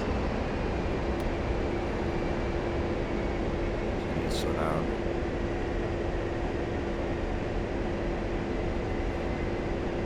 Make the HUD soy by pressing the Home Task Hat up short command or U key on the keyboard. Okay, Korrio up. To bring up the funnel gun sight, we need to select one of 10 preset target profiles. To select the Su-25 profile to match our target, press the Home Task DMS right command or page down key on the keyboard 4 times. Watch the profile name cycle in the weapon profile field on the HUD. Okay, so Okay, so what I need to do is actually go down here and do gun pack arm. You don't generally need to do this, but I do because I set the special settings like I said before. So I do this. You should see a funnel, which we do, kind of. And so now I'm just gonna do DMS right, select 225. To aim using the funnel gun sight, maneuver the aircraft to match the target's plane of motion, and position the target inside the funnel such that the target's wingtips are touching the edges of the funnel. At any given range, this position is calculated to be the firing solution for the target with the wingspan set in the selected profile. The gun indication also includes the air mass impact line, AMIL, which is the short vertical line below the gun bore line, GBL cross. The AMIL represents a round's trajectory of 2 seconds of flight time. When within close range to a target, placing the top of the AMIL on the target can be a good aiming cue. So we have what we're supposed to see this time. You are cleared to open fire on target 2. So this is what we're supposed to see this time because I armed the gun. So let's do it. With the last video, part 1, I actually used the reticle, and that's why it didn't work too well. But now we're air to air, so let's do it. Let's put the gun funnel there and fire. Guns, guns, guns. Beautiful. Good hits on 2. He's down. Maintain level flight for the conclusion of this lesson. Perfect.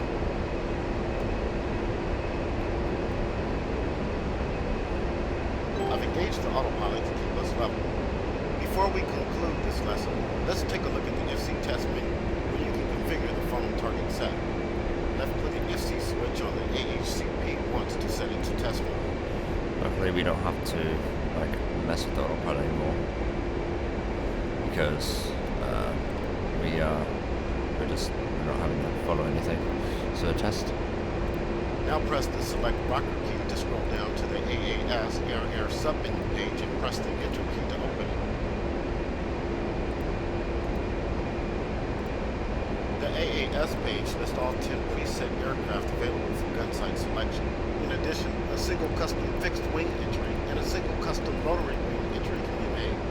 Use the select rocker key to cycle through the profiles and the enter key to select the profile on or off. When set to off, the profile will not be available when cycling through target profiles in air-to-air mode. Whenever you're ready, right-click on the FC switch to set it back to on. On. This concludes the training lesson on air-to-air employment of the A-10C. We did it. Alright guys, let's continue. We did it.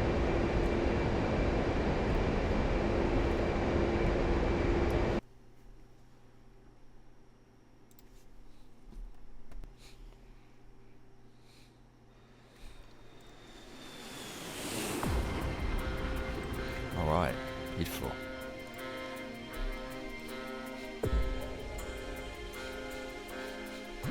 Now that we did air to air, we are doing now we did air to air, we are doing GAL-8A and unguided rockets. So we're doing that now.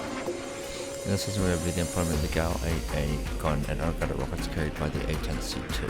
Let's do it. GAL-8A gun and Hydra rockets. Welcome to the A-10C GAL-8A gun and Hydra rocket employment lesson. Objective: your Hog 1-1 single A-10C2. Okay, enemy ROE's weapons hold, your ROE weapons free. Beautiful. Let's do it.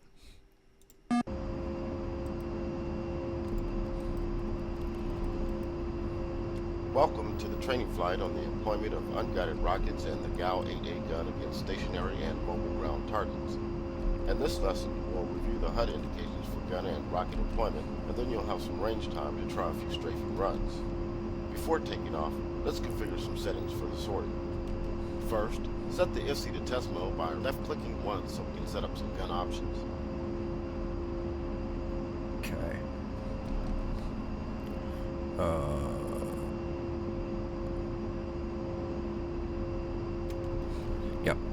Okay, so let's do it.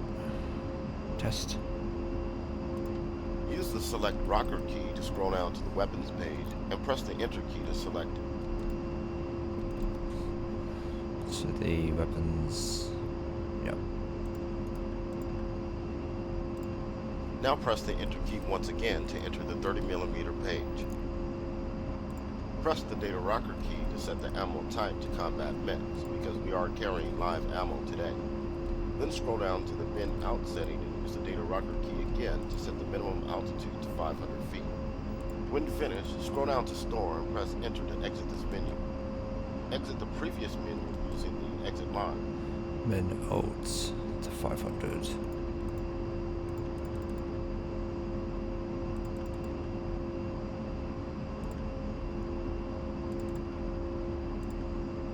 Now set the IFC switch back to on by right-clicking once.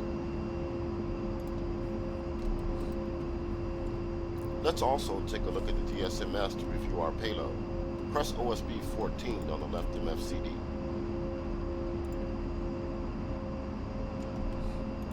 We are carrying a total of 4 LAU-68 rocket pods.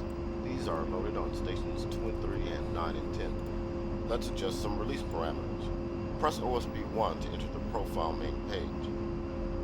Okay. Press OSB 19 to select the profile, and then press OSB 3 to enter the profile control page. So we're selecting the rockets here. Then we're doing view profile so we can view what the settings are.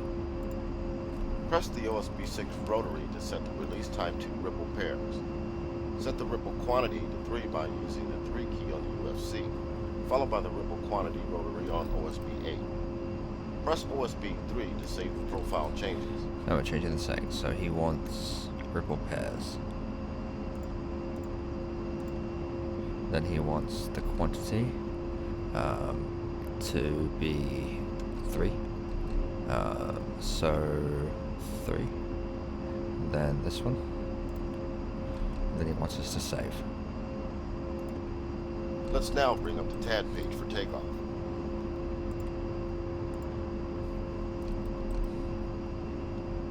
We are now ready to proceed with the flight. Takeoff runway heading for waypoint 2. Climb to 6,000 feet. Takeoff runway for waypoint 2. So hooded soy, so I'm going to do up, DMS up, DMS up. Okay, waypoint 2.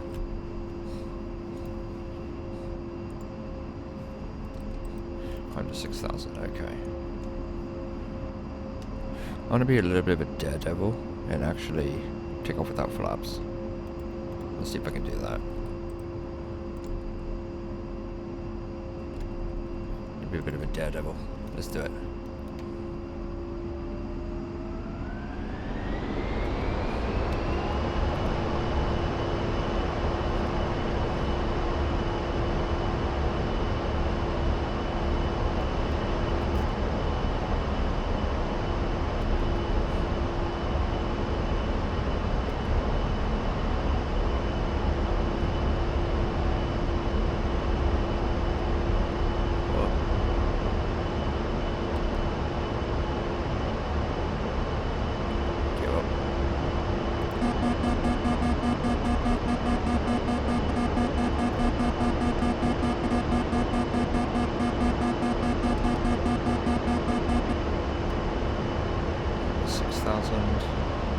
Maintain 180 knots in the climb. Okay.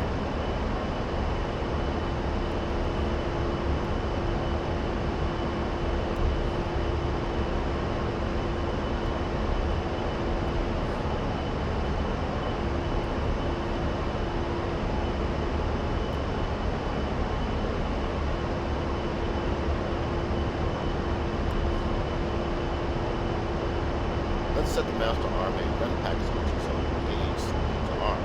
Be ready for a slight stick forward input from the flight control system when the precision attitude control is engaged. Right, so on, go back on. Pack will help keep the aircraft stable during the first stage of turbulence depressed. This will help minimize pitching yaw moments during cannon fire and achieve tighter shot around the aircraft.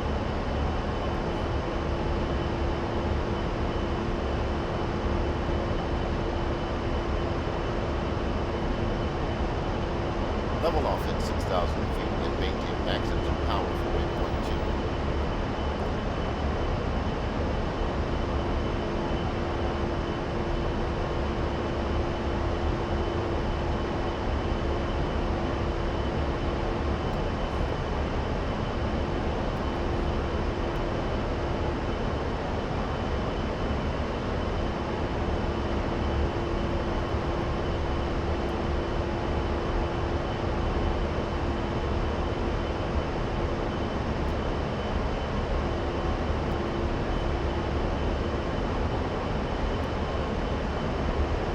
Autopilot is on.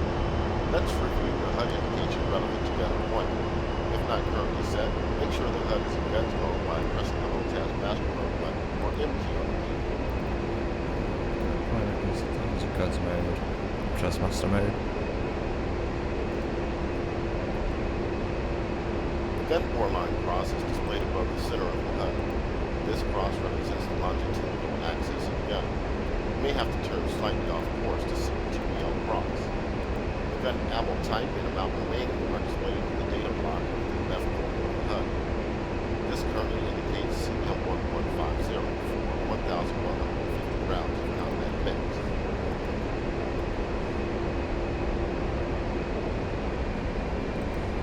The A-10C features 4 air-to-ground gun sight reticle options. The default and most informative reticle is the CCIP gun reticle, currently displayed in the HUD.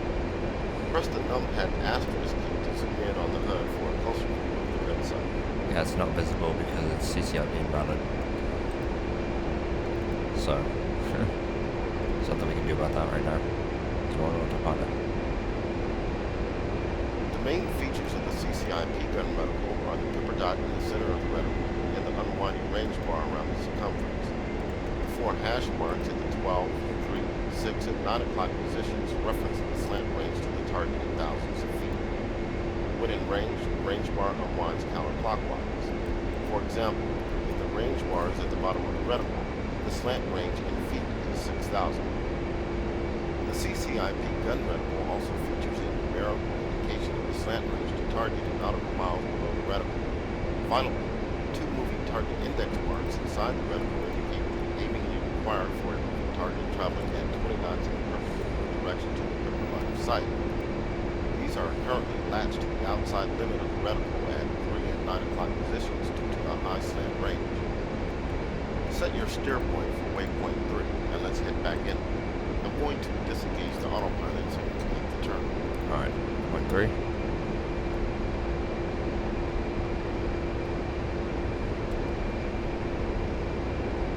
You're gonna disengage, mate. Autopilot is off. You have control.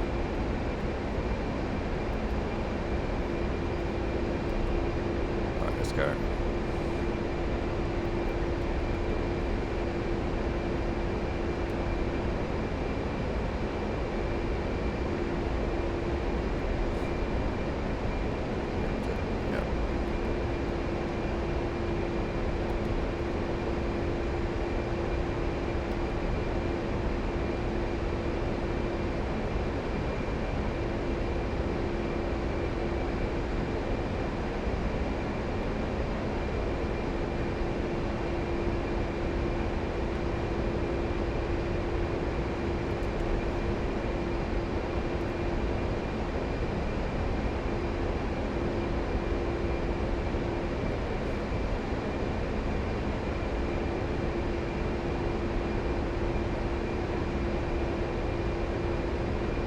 Autopilot is on.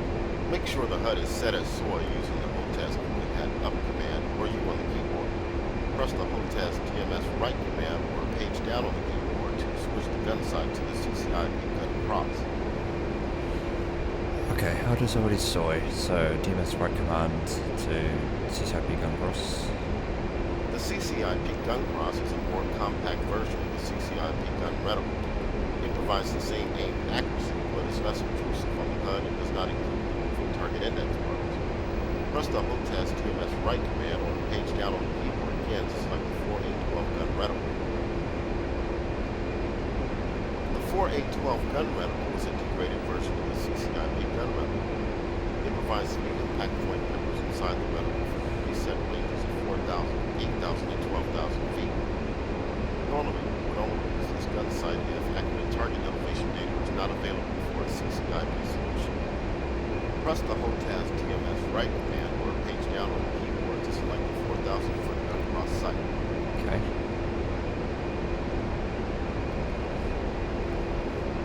The 4,000 foot gun cross resets a gun solution for a range of 4,000 feet. Once again, this will normally be used only in cases of inaccurate target elevation data preventing a CCIP solution.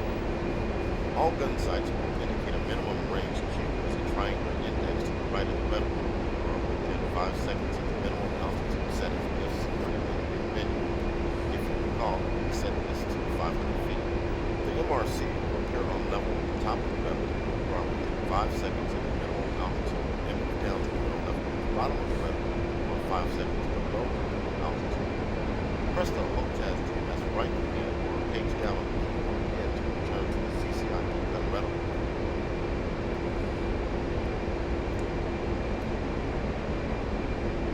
Let's bring up CCIP mode to review HUD indication used for unguided rockets. Press the Hold Task Master button once or the M key on the keyboard. Alright. Press the Hold Task TMS right command or page down on the keyboard to select rockets as the active profile. Okay. It's The rocket CCIP reticle is very similar to the CCIP gun reticle, except it will not utilize the moving target index marks. An RKT indication is added to the bottom of the reticle to identify this as a rocket sight. When employing rockets, the HUD continues to display a gun solution using a CCIP gun cross sight. This allows you to quickly follow a rocket attack with the gun straight from the same paths. Additional indication on the HUD when using rockets includes the time of fall numeric at the top of the data block in the bottom left corner of the HUD. This currently reads 20 for 20 seconds. Set your steer point for waypoint 4 and let's turn toward the range.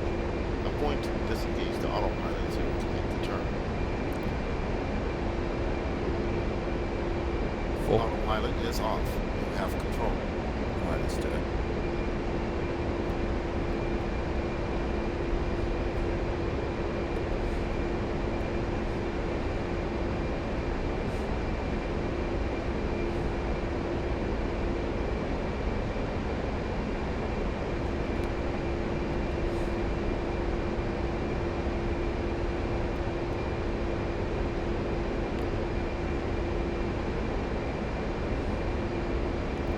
Just gonna kind of go this way a little bit.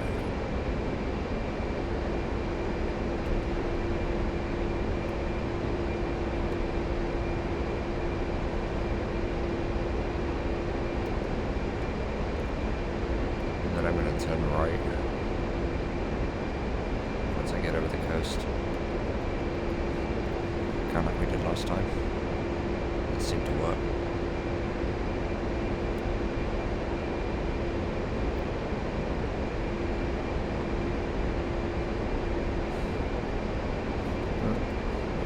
Gain some altitude.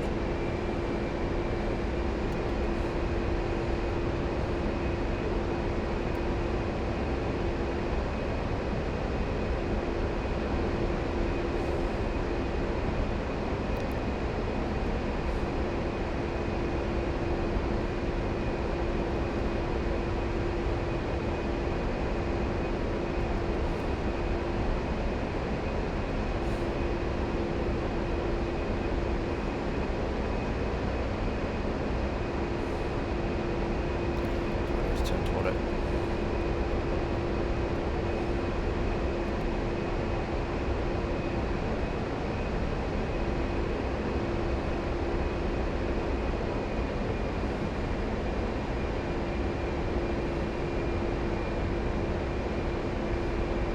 Waypoint 4 is set up over the target range. A number of targets are positioned for rocket and gun fire. Your targets will be marked with smoke markers for each pass. As we approach the range, bring up the DSMS page on the left MFCD by pressing USB 14. Your first target will be a group of stationary trucks set up for a rocket pass on the southwest corner of the range array. The target is now marked with red smoke and you are cleared hot. Red smoke. That is. Press OSB 8 and 18 to deselect the stations from the active profile in case you need a second try. As you approach to within 4 nautical miles, reduce power and begin to dive toward the target. The range bar will begin to unwind as you fly within weapons range. Keep the pepper on the target and fire within 2 nautical miles. Press and hold the trigger to fire the entire weapon quantity. Do not target fixate. As soon as the attack is complete, pull up and away from the target toward the water and climb to regain altitude. Okay. Fire. That work? Good hits on those targets. Nice. Come off the target to the west toward the water and climb to 3,000 feet. We'll do a gun pass next.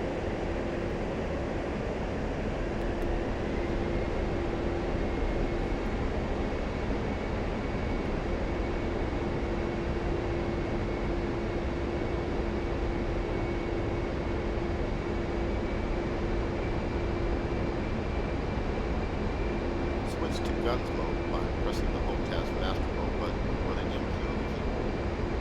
Target 2 will be a group of stationary A-10Cs on the northwest corner of the range array. The target is now marked with red smoke. Roll in on the target and strike down upon it with great vengeance and furious anger. Alright. Weapons.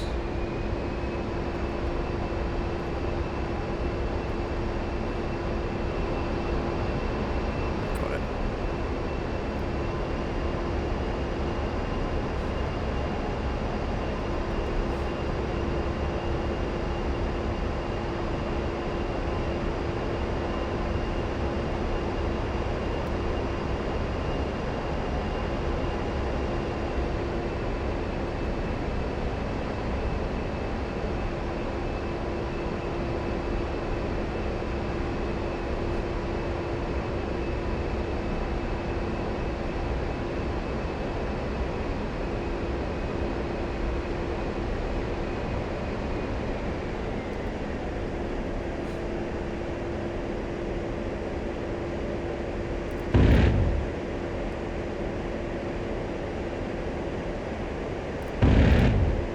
Looks like that was a miss. Try another pass. Good hits on those targets. Climb to 3,000 feet for a final gun pass against a moving target.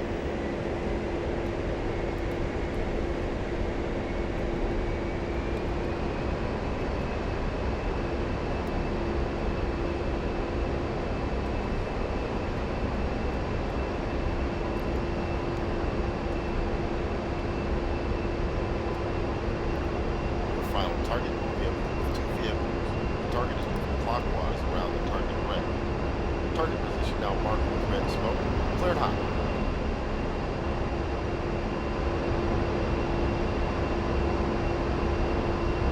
Oh, I see.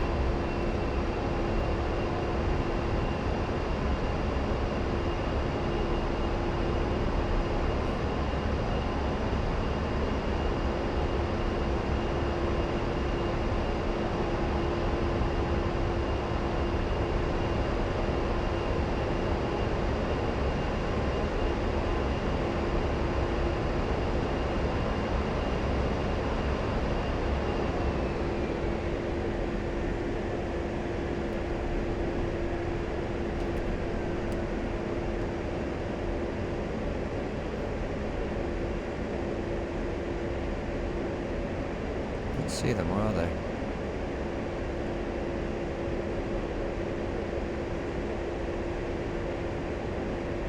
I don't see any vehicles. Oh, there they are.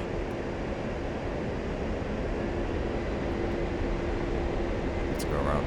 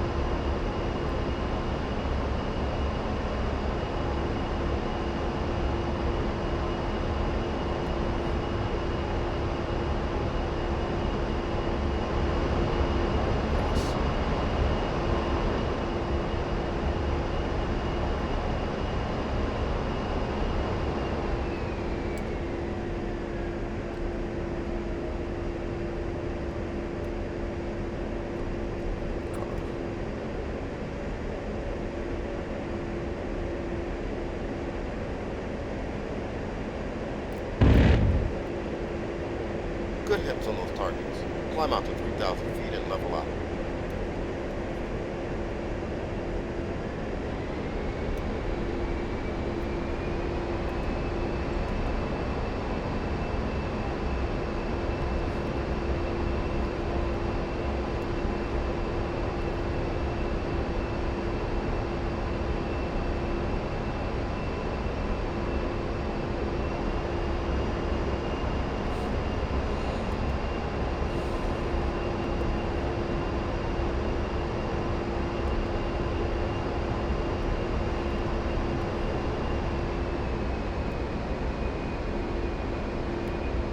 Rockets can also be employed in CCRP mode by designating a speed of the target using the A-10C, TAD cursor, or the TGP.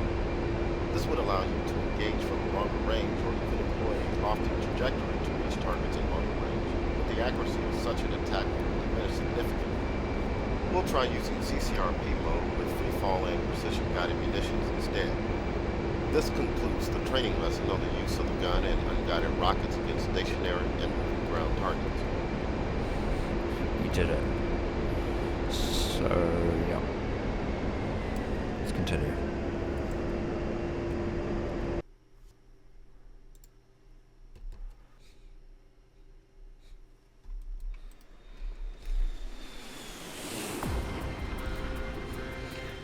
Okay. Okay, Pikachu-based munitions. Okay. So actually, I'm not gonna do this yet. Actually, I know I said I was, but I'm actually not gonna do this yet because it's precision. So it's like a precision. So basically, we need the prerequisites to understand how to do this. So I'm actually, we just did this. I'm actually not gonna do this next. I'm actually gonna do general purpose bombs, precision guided munitions, and then that way I'll have the prerequisites to do this.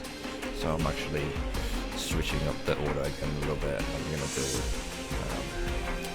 general purpose bombs next. That's what we're doing now, and then we're gonna do precision guided munitions. Excuse me. Then after that, we're actually going to do GPU 54 alpha laser J9. Then after that, we're going to backtrack and do APK based munitions.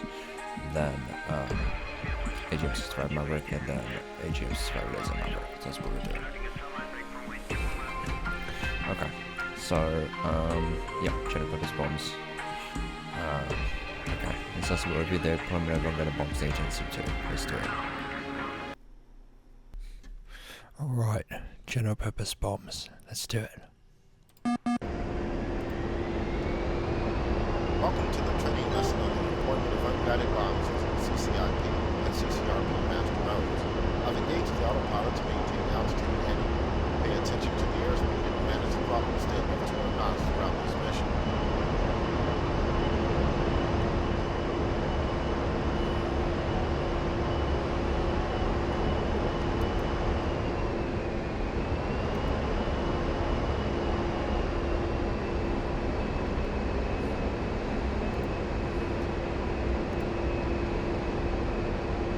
Set the TAD range to 40 nautical miles.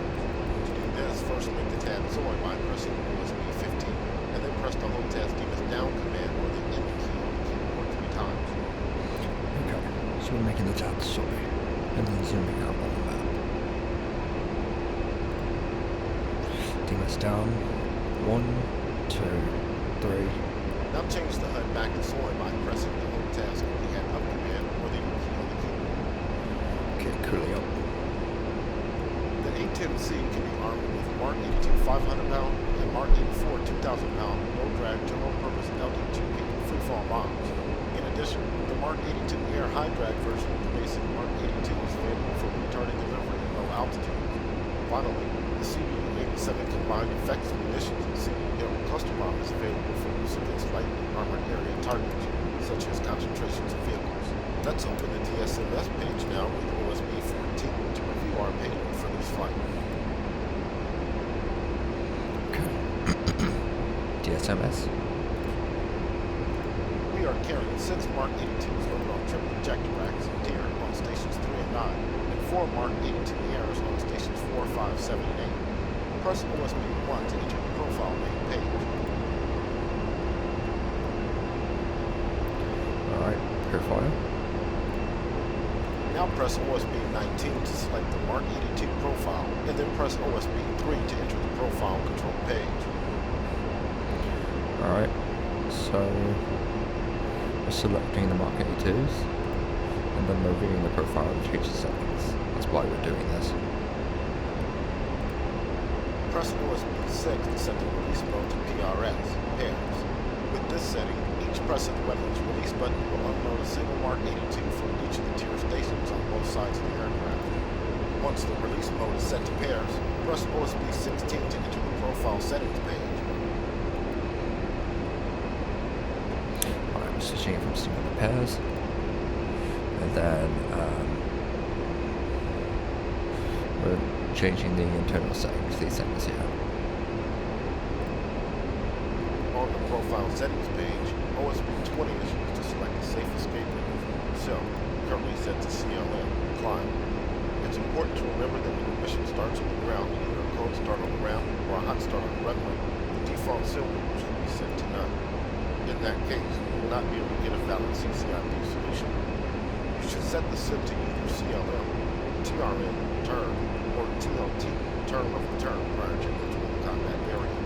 The profile settings page also allows you to set the bomb desired time of fall, DESTOF, with OSB 19, and minimum release altitude, MIN-ALT, with OSB 18. These settings will determine the positions of the minimum range statement, MRS, and desired release key, DRC, of the CCIP solution. We'll have a chance to view these indications in a few minutes. Press the space bar key to proceed to the next step.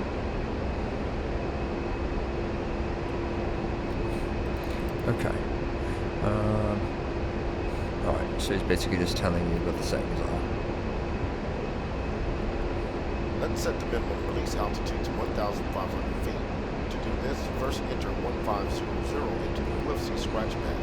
Then press OSB 18 to store the value in the DSMX. Okay, so 1, 5, 0, and then minute. Press OSB 3 to save the changes to this profile. Save. Let's now configure the Mark 82 errors by pressing OSB 19 to select the MK82 AHI profile, and then press OSB 3 to enter the profile control page. So now we're doing the Mark 82 airs now. We're changing settings for that now. We'll make a number of changes to this profile. Press OSB 6 to set the release mode to ripple signal. This will release the bombs individually in sequence. Set the ripple quantity to 2 by entering 2 into the UFC scratch pad, followed by OSB 8.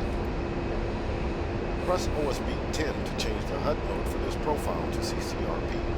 Note that the default fuse setting for NT, nose tail, on OSB 7 will result in a deployed chute for a high drag delivery. Leave this setting as is so we can try a high drag CCRP delivery from low altitude. To release the Mark 82 air as a low drag bomb, you would change the fuse setting to nose. Also note the impact interval setting of 75 feet on OSB 9, which you can change by entering a different value from the UFC. Press OSB 16 to enter the profile settings page. So we're basically changing the settings. So, single, we're going to do ripple single. Okay. And then ripple quantity 2, so 2. Then ripple quantity 2. And then change the HUD mode to CCRP by default.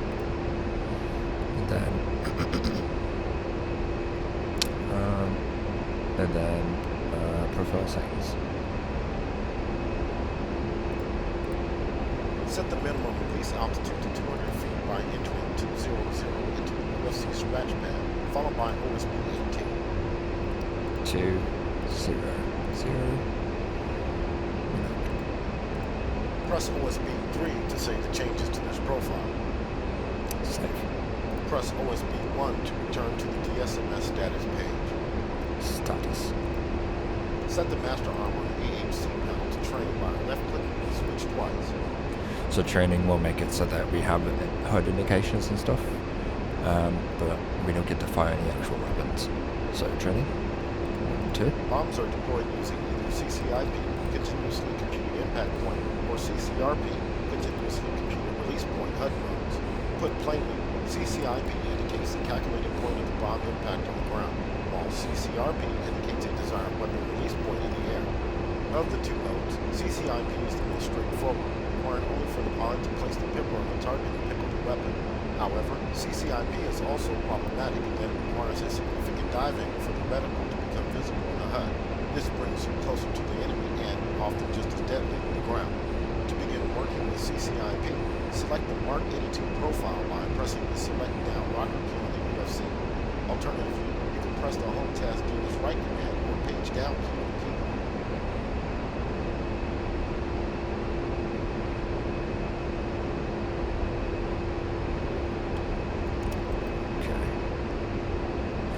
Right, so we can either use DMS right to change the profile, selected profile, if the HUD is soy, or we can just do this. We'll do this in this case. CCIP indication is now visible on the HUD as a dashed line called a projected bomb impact line (PBIL). Dashed indication means the pipper is below the HUD field of view. To see the reticle with pipper, we'll perform a dive in a minute. Before we try this, let's review some of the important elements of CCIP indication. You may want to have the flight manual open to reference CCIP illustrations.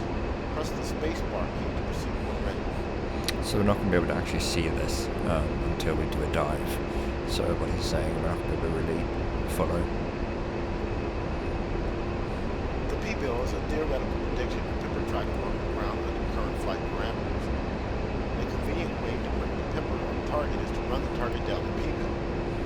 The aiming reticle includes the pipper dot in the center, an unwinding range bar to indicate slant range to the impact point in thousands of feet, and a minimum range carry (MRC). Along the PBIL, you will see the minimum range statement (MRS), which has to remain above the reticle to maintain a valid CCIP solution. If a desired time of fall is set in the weapon profile, a desired release key will also be indicated on the PBIL.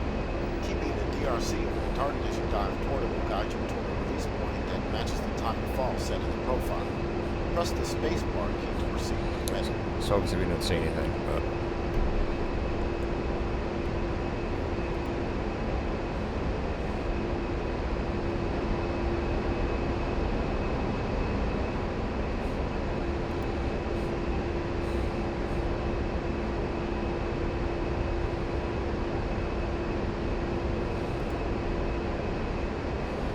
Now we'll perform a dive sequencing the CCIP reticle come into view.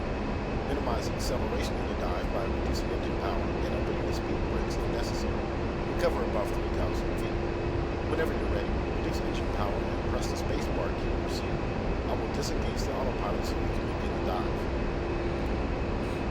right, so we're going to do a dive and see the CCIP reticle from the view. Autopilot is now off. You have control. Pitch the nose down between -30 to -40 degrees. Alright, here we go. Idle, pitch down, there's the PBIL. To maximize accuracy of the CCIP solution, it's best to minimize acceleration in the dive and maintain a stable flight path. Try to maintain the TVV on 1 of the ground above the target. This will result in the CCIP pipper crawling toward the target. Do not attempt to keep the CCIP reticle stable for 1 point assist is negative G and cause a problematic solution of weapon release. So now we can release, and wherever, release, here. Level out. If you wish, you can try a couple more dry runs using CCIP, but you will need to recover some altitude first. Press the space bar key when you are ready to proceed to the next lesson topic. So basically, you know, wherever that dot was in the pipper, if we press the release button, the bomb would hit that point. So hit the spacebar. Next, we will consider CCIP-CR, consent to release mode. Maintain heading for waypoint 2, MSN 002. Climb to 6,000 feet and maintain airspeed above 200 knots. Alright, waypoint 2.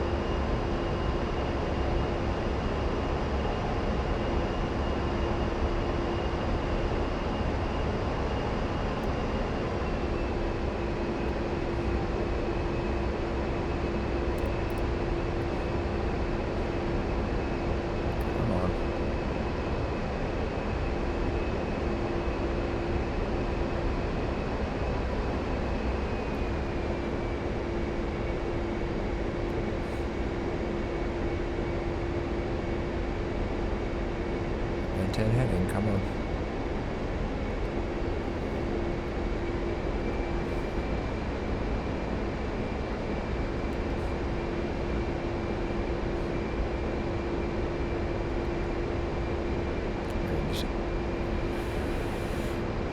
I don't know.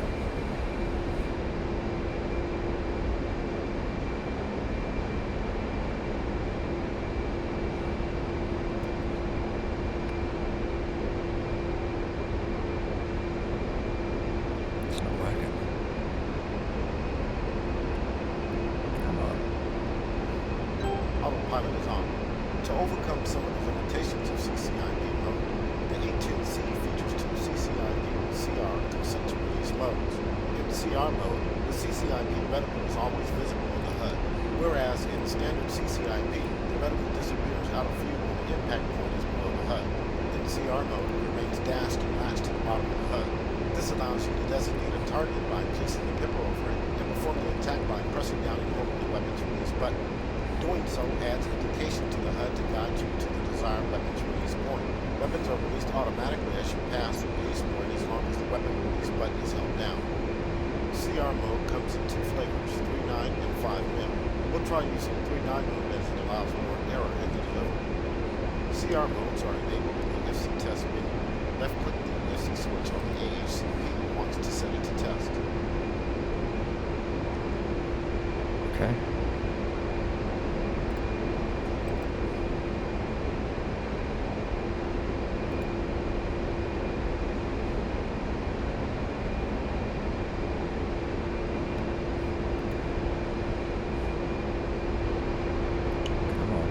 Press the UFC data rocker key to change the CCIP consent OPT option from off to 3.9. Now set the FC switch back to on by right-clicking the FC switch once.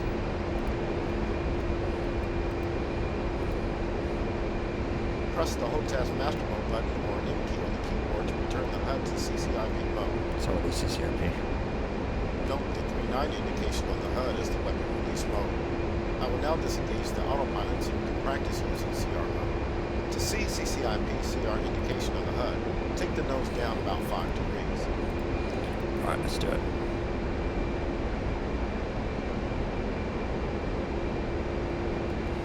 Come on, autopilot off, please.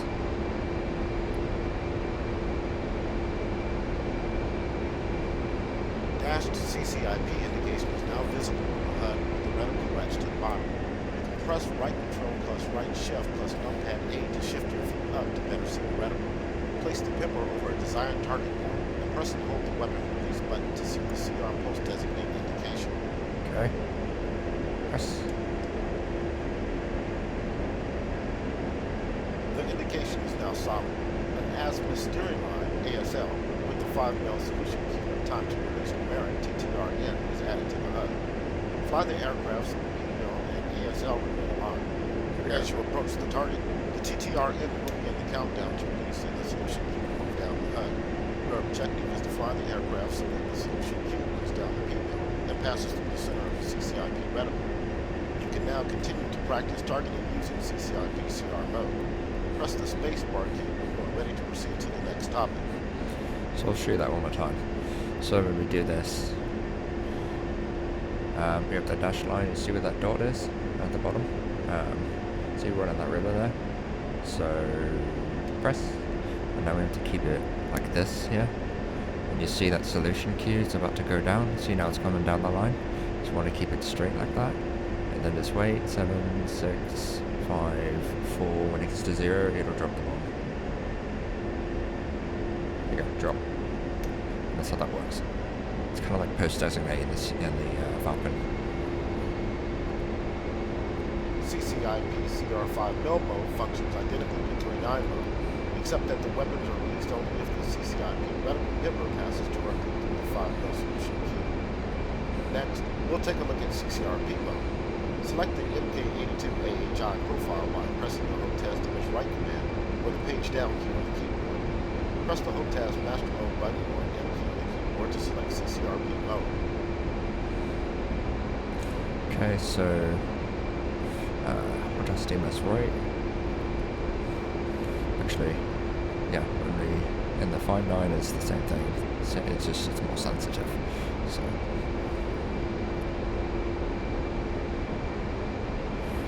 CCRP, so master mode. There we go. CCRP indication is much like CCIP CR post designate, with the ASL and 5 mil solution key providing aiming cues toward the desired weapon release point for the target.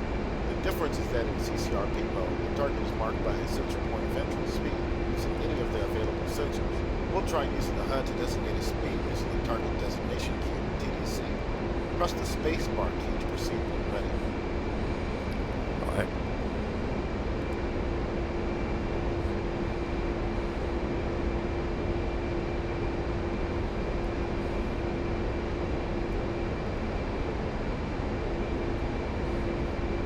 Hold the HOTAS slew control down or the peering key on the keyboard to slow the HUD TDC down to the highlighted box in the HUD. Designate this point as the speed by holding down the HOTAS TDC up command or left control plus up arrow keys on the keyboard. Okay. Right, so slew. How do I slew? I don't know how to slew.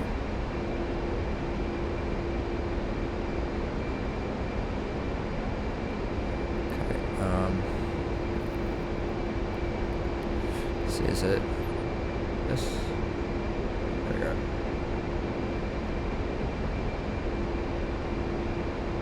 Yeah, let's do that and then designate. CCRP indication is now visible on the HUD with the familiar azimuth steering line and 5 mil solution queue. As you approach the target, the solution queue and TTRN timer move down the ASL, and the weapons will release as they pass through the CCRP reticle while the weapons release button is held down. Because we set up the MK82AHI profile for a high drag delivery, the release point will be virtually above the target in this case. You can try designating other speed locations if you wish. Press the space bar key to proceed to the next topic. Okay, so let's wait.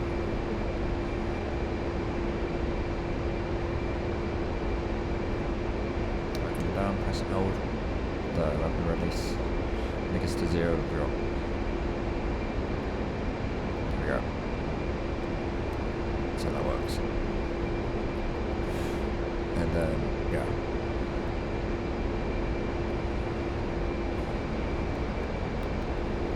We'll now fly into the weapons range to drop some live ordnance. Hold down the HOTAS TDC down command or left control plus down arrow keys on the keyboard to reset the speed to the steer point. Set the master arm to on by right-clicking the switch twice.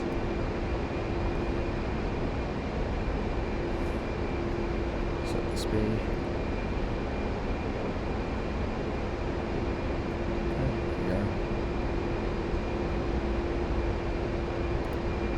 Press the HOTAS TDC up command or home key on the keyboard to set your steer point for waypoint 30 range. Navigate to the weapons range. You will want to gain some altitude to practice CCIP runs. The weapons range is set up with a number of target arrays. Practice dropping Mark 82s and Mark 82 airs in CCIP, CCIP CR, and CCRP modes. Remember, the set the Mark 82 air profile for an on-drag delivery, setting the new CCRP mode to designate the target of the DDC and deliver the bombs at low altitude and level flight.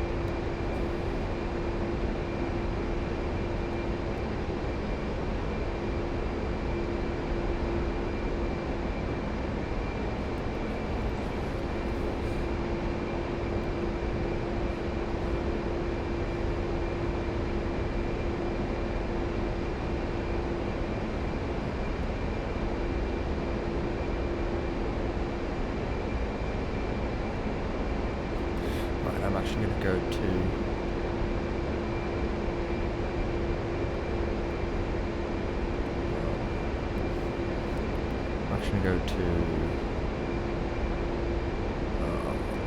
what's it called? You are approaching the weapons range. In general, it's best to keep the target at your 10 or 2 o'clock position as you approach. This allows you to keep your eyes on the target to better time your roll in for the dive. This concludes the training portion of the flight.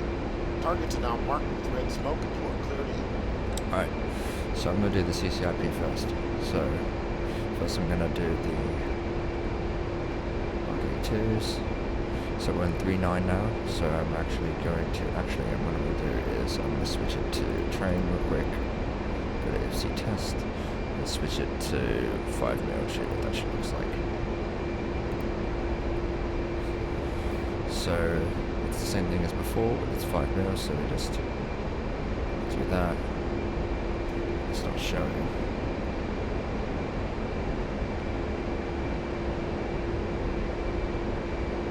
It's not showing. It should be showing.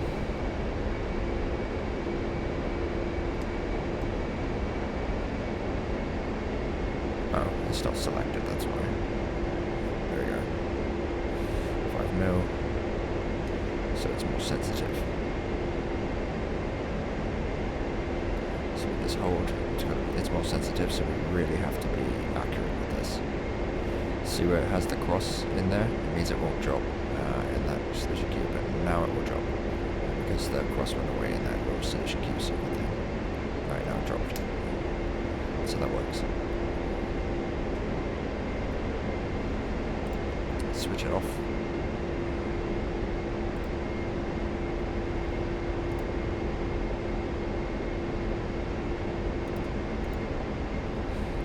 Alright, we are armed. Okay, two. Now we're going in for the runs.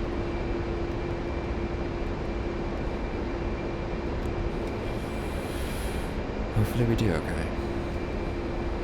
So with the consent to release off, basically what that means is you can drop it at any time. So like if I hit the button now, it'll just drop. It should anyway, but I'm not going to test it.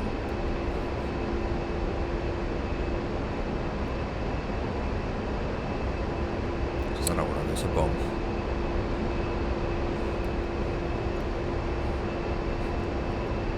So we're going to do all of it, so.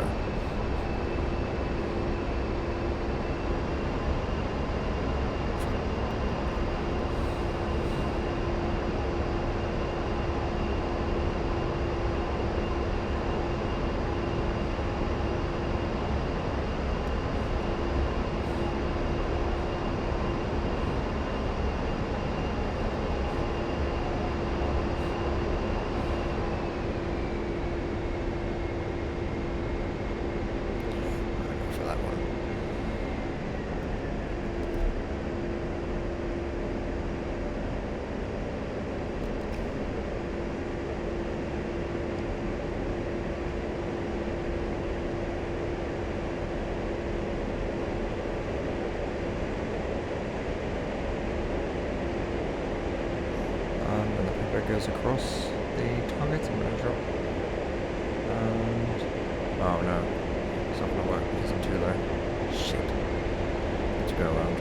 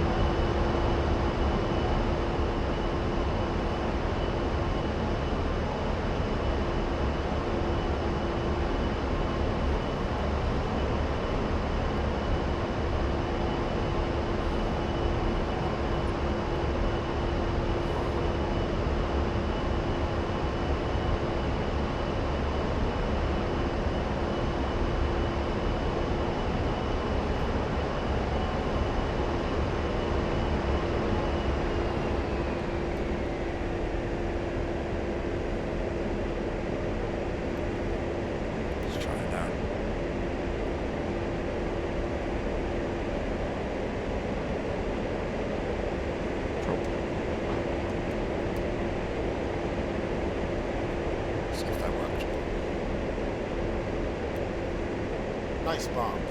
Hell yeah. Alright, so that was regular CCIP. Now we're gonna do the 3-9.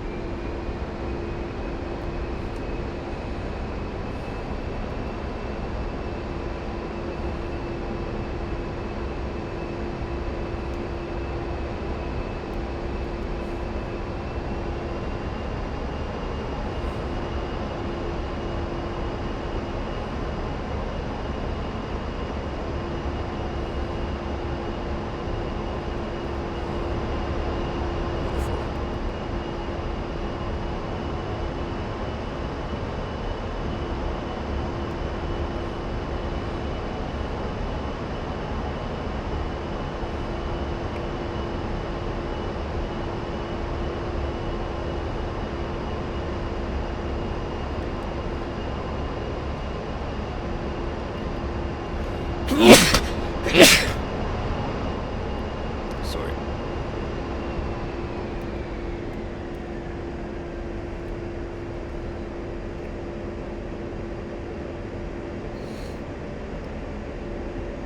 Alright, let's put it there. About to drop. Beautiful.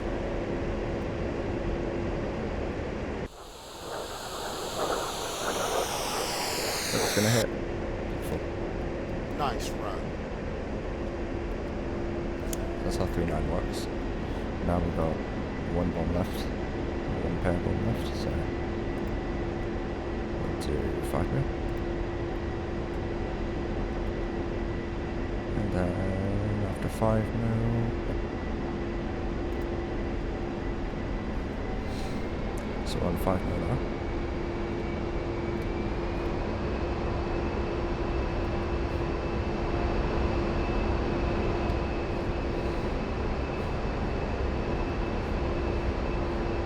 After 5 mil, then we're going to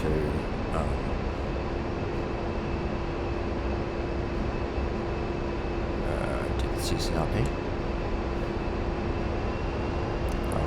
One passive CCRP, see if you hit it, and that's it.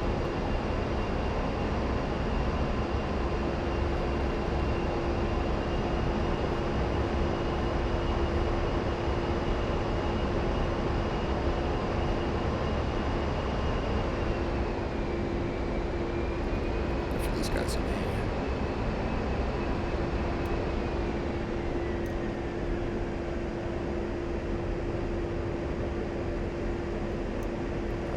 Let's go around. Too close.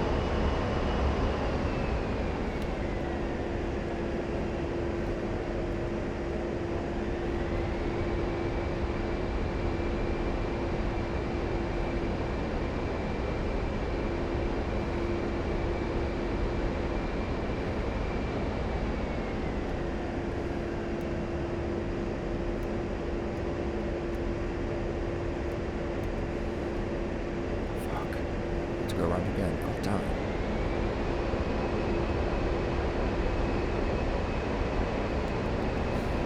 I'm not good at the ranging it properly.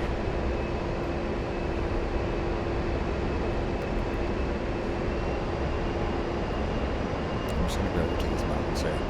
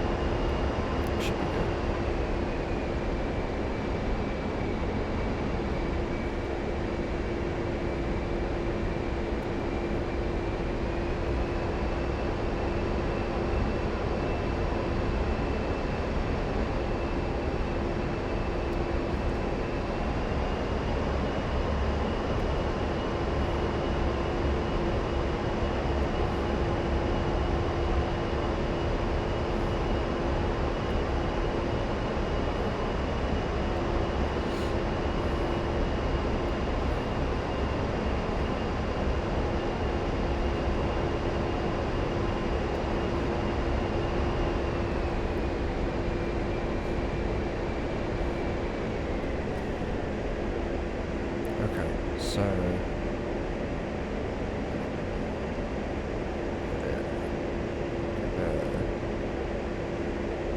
there. It's about to drop. Oh, it didn't drop because I wasn't in the right parameters. Fucking hell.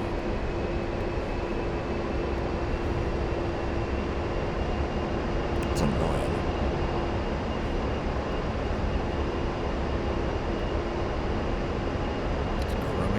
So that's what happens if you're not on the right parameters in the final. It won't allow you to drop.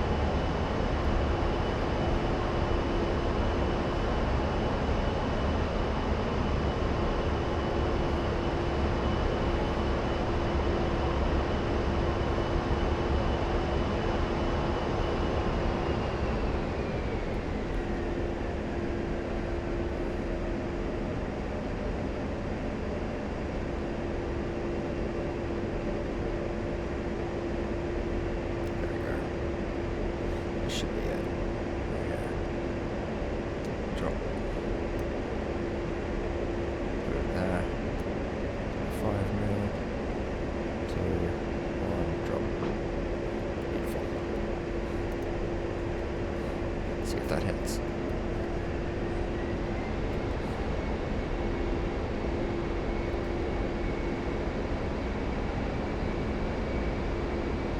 Good hits on those targets. Right now, CCRP is what we're doing. CCRP is on the other side, dude. So now, we're going to set a speed on the middle targets.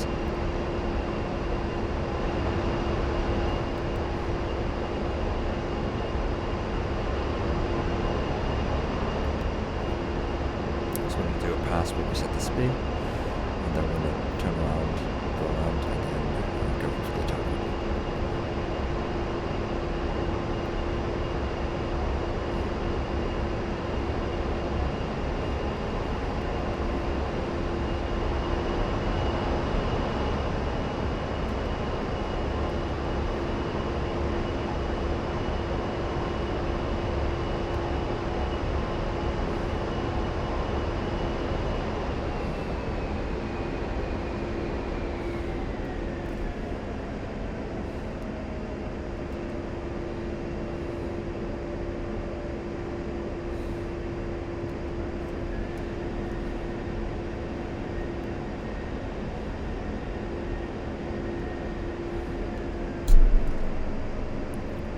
Alright, so let's move the spear over. I can't see it.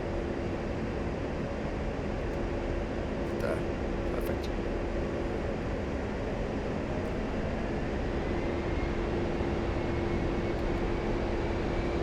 So we're going to go around, going for the attack room.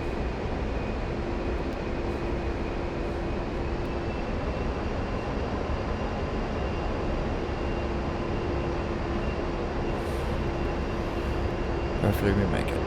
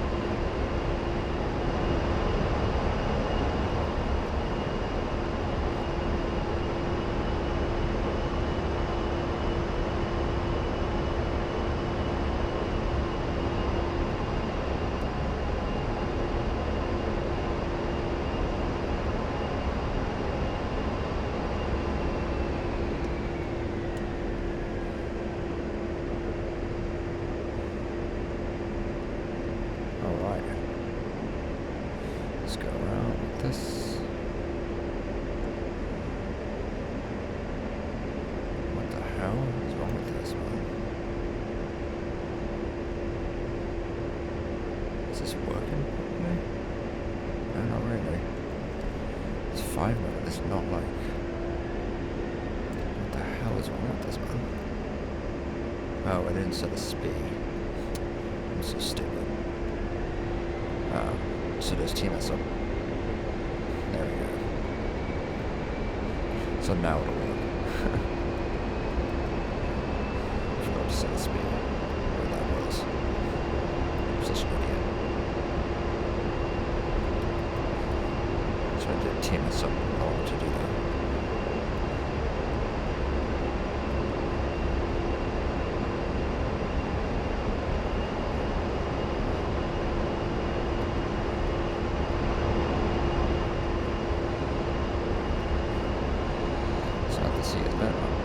Set, speed is set. Our next pass will be the bomb drop.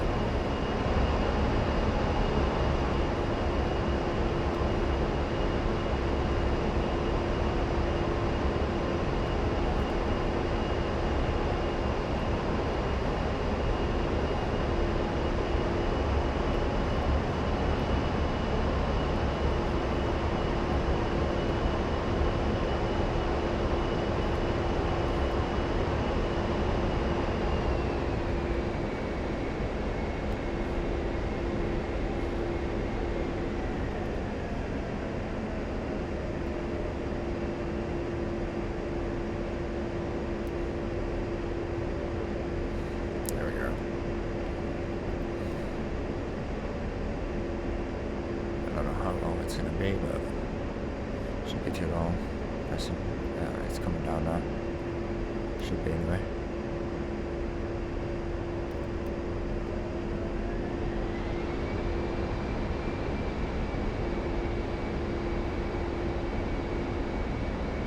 Okay.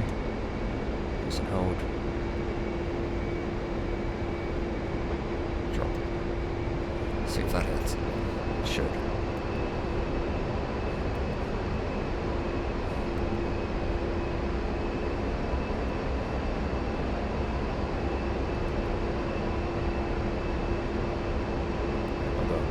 So that might not hit.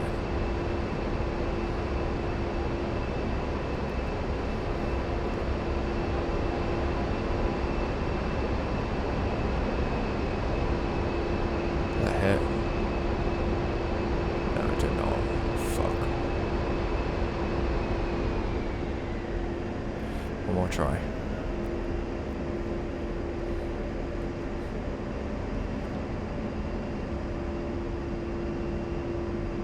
I don't know where those bombs hit. But yeah, one more try, we missed. We have to be lower.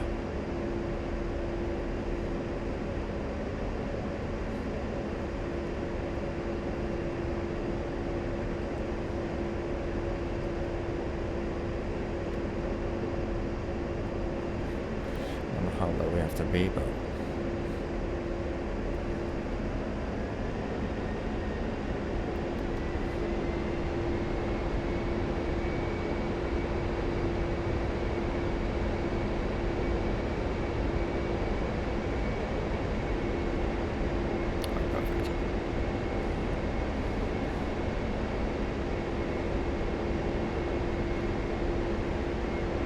it's gonna be right here.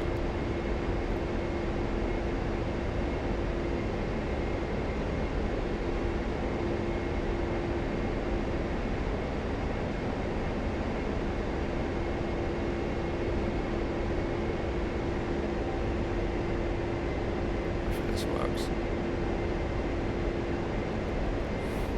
I hope it hits. I think it will, but we'll see.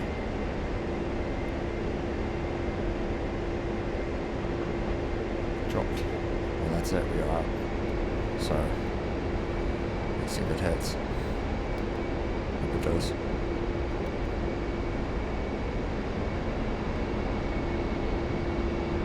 Yeah, it hit. Bombs hit, but there was, oh, was there nothing there? Maybe there was nothing there, I don't know. Maybe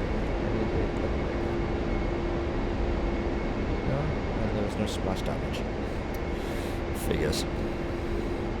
But that would have in reality have done damage. So that would have reality been a hit. So Alright, so we did that. So that's generally how you use them. I missed both times on there, but that would have done splash damage in the real world. So I'll take that as a success. So yeah.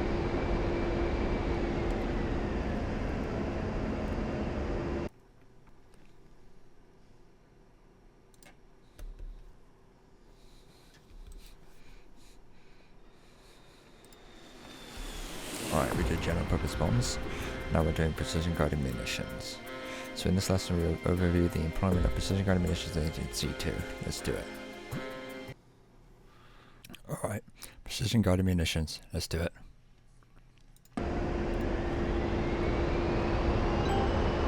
Welcome to the training flight on the employment of precision guided munitions, BGM.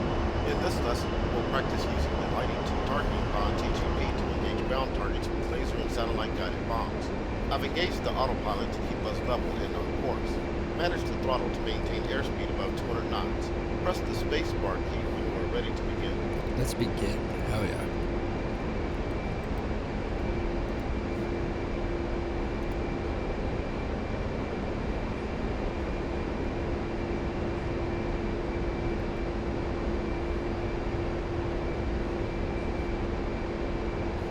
The A-10C is equipped with two types of PGM, laser-guided bomb, LGB, and inertially aided munition, IM. LGB munitions home in on the laser energy reflected from a target being painted by a laser designator, such as the one installed on the Lighting 2 targeting pod, TGP, or from another source on the ground or in the air. This makes it possible for another platform to provide designation or buddy lays, while the firing platform remains passive. The laser-guided GBU's guided bomb unit carried by the A-10C include the GBU-10 and GBU-12. These are essentially Mark 84 and Mark 82 general-purpose unguided bombs equipped with a paveweight 2 LGB kit, which adds a laser seeker to the nose and a set of retractable control fins on the tail of the bomb. One advantage of the lighter GBU-12 is that up to 3 can be carried on triple ejector racks, tiers, on stations 3, 4, 8, and 9. Press the spacebar key to proceed. Okay, so it's basically saying what kind of bombs we have, available for the A-10.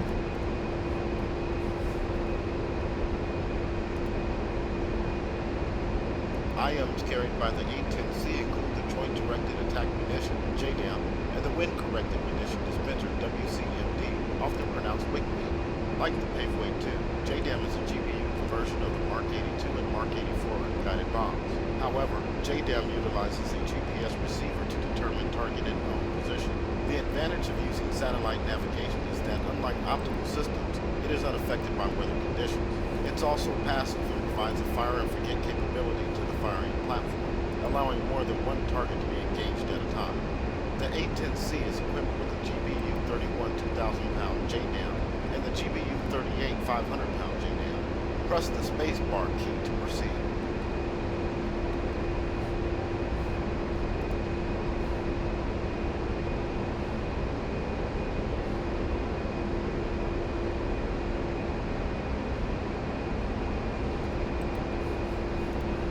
I think JDAMs are the best.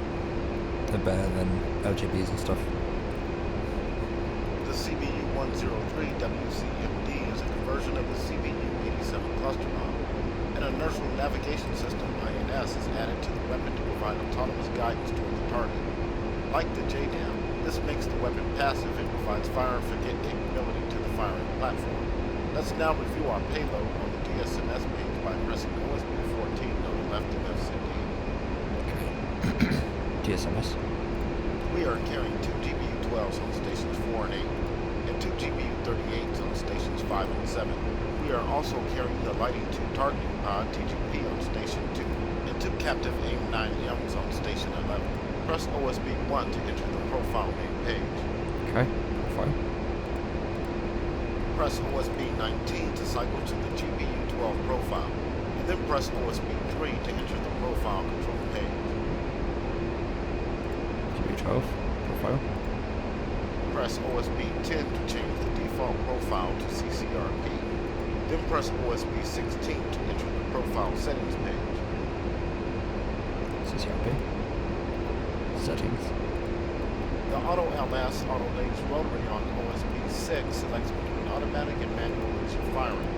When set to on, the laser is fired automatically after weapon release. The LS time setting on OSB-17 sets the time in seconds before bomb impact for the laser to fire. When set to 0, the laser will not fire. When set to a value greater than the projected time of fall, the laser will fire immediately after weapon release. When auto laser is set to off, the laser is fired manually by the pilot using the home task nose wheel steering button or the insert key on the keyboard. If the latch option in the TGP is also set to off, the laser only fires as long as the nose wheel steering button is held down. The SOLN solution rotary on OSB-16 selects between ORP, optical release point, and BAL, ballistic release point solution cues for a CCRP release. Turn on auto laser with OSB-6. Set the LS time value to 10 seconds by entering 10 into the UFC scratch pad, followed by OSB-17. Press OSB-3 to save the changes to this profile.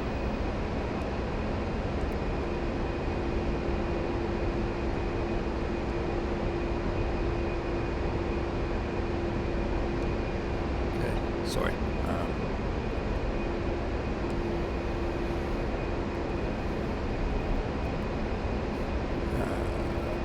Okay, what does he want? Okay, he wants...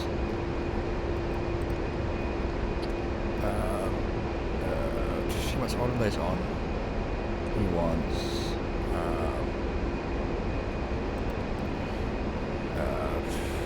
sorry, 10 seconds. So 1, 0. And then he wants it... What's that? No, that's time. Yep. Seconds, and then save. Press OSB-19 to switch to the GBU-38 profile, and then OSB-3 to view the profile control page.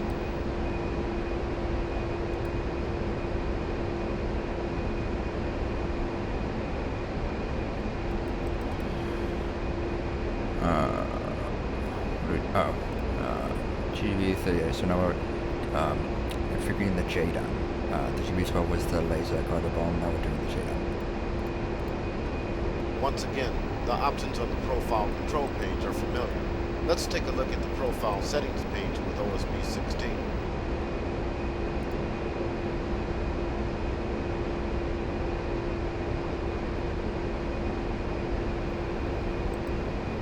Change settings. As you can see, there are no unique options specific to the GBU-38 profile settings. Let's bring the left MFCD back to the tab page with OSB-15.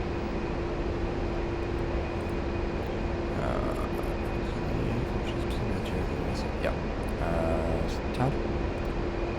Employing PGMs from the A-10C is relatively straightforward. All you need to do is designate the target point as the sensor point of interest speed and release the weapons in CCRP mode. To begin, set the TGP to air-to-ground AG mode by pressing OSB-2 on the right MFCD. AG. It's usually best to prepare for the engagement while keeping the target at your 2 or 10 o'clock position. Otherwise, you run the risk of running over the target before you are finished setting up for the attack. In this case, the weapons range is co-located with waypoint 4, range. We can use this waypoint to cue the TGP to the target. Set your steer point for waypoint 4, range.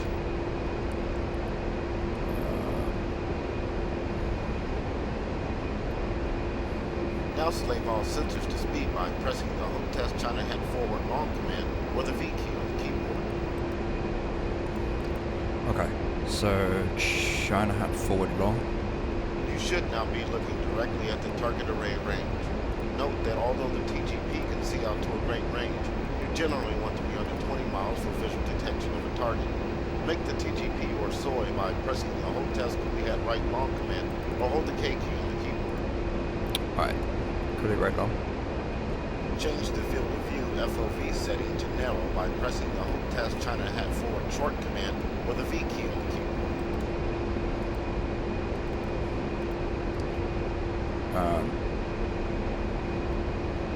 Okay. China forward short. To get a closer view of the target area, you can zoom in by holding the Home Test Up command or Home key on the keyboard. Okay. What am I doing? Oh yeah, what am I? Sorry. Yep. Your first target is on the southeast corner of the array, now marked with red smoke. Slew the TGP to the target using the HOTAS slew control or semicolon, comma, period, / key commands on the keyboard. Once the crosshairs are over the target, press the HOTAS TMS up command or left control and up arrow keys on the keyboard to set the TGP to area track mode. Repeat the command to set the TGP to point track mode. Point track. Warning, I autopilot. have to turn because it's not really detecting it well. Now make the target unit speed by pressing the HOTAS TMS up long command or holding the left control and up arrow keys on the keyboard. Alright, TMS up long to set the speed. As we approach the range, bring up the DSMS page on the left MFCD by pressing USB 14. Okay. DSMS. Press the select down rocker key on the UFC to select the GB12 profile and make sure the HUD is in CCRP mode. Alright, GB12.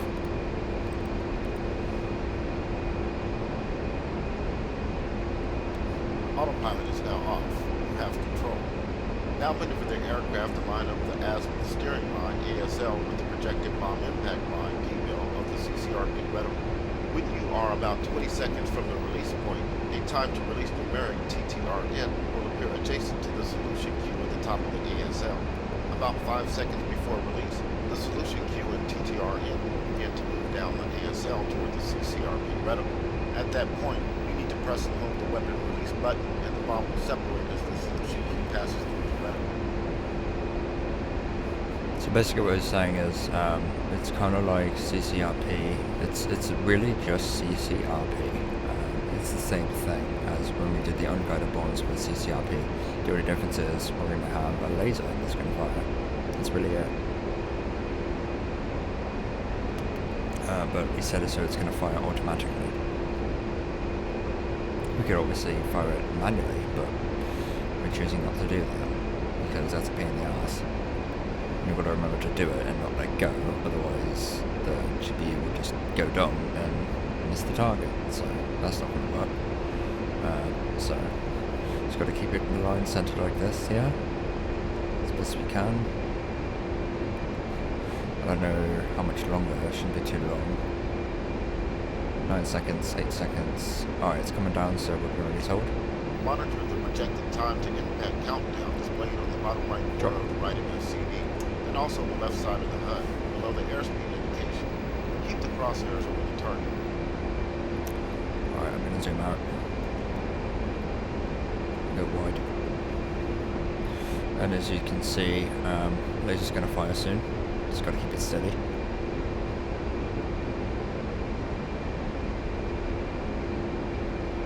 Got to keep it in view. Laser's firing. Right south. Nice hit. Let's separate out a bit and use the GB38 for the second pass. Press the select rocker key on the UFC once more to select the GB38 profile.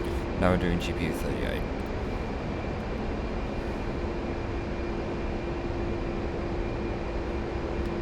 Which is the JDAM.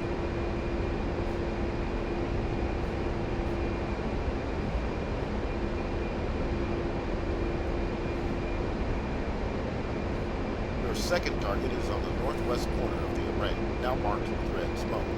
Locate the target with the TGP and begin a gentle left-hand turn to line up for the second pass. Mark the target as the NSB and begin tracking in either area or point track modes. Alright, so we're going to do area track. And we're going to go to the new speed, or go to the slew to the target. And we're going to lower some altitude too, because we're really high up.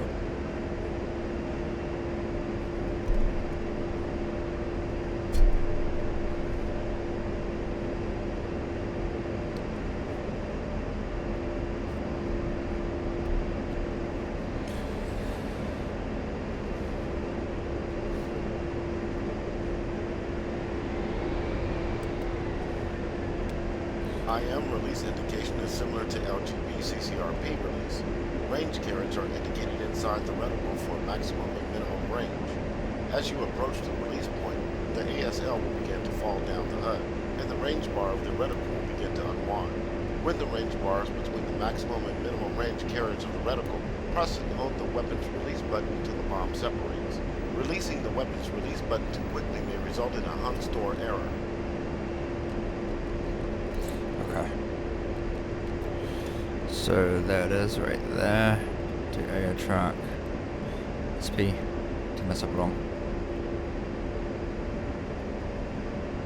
And we're not going to make that, so we need to go around. And technically, since we're using a JDAM, we don't need to fire the laser, because it's GPS, not laser guided. So basically, once we drop and we're in parameters, that's it. It'll just do itself. It's fine if we get, we can turn away and go prosecute some other targets if you want. So we don't even need the targeting pod to be in view, or to have view of the target anymore. Since we set the speed, the JDAM's already set to the way it needs to. So we can technically turn the targeting pod off now. We can go to standby and it'll still work. Or we can even turn it off completely.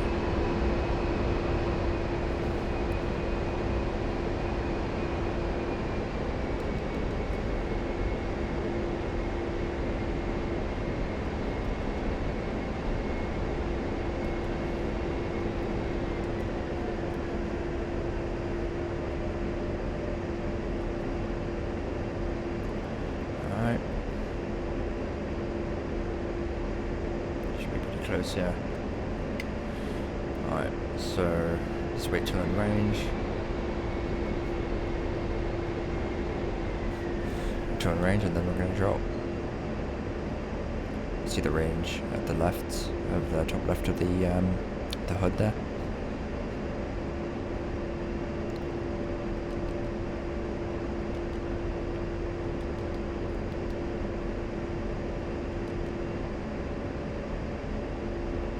Alright, drop. Alright, beautiful. Now we just wait. And we can look and see if it hits.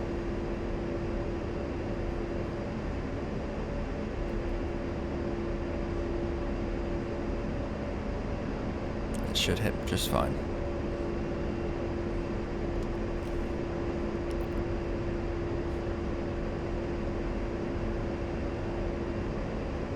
Good hit on that second target. Beautiful.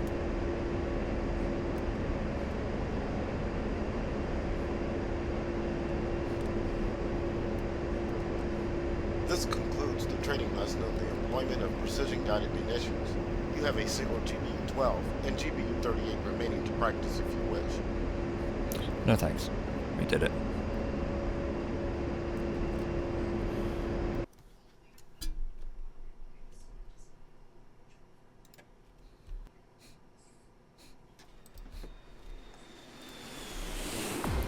Precision-guided munitions, we did it. So now we're doing GBU-54 Alpha Laser JDAM. So we're doing this. So in this lesson, you'll become familiar with employing the GBU-54 Alpha against a stationary target and a moving target. Oh god, okay. Let's do it. Laser JDAM employment. That's an awesome image. Welcome to the A-10C2 Tank Killer GBU-54 Alpha Laser JDAM LJDAM training lesson. A GBU-54 Alpha is the latest in the series of GPS INS guided weapons such as the GBU-31 and GBU-38. LJDAM adds a laser designation feature that provides enhanced precision and allows it to engage moving targets. It's important to understand that laser designation uses to continually update the GPS INS guidance to allow the weapon to change guidance while in flight. This is different from traditional RGBs, GBU-12, GBU-14, etc., which directly track the laser spot.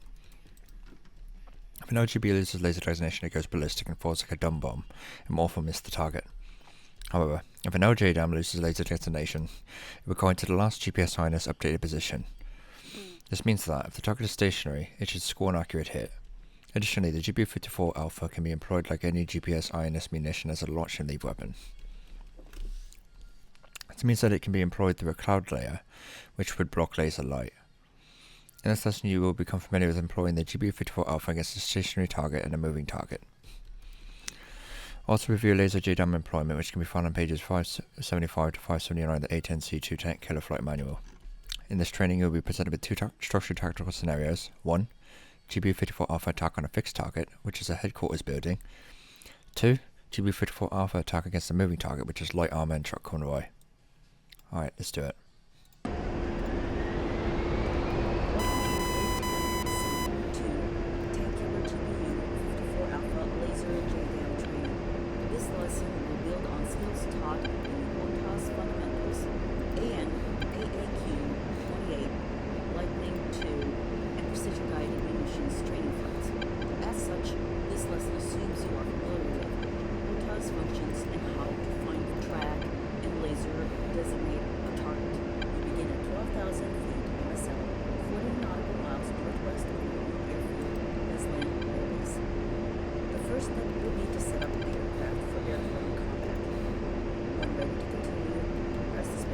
Let's do it.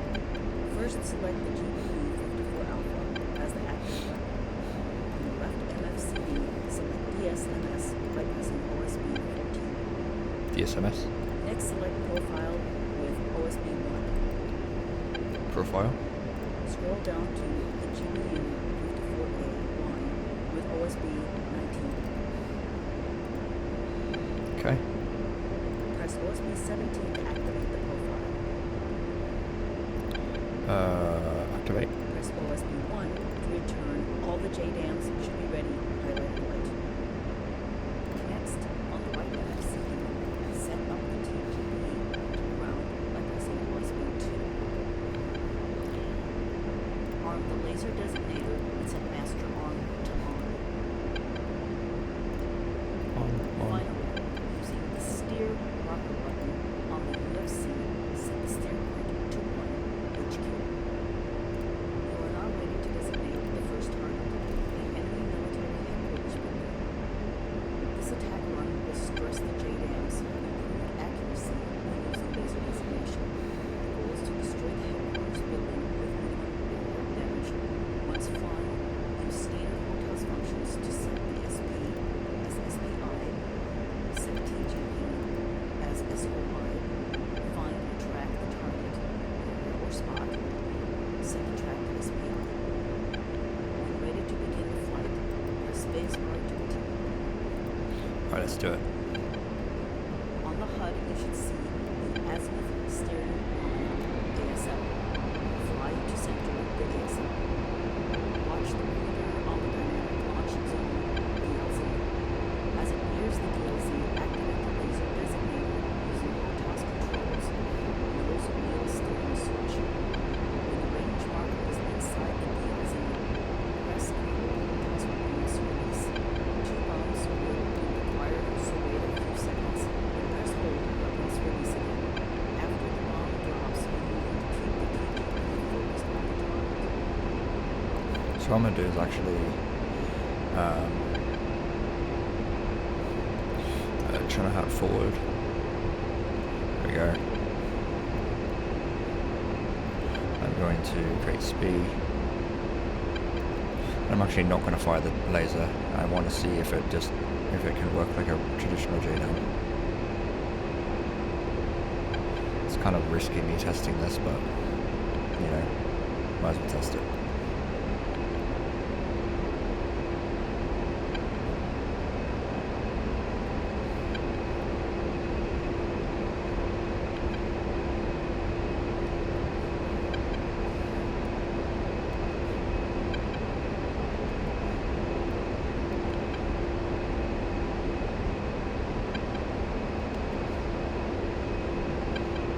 .30 seconds to in range.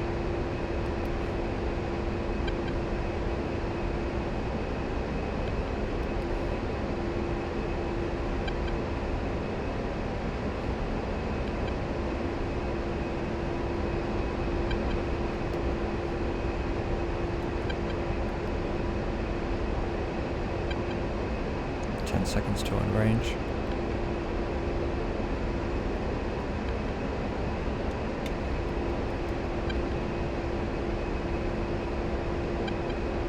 Right, release. One bomb is away. Now we just wait. Hopefully it hits.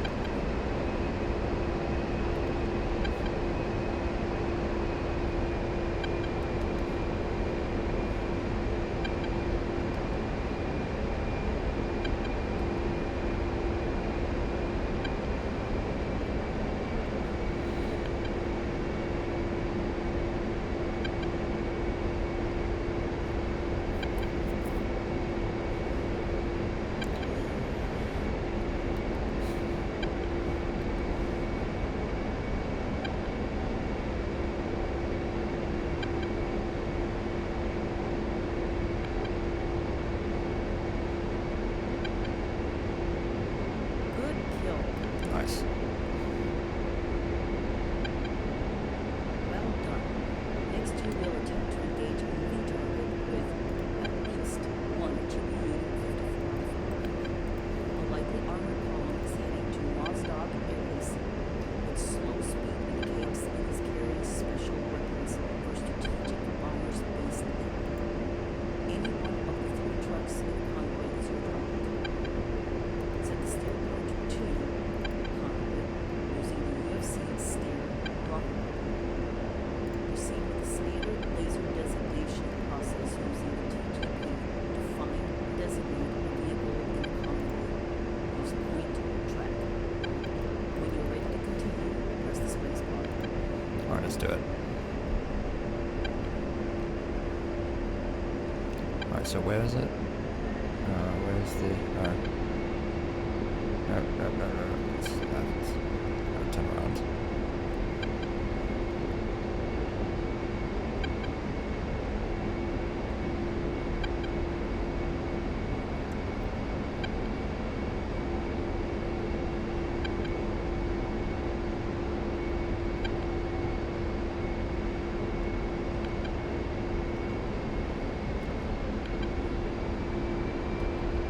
Trying to have to have everything go to speed. Pretty sure.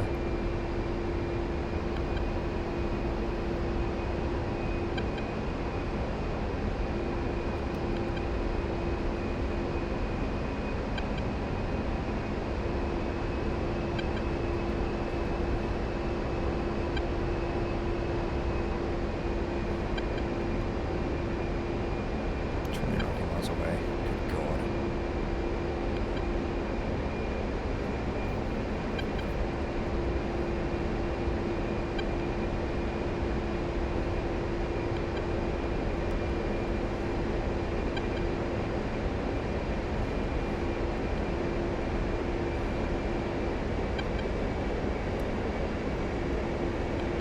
The glare.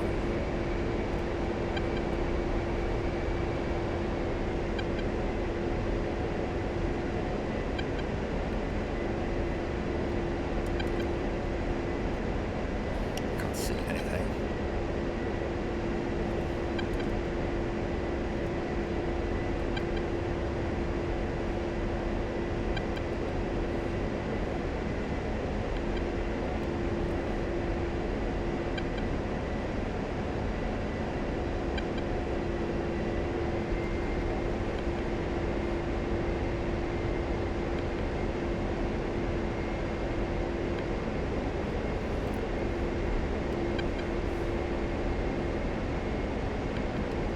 I have to use the laser designator this time because it's a moving target.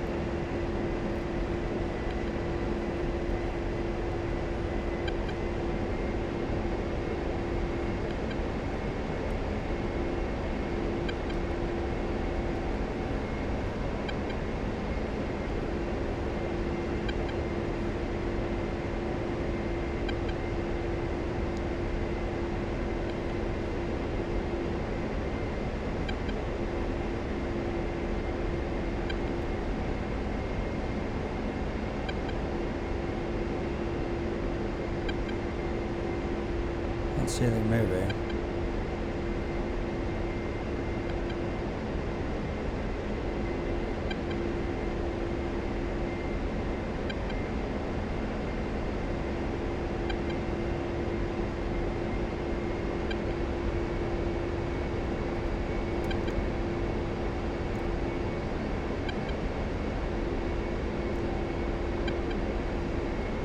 Fuck, I don't see anyone.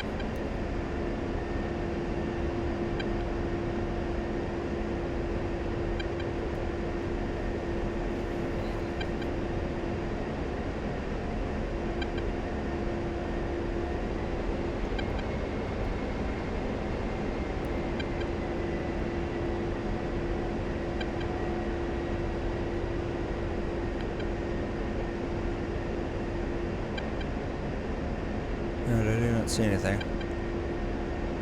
Fuck. Is there a way I can, like... There's no labels either, so I don't know where these guys are.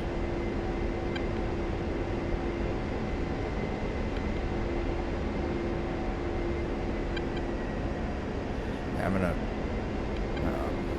oh, there they are. I see them, I see the labels.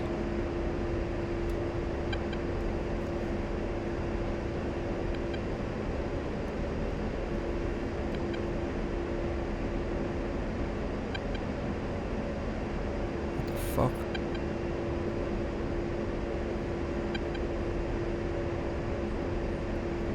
What the hell?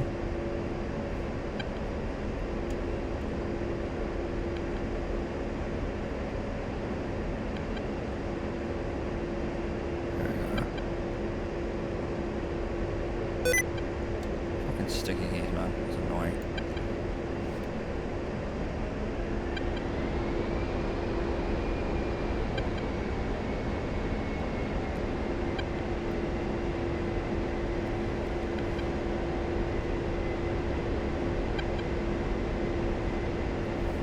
Shit. I have to turn around.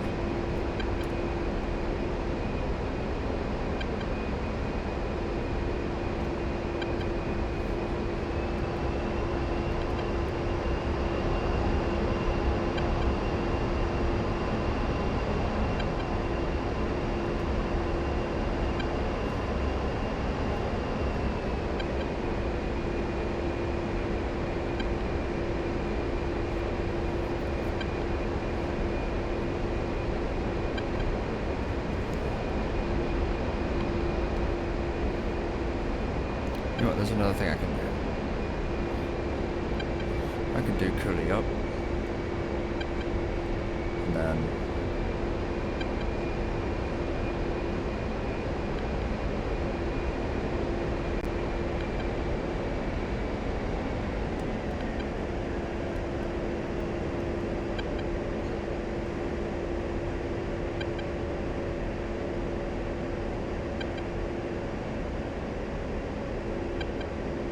Oh shit, where are these guys? Oh, they are.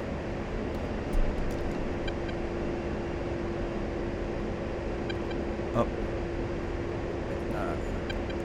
And then speed. And then pretty white. And then look for them. That's what. There we go. So let's do that. So at least I got him. I got it to the road, so then we go around and we attack them.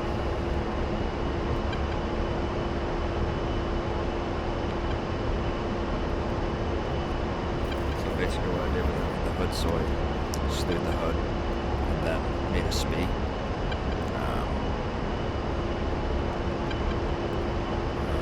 Where the marker was in front of them. Then I slewed the targeting point to that speed and then adjusted and did a point jump.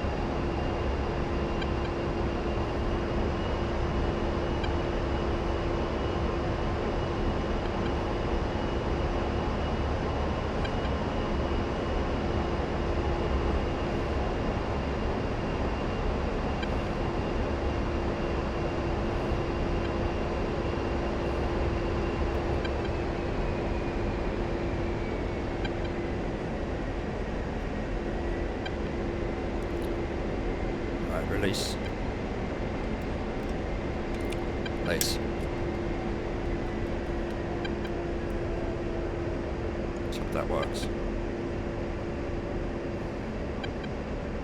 Should drop. It should hit in like 10 seconds.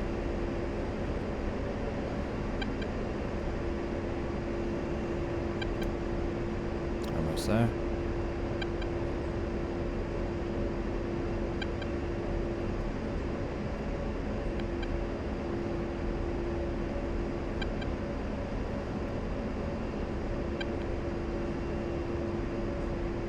What the fuck? It didn't hit.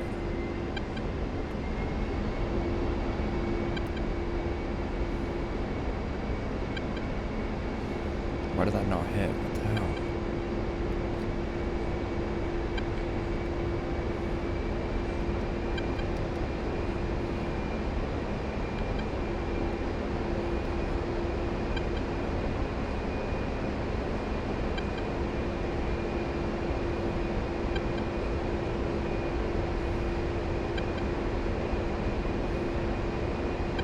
Oh, I didn't hit his...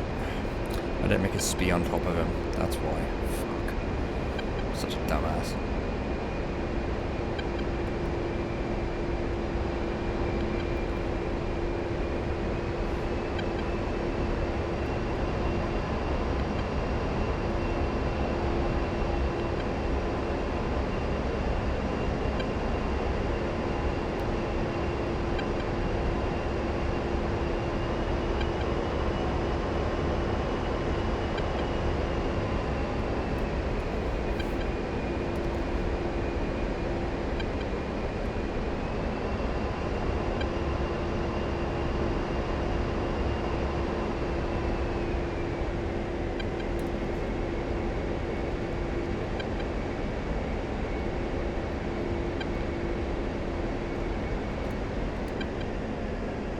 SPI on top of him.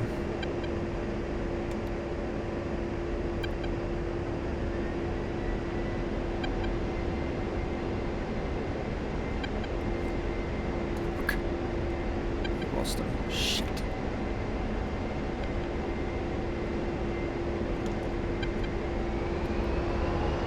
Oh my god, this is so annoying.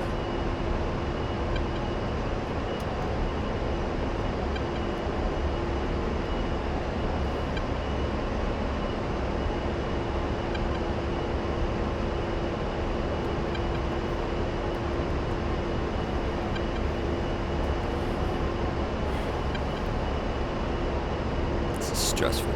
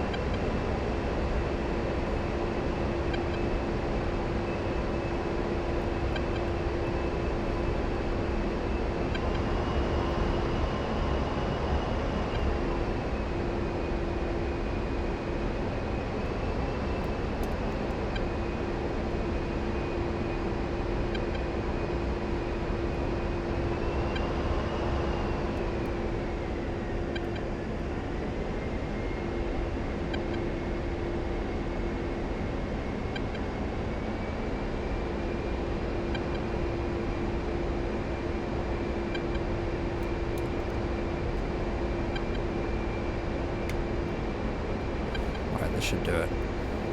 It's like great to be on top of him. Fuck. Missed him again. There we go.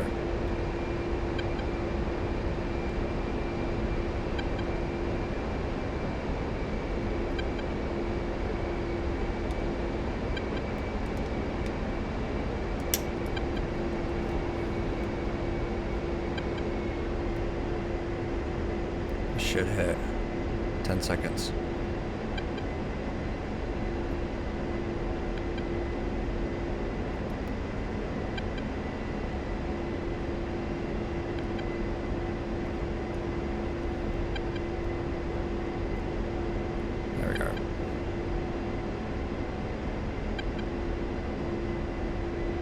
Beautiful.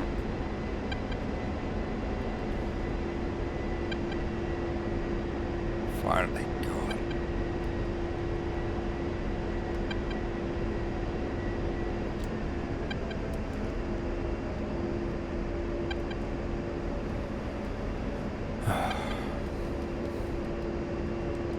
Oh, we did it.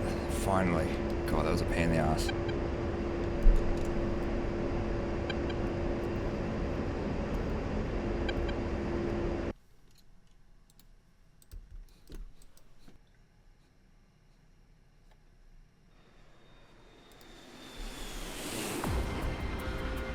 Alright, now we're backtracking to APKWS munitions.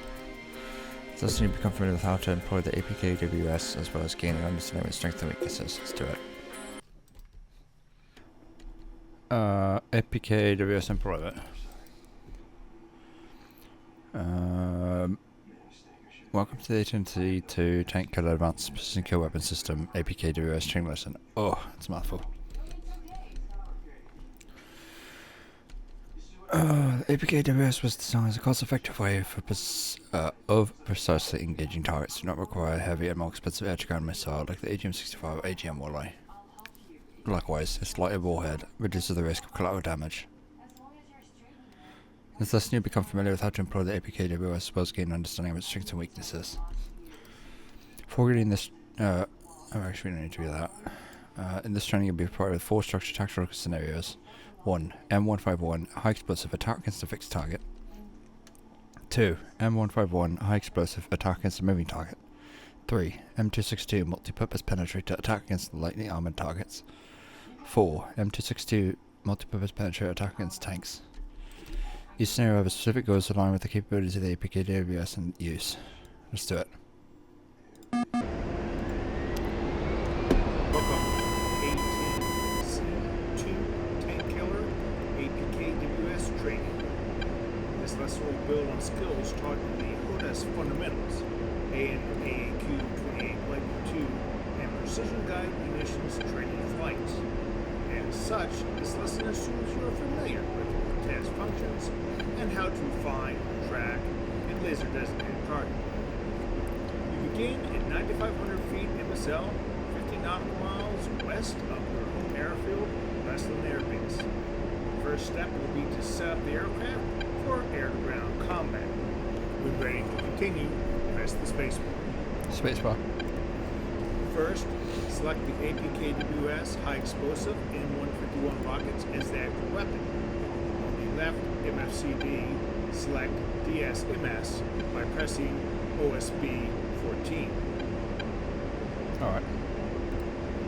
Then select stations 3 and 9 by pressing OSB 18 and OSB 8. Next, on the right MFCD, set the TGP to ground by pressing OSB 2. Finally, arm the laser designator and set master arm to on. Is that on? Last time on. The aircraft is now configured to employ the APKWS. Your target is a MiG-21 on the flight line at Nauchuk Air Base. It is the easternmost of 3 MiG-21s. It is painted in a striped camouflage pattern. Your goal is to heavily damage or destroy this MiG without severely damaging any other aircraft on the flight line. On the upfront controls, set the steer point to 1 airfield using the steer rocket button. Let's do it. We're about to start the attack run on the target. The procedure for targeting the APKWS is essentially the same as any other laser-guided weapon. Set the steer point as the speed, make the TGP the soy, slave the TGP to the speed, using the TGP, find and track the target area or point. After that, watch the slant range in the lower right corner of the TGP. At 6 nautical miles, activate the laser designator and center the target. Fire the first rocket inside 5.2 nautical miles. When you're ready to begin the flight, press the spacebar.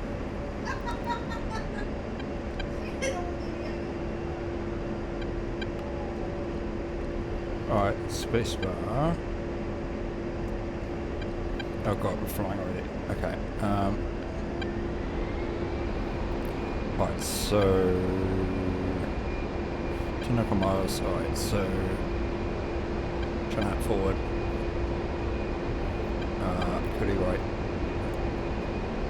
Turn that forward, short. Step forward. Zoom in a bit. Up there it is. Right there. Okay. Speed. Beautiful. Zoom out. Right. Ah. Sticky keys. Alright.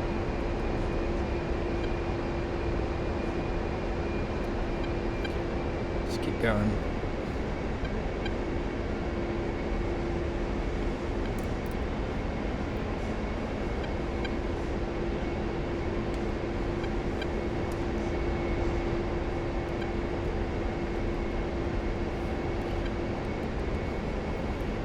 So, fire the laser soon, once we're within 5.2.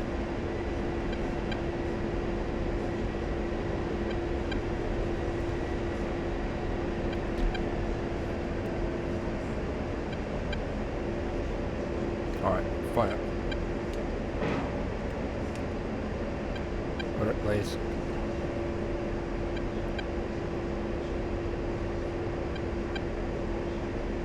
Fuck, that didn't work.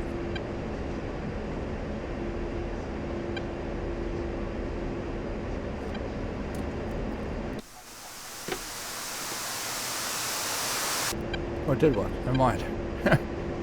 Alright, beautiful.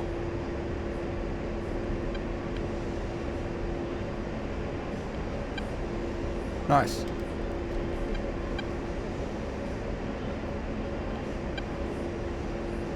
What the fuck? I got it.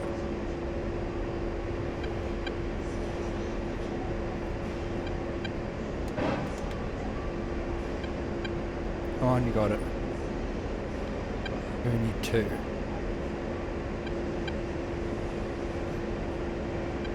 Why did that not damage it? Or destroy it? I really have to go around again? That's stupid.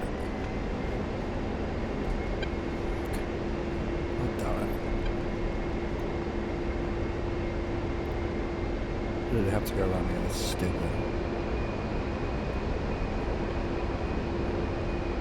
It's not very good warheads on these.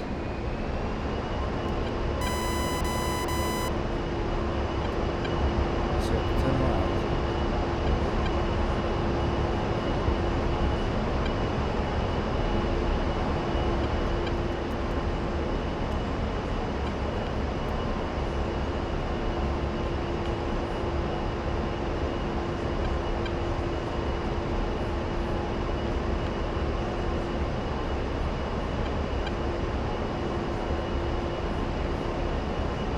Got it.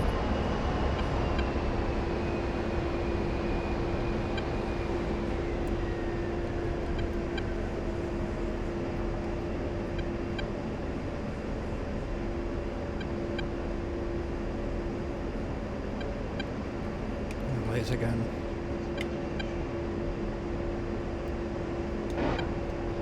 Hopefully this works. Fucking hell. Target away. Finally, God. That's annoying. Well done. Your next target is a convoy of trucks. As may be the case, the convoy is defended by a truck-mounted ZU-23 AAA bus. This truck must be put out of action first, at the longest possible range. Note, the convoy is in ROE weapons hold. The ZU-23 will not fire. Set the steer point to 2 trucks using the steer rocker button. Once heading towards the target, execute standard TGP laser targeting techniques and APKWS engagement procedures. As with any moving target, use point track. When you are ready to continue flying, press the space bar. Let's go.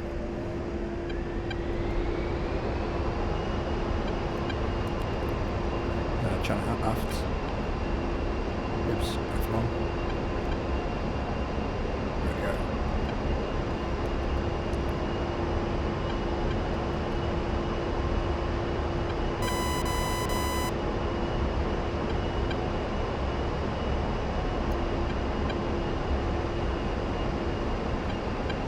That's some altitude.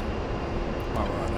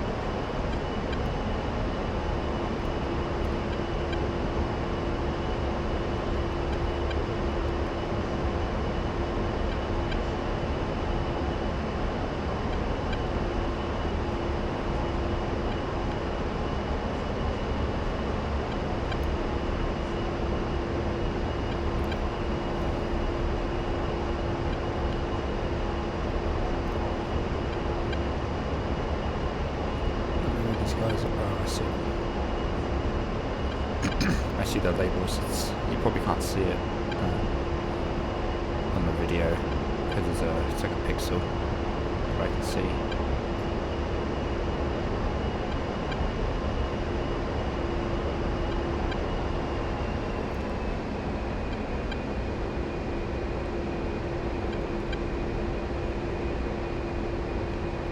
I'm actually gonna pull it up so I can move. Designate that.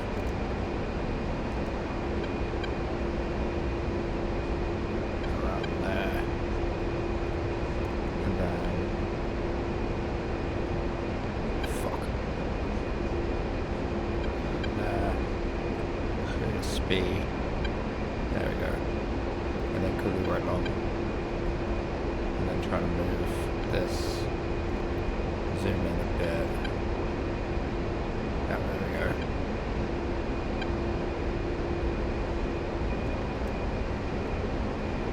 Okay, speed.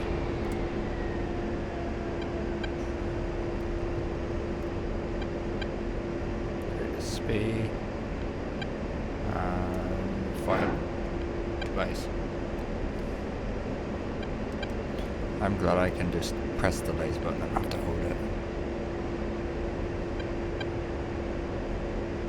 Should hit. Beautiful. Good kill. Awesome. Good job. Next target is a lightly armored column. Your specific targets are 2 Mista self-propelled howitzers. For this training run, you will use the M282 Lima penetrator warhead rockets. On the left, MFCD, ensure DSMS is still selected. When you're ready to continue, press the spacebar. Okay. On the left, MFCD, select stations 4 and 8 by pressing OSB 19 and OSB 7. Sweet. Step the steer point forward 1 to 3, armor, with the steer rocket button. Lightly armored self-propelled howitzers only need 1 to 2 M282 hits to stop and destroy them. Observe the results of the attacks on the TGP display. If the vehicle has stopped and orders on fire, move on to another target and repeat the ATKWS engagement procedures. You may need to make multiple attack rolls. When you are ready to continue, press the spacebar.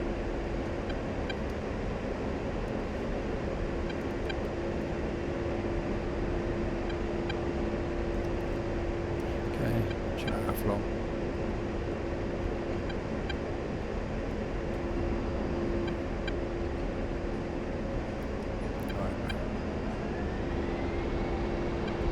some altitude.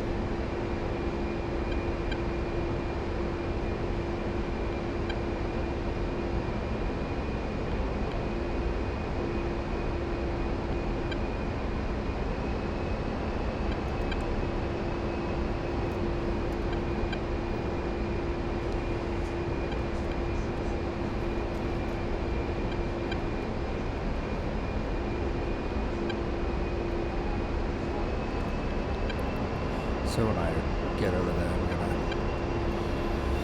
slow and do the same thing I did before.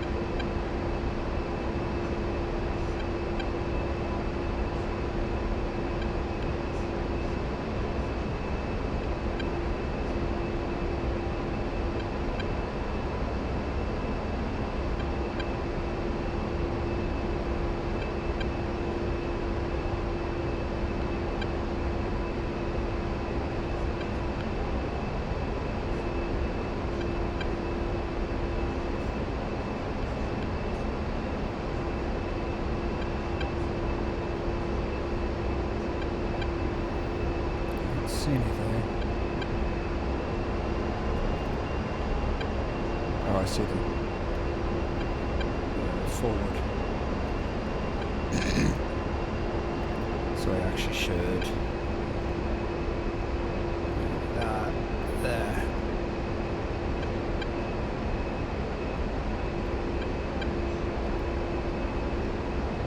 Avoid some of the bits. I don't see them.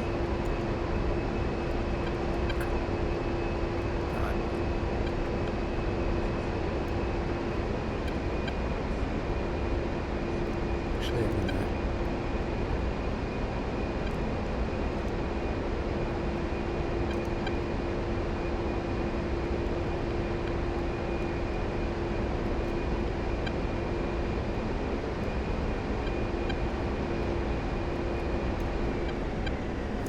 can't see.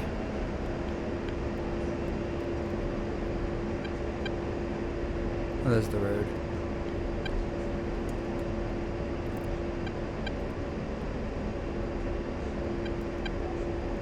There they are. Come on, man.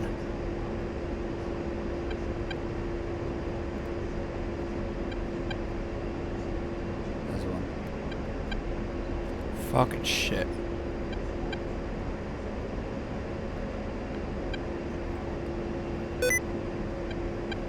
Fuck. I hate these sticky keys, are so damn annoying.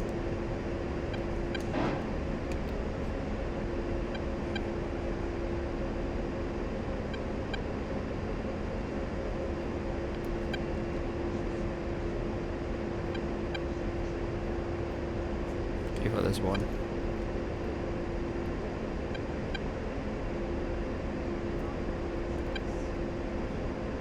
Zoom out. Go around for another pass.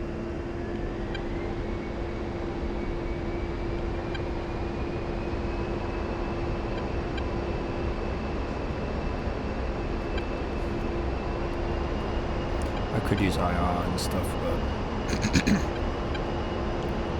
I'm not making it hard on myself for whatever reason.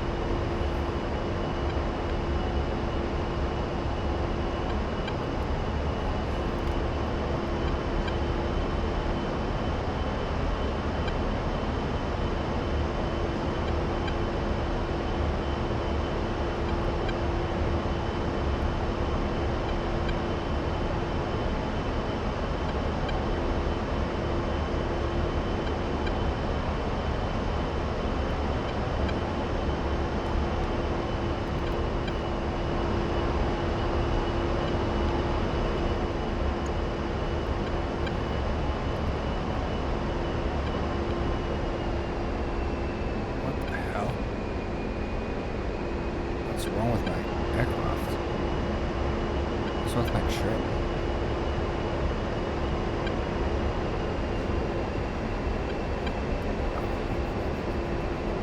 Trim's all fucked up.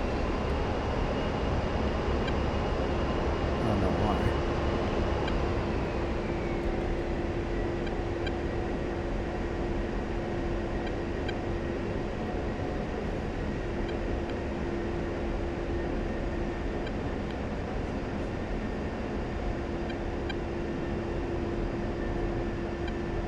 What the hell?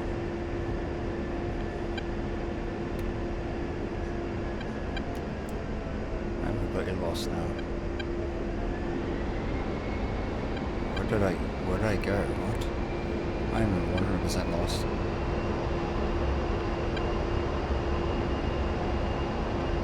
Oh, there we go. What is with my trim? What the fuck happened to it? Yeah, look at that. My trim's all messed up.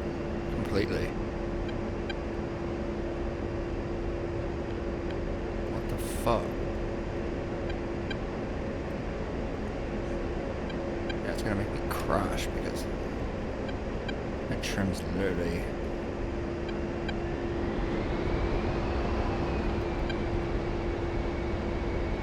There we go. Fix my trim.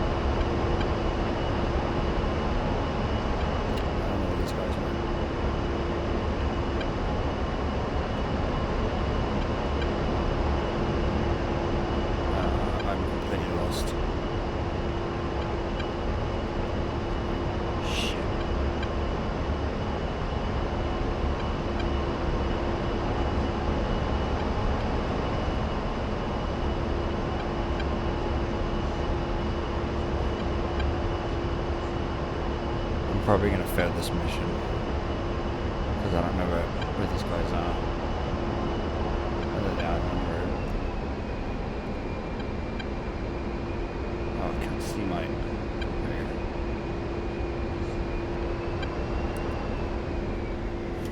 Alright. Fuck, where are these guys?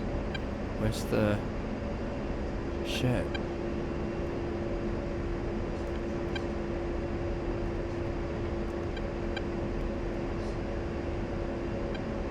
Where'd these guys go?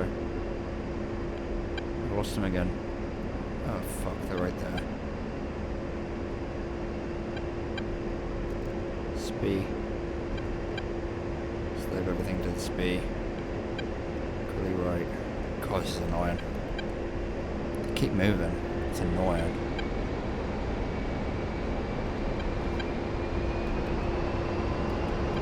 This jet's too quick.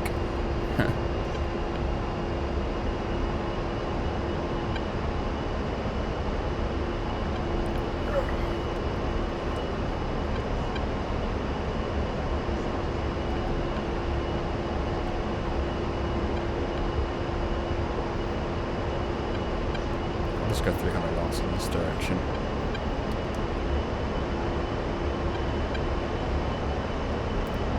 So I can get a long run in.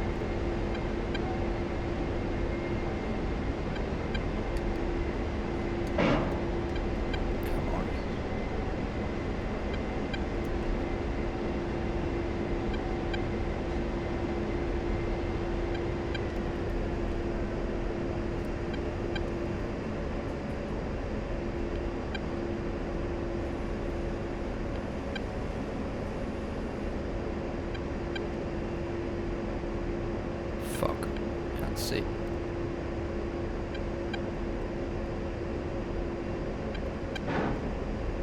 I'll get him.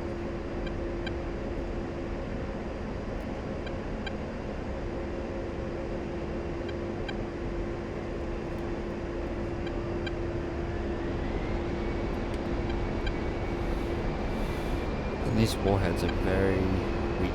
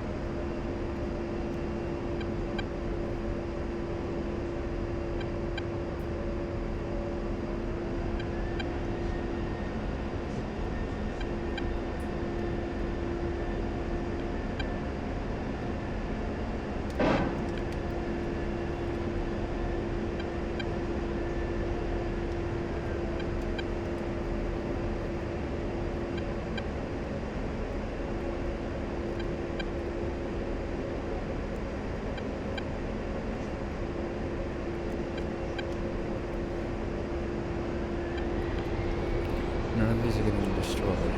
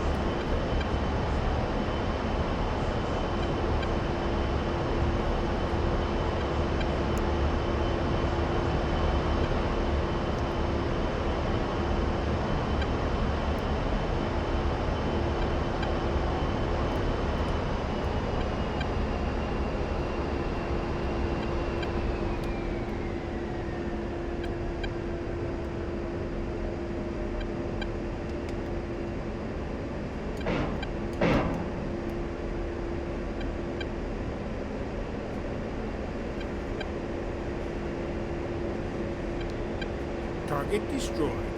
Finally, God.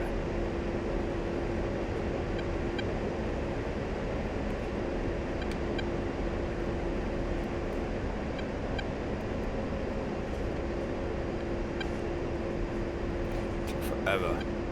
God.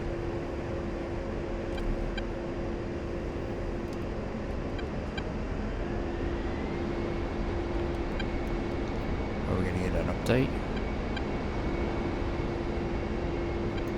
Or is that it?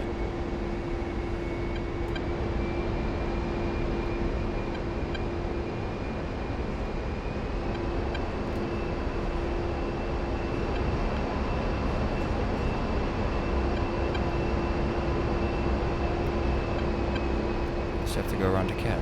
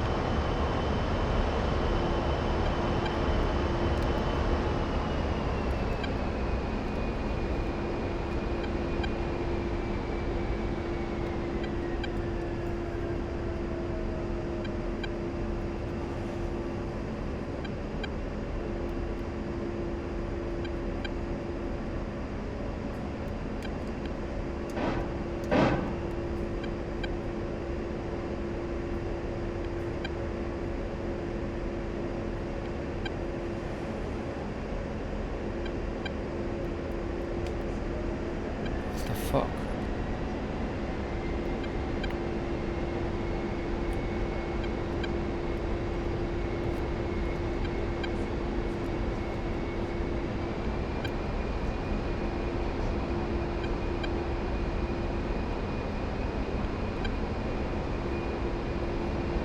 Do I have to kill every single one? 'Cause that would be annoying.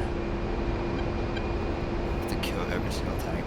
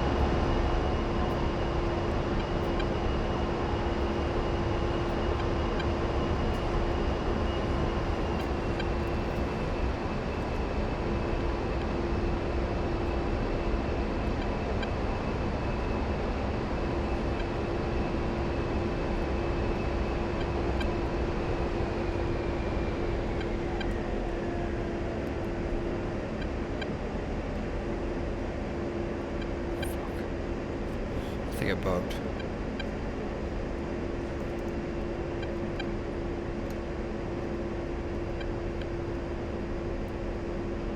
Oh, I just showed bugged. Damn it, I have to redo this.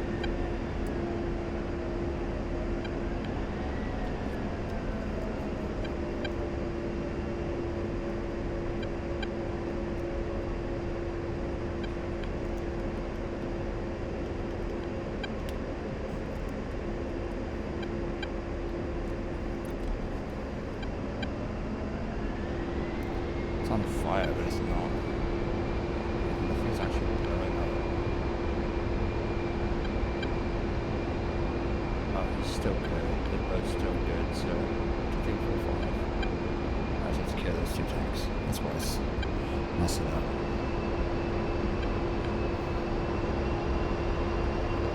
Let's go around again. This is annoying.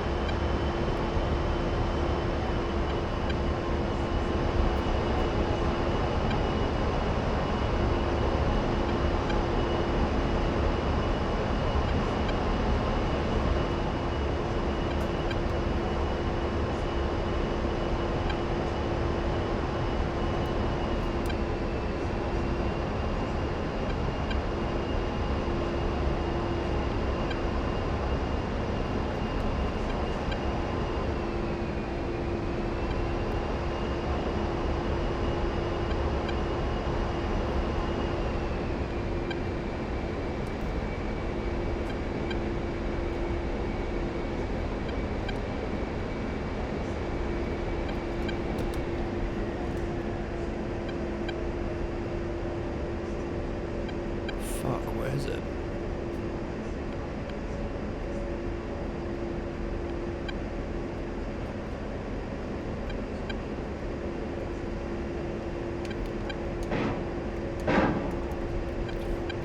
Two on this asshole.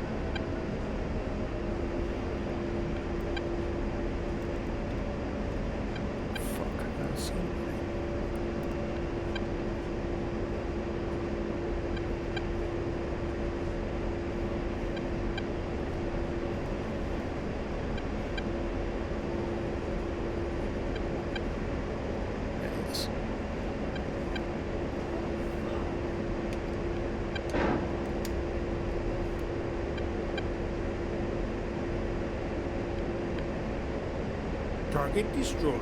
Finally.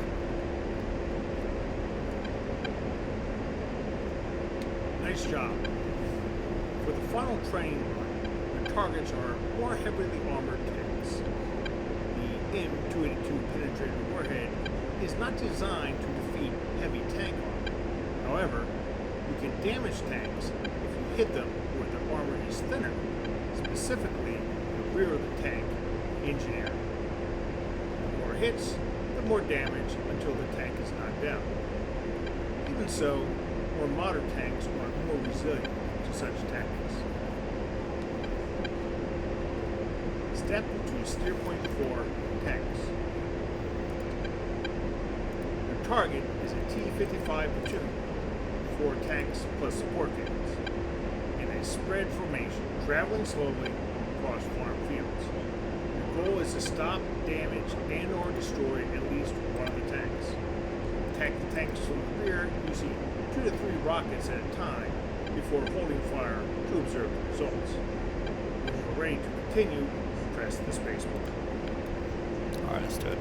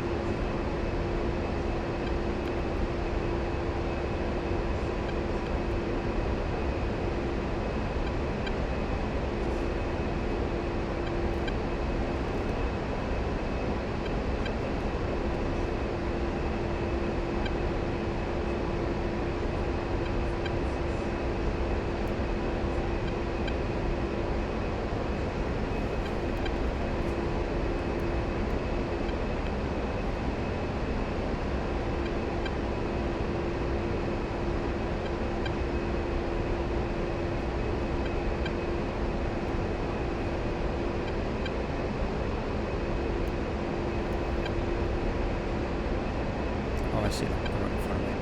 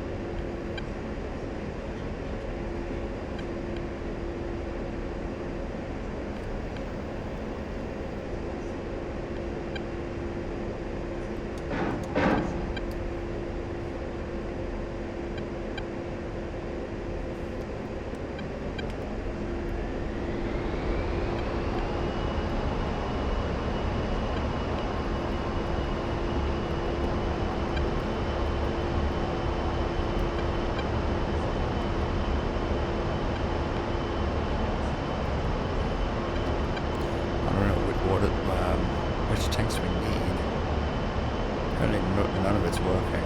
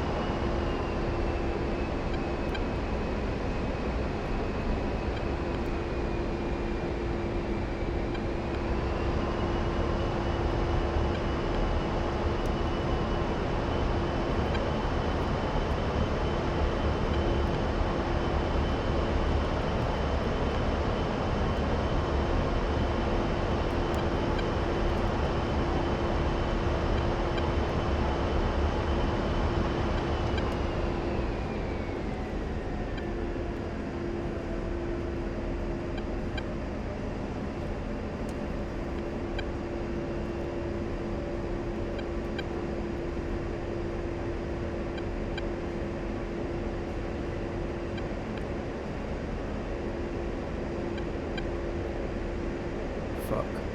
Remember this one.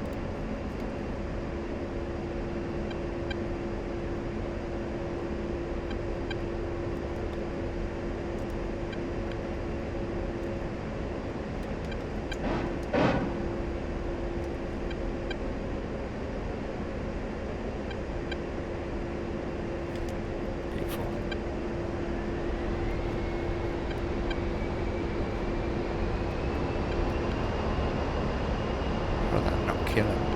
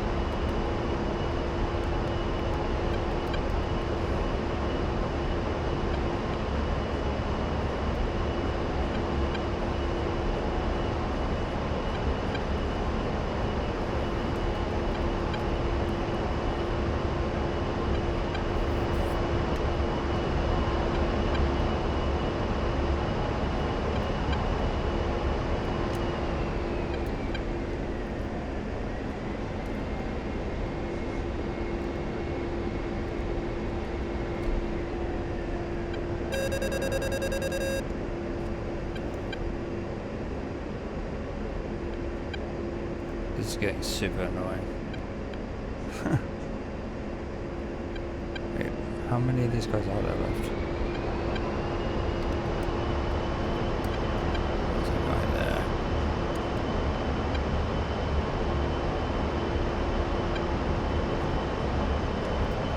Oh, I was smoking, so I need to kill him.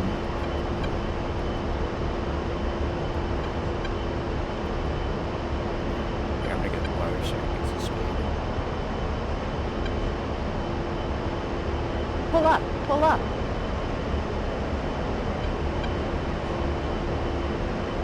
Get some altitude.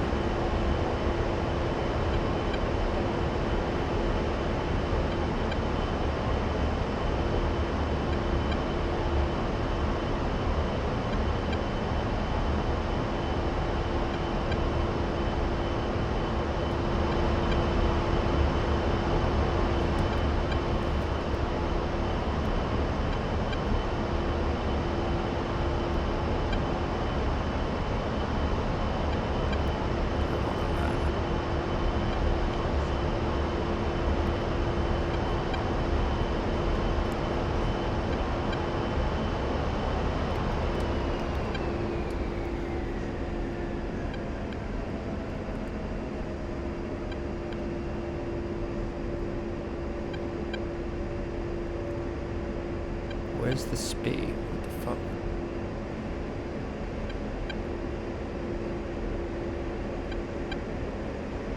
Fuck.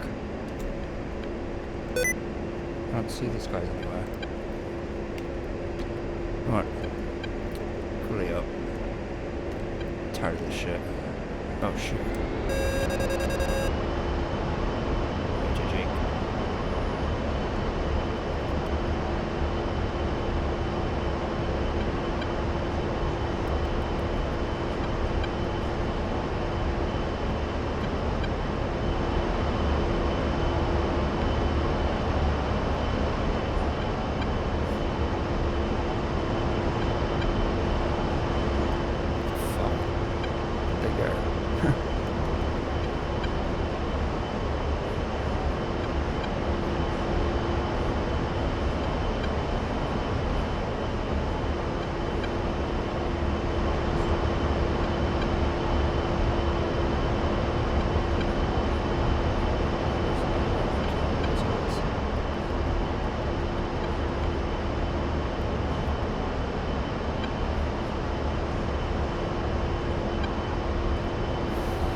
Travel best. When I run out of ammo, that's it.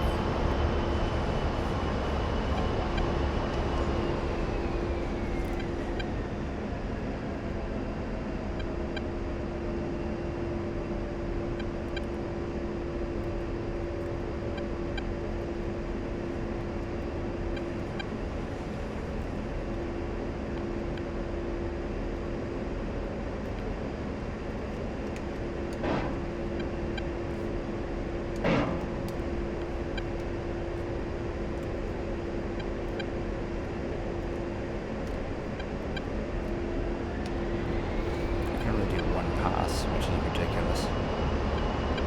One pass. What the fuck, he's still not dead.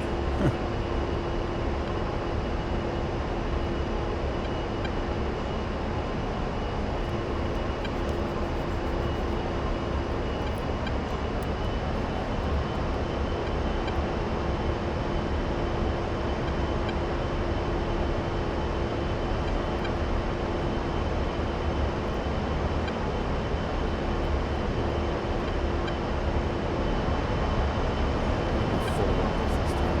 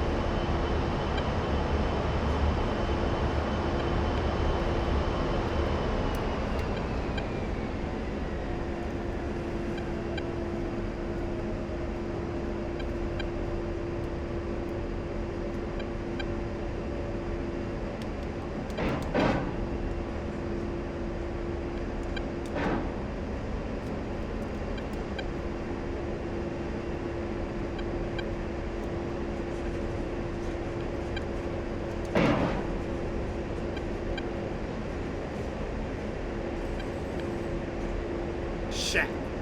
Finally, God. Congratulations. You have successfully completed APKWS training. You may exit the flight or continue flying. If you have APKWS rockets remaining, you may continue to attack targets in the area. Using the F-10 map, you will now be presented with the locations for a number of fixed and mobile targets. When you're ready to continue, press the space bar. I was ready to give up. That was ridiculous. Took forever, oh my god. Alright, let's continue.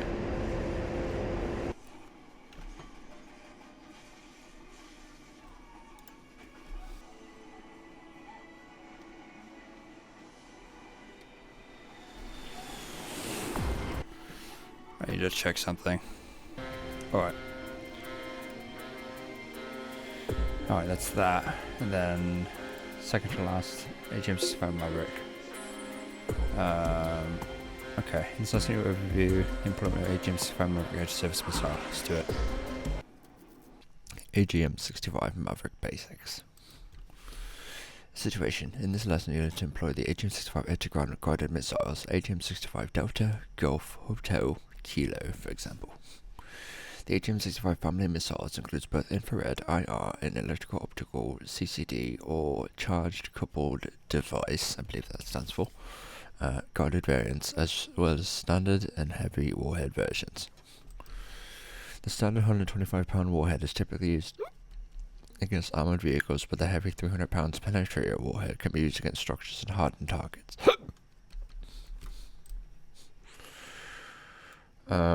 Objective. Sorry.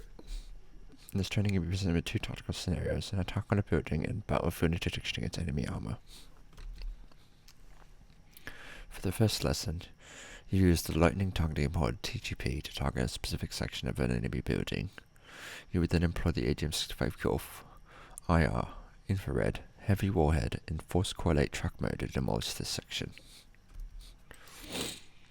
In the second lesson, you use the Scorpion Helmet Mounted Queuing System, HMCS, to assist in targeting up to 3 AGM-64 Hotel charge coupled device standard warhead against enemy armor units. Yep, that's it. Let's do it.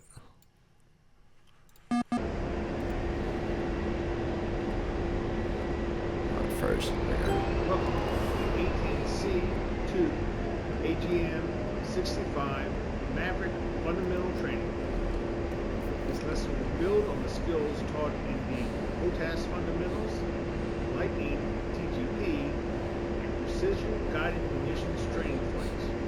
As such, this lesson assumes you are familiar with HOTAS functions and how to find and designate a target.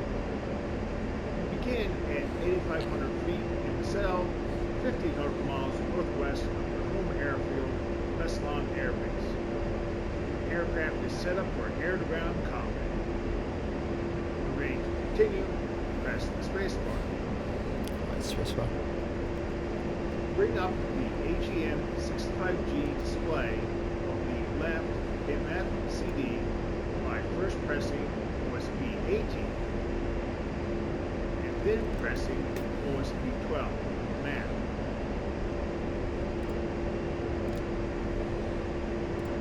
Use HOTAS cooling right long to set the TGP on the right MFCD as sorted. Then set the TGP to steer party 1 with HOTAS China Hat aft. Finally, set the FLIR display to white hot with HOTAS boat switch aft. When you're finished these steps, press the space bar to continue. Alright, so first thing is cooling right long. Set TGP aside. Sorry. And then still what should I have? F-long. Okay. And then finally set the FLIR display to white hot. So that would be there we go.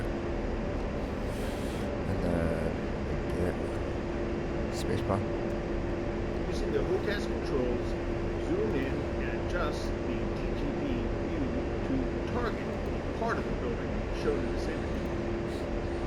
Then use HOTAS TMS forward short to select a point target, and then TMS forward long to make the SOI pointer the SPI. When you finish this, you are ready for the attack run. Press the spacebar to continue and begin flying. Alright, let's zoom in. Alright, it's gonna adjust aerial track. That's good to me.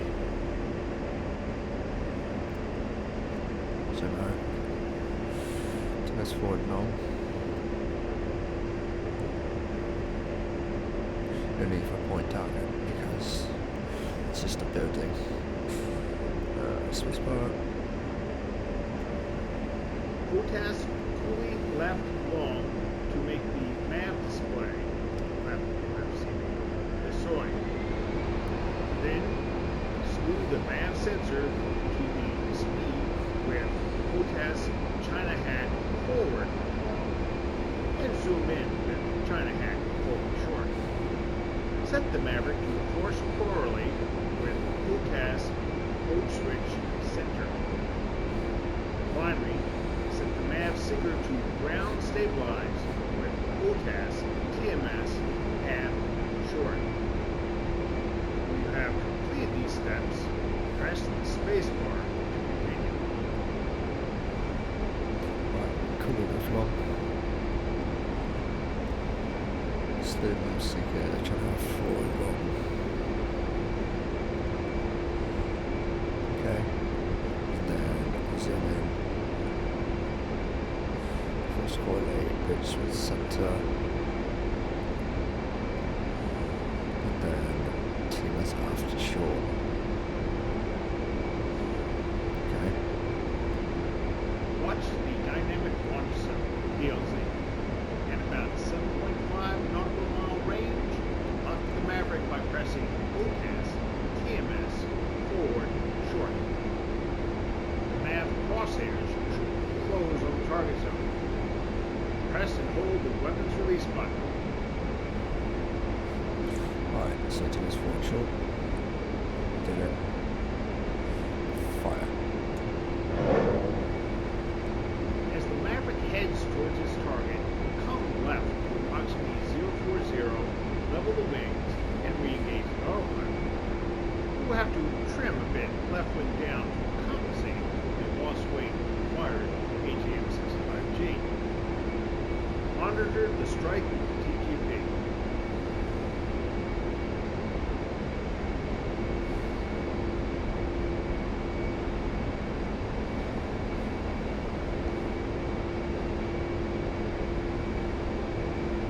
It should hit. Let's check. Yeah, it's gonna hit. Good hit, good hit. Beautiful. You are in active pause as you configure the aircraft for the next set of attacks. Bring up the AGM-65H display on the left MFCD by first pressing OSB 14 DSMS, then pressing OSB 8 for Station 9, and finally pressing OSB 12 nav. Alright. DSMS. Nav. 421. Exercise control. Next target. 3 armored vehicles. You're 11 o'clock. 10 miles. Marked with white smoke. You use the Helmet Mounted Queuing System, HMCS, to assist in targeting the enemy armor. You use HOTAS cooling down short to make the HMCS SOI. Then turn your head to center the white smoke. Once you have sighted the smoke marker, use the cursor control to slew the HMCS targeting box over it, and then press HOTAS TMS forward long to slave the speed. white wedding cake symbol superimposed on the HMCS display. When finished, press the spacebar to continue. So now the HMCS can be turned on by doing DMS left long. So DMS left long. So there we go. There's the HMCS. See this armor there. So now we need to do pretty down shield. So let's do that. Pretty down shield. Right, just sense of interest. And now we're going to slew.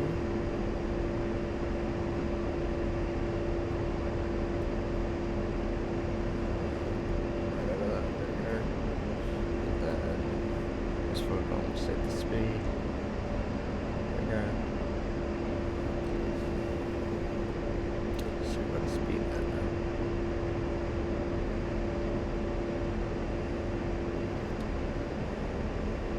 Alright, there we go. While the Maverick Seeker can be used to search for targets, the TGP is a better sensor. In this tactical situation, you will employ the TGP to find the enemy targets and initially slew the Maverick Seeker. Then you will switch to the MAV sensor, left MFCD, to lock and engage targets. Turn it off. Use OTAS fully right long to make the TGP soy. Then press OTAS China hat forward long to slew the TGP to the target area. Once the TGP is pointing at the target area, use the OTAS zoom and cursor controls to find the armor targets. Select one target and designate it as a point target with OTAS TMS forward short. Then set this point to speed with OTAS TMS forward long. Once you have completed these tasks, press the spacebar to continue. Okay. Alright, so pretty right long. Okay. Could have went long. Forward long.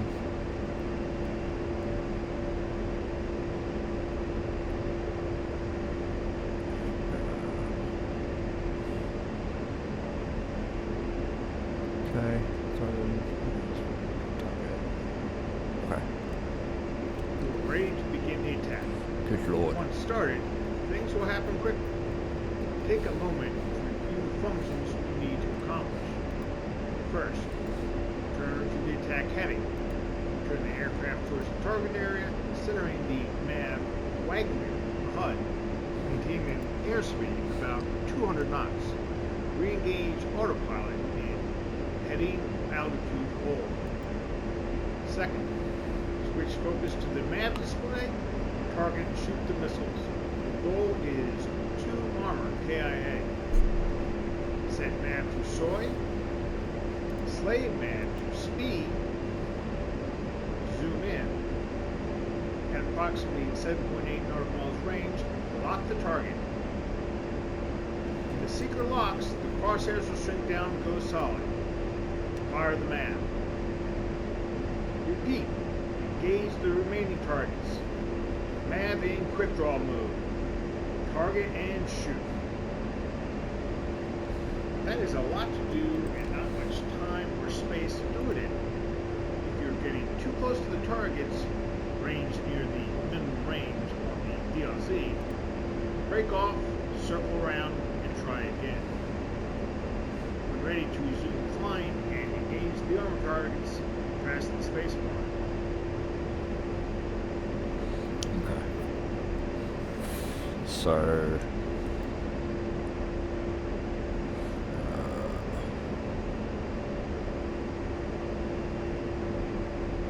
alright, let's see what we can do. Okay, let's do it. Turn to target heading. Warning, autopilot.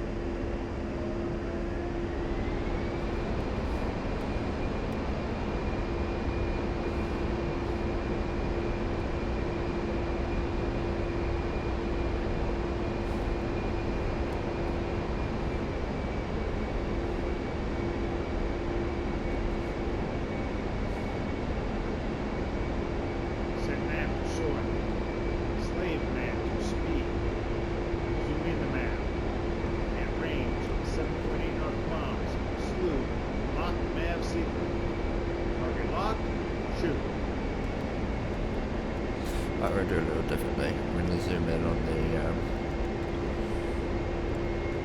on that TTP. That one there. Point truck. Set the speed there.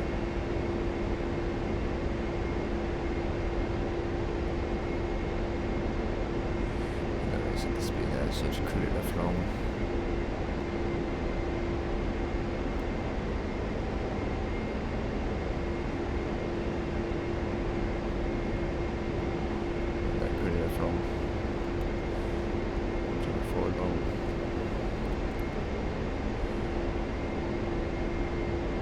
Zoom in on the map. See if we can get up onto it. Oh. Fire. Rifle. Quick draw. Zoom. Target and engage the second vehicle.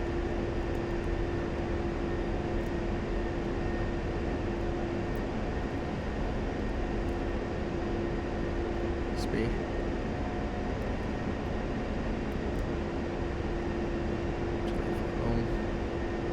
Zoom in.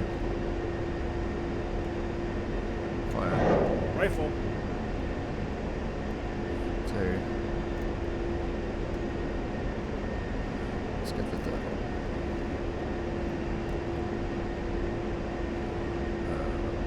Speed.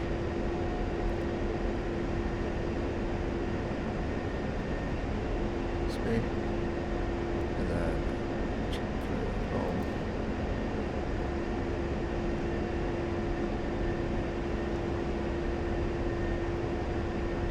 Fire.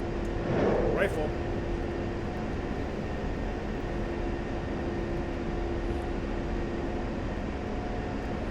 Alright. That should do it. Let's get all 3 of them. You have successfully completed A-10C 2 AGM-65 training.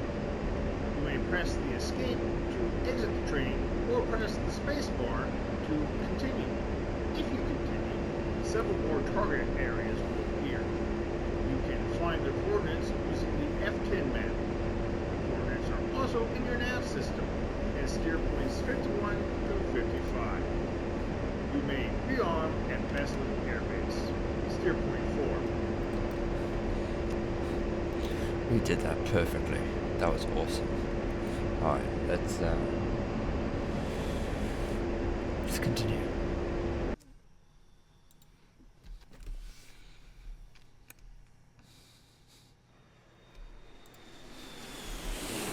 Right, last one guys. Last one for the A-10. AGM-65L Laser Maverick. This has to become familiar with employing the AGM-65L against a stationary target and a moving target. Let's do it. Laser AGM-65 employment. That looks awesome. Welcome to the A-10C Tank Killer Laser Maverick AGM-65L training lesson.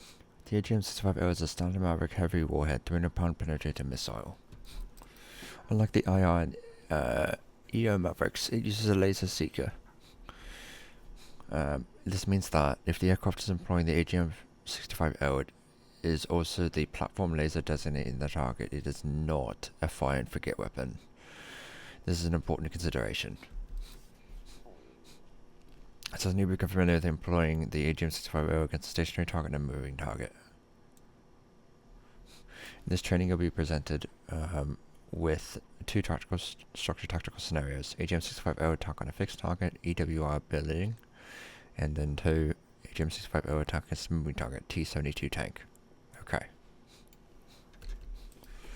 Alright, let's do it.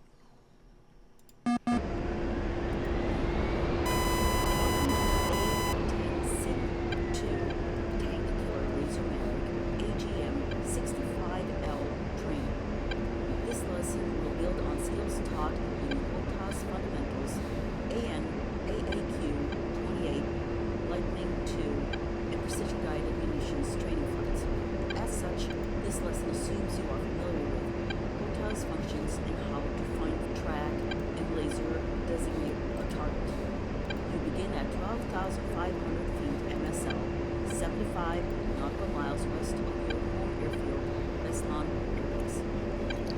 first step will be to set up the aircraft for air-ground combat. When ready to continue, press the spacebar. Right, spacebar. First, select AGM-65L as the active weapon. On the left MFCD, select DSMS by pressing OSB 14. Alright, DSMS.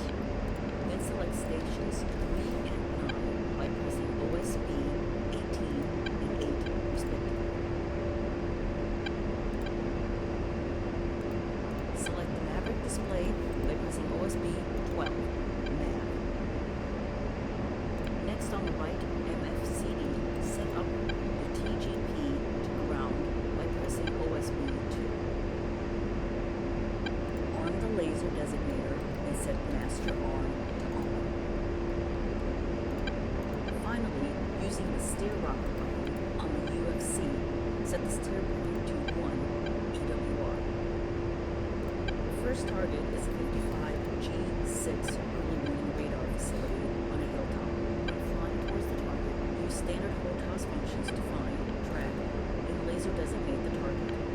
Once those tasks have been completed, the additional functions for the Laser Maverick are to make the left MFCD MAV the SOI and to uncage the Seeker. The Seeker X will scan, then turn to a solid square when it acquires and locks the target. When ready to begin the attack run, press the spacebar.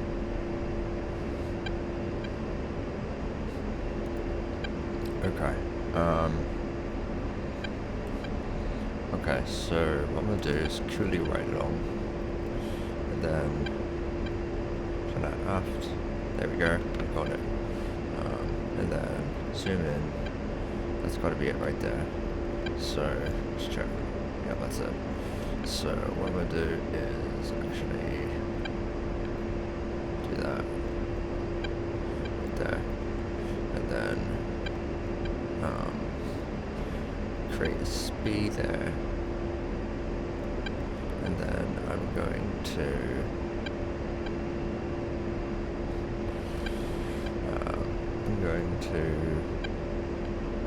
uncage the Seeker with doing leave TMS up. Well, actually what I'm going to do is yeah, I'm going to do truly left roll to mess up, and then I'm going to laser detonate.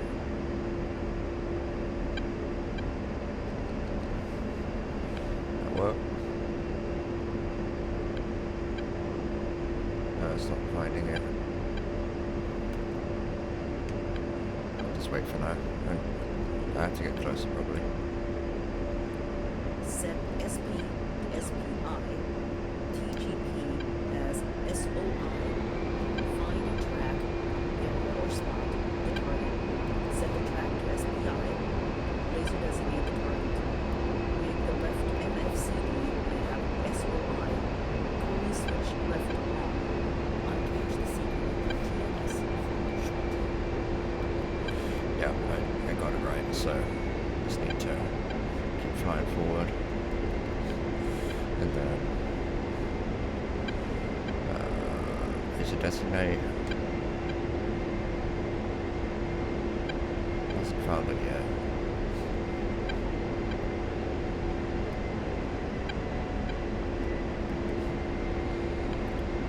There we go, I found it.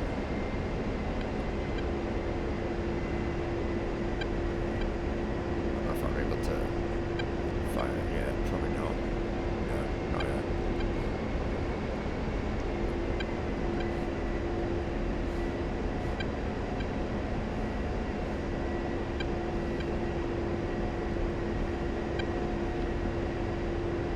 Check the DLZ on the left side of the left MFCD. When within range, fire a single AGM-65L. Slow to 230 knots and maintain TGP view of the target. Right, fire. Rifle. Blaze. If I turn off the laser, it'll go dumb.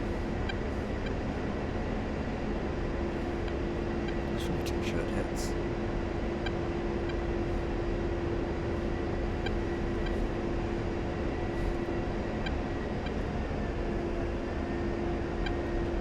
should hit just fine.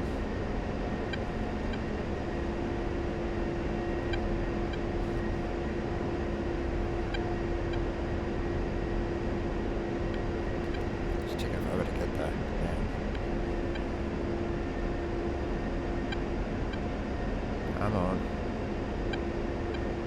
Did I miss that? Yep, it'll hit it. Any second now.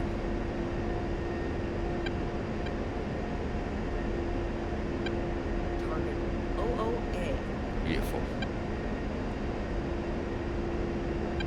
Well done.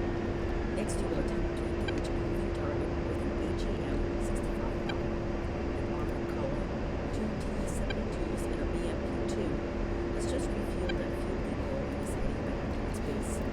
Your target is either of the T-72 types. Set the steer point to 2 control using the UFC steer rocker. Alright.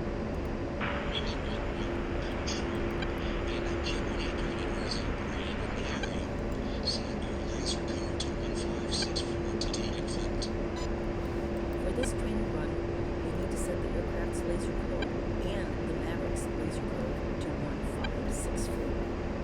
Starting with aircraft laser code, on the right, MFCD, press OSB 1. Okay.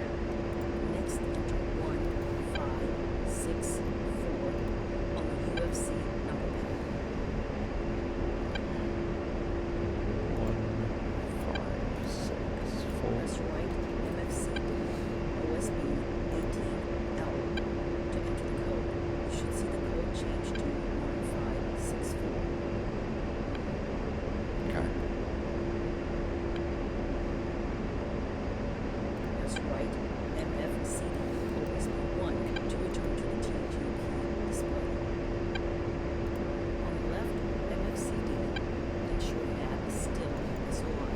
Use the blue toggle switch to change the laser code at the top of the screen to 1564. 1. Use the switch forward to set the cursor to the second digit on the left. 2. Move the switch aft to cycle digits between 1 and 7.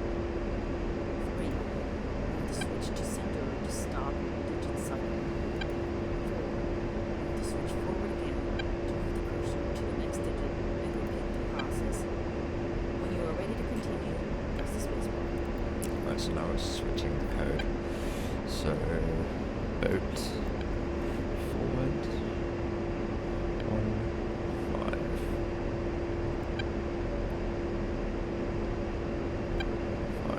Oh, what the hell? Set to stop digit cycle.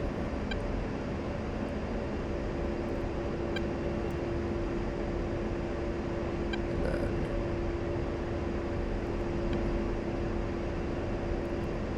oh fuck. Screwed it up.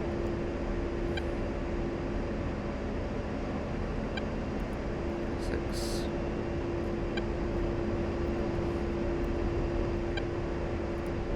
There we go. We did it. That was a pain, but we did it. Once flying, you will proceed with the standard laser designation process using the TGP-defined laser designated AT-72 and in control. Use point track. Switch SOI to Maverick and establish a single lock. When in range, fire the AGM-65L and maintain laser lock to impact. Remember, line of sight to the target must be inside the CVP area. The map displayed dash circle. Remember to put the target on the aircraft's nose. When you are ready to fly the attack line, press the spacebar. Alright, let's do it.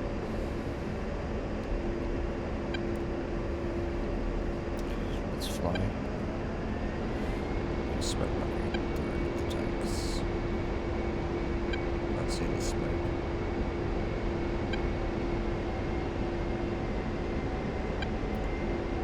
Oh no, it's just left of us a bit. No, wait.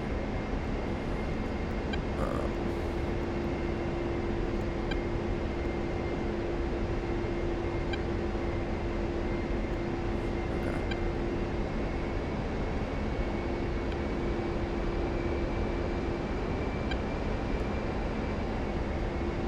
It's way over there. It's far way down.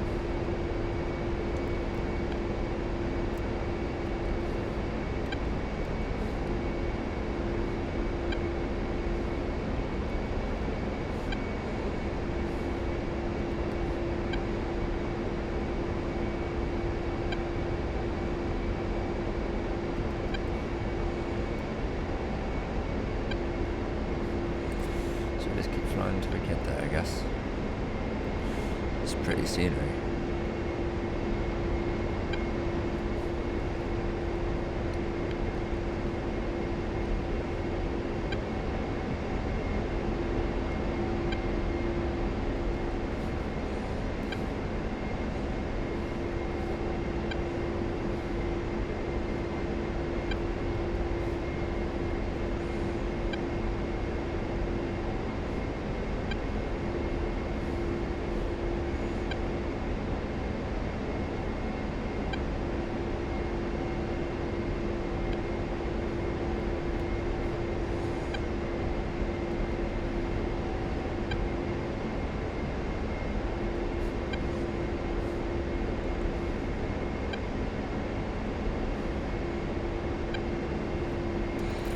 Zoom in a bit.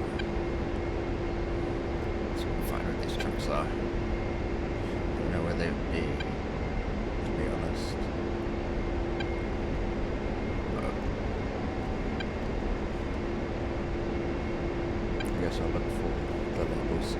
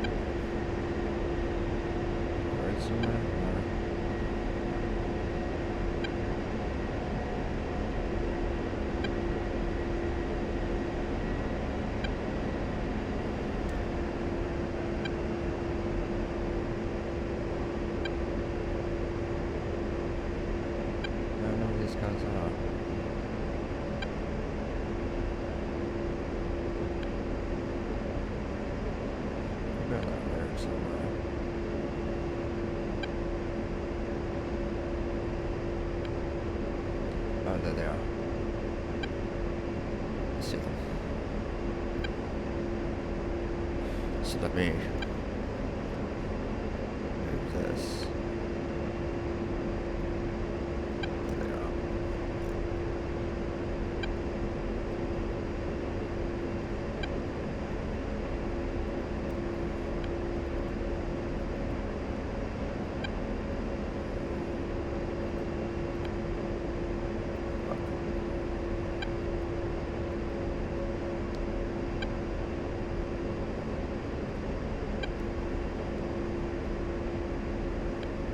Okay. Laser. And then search.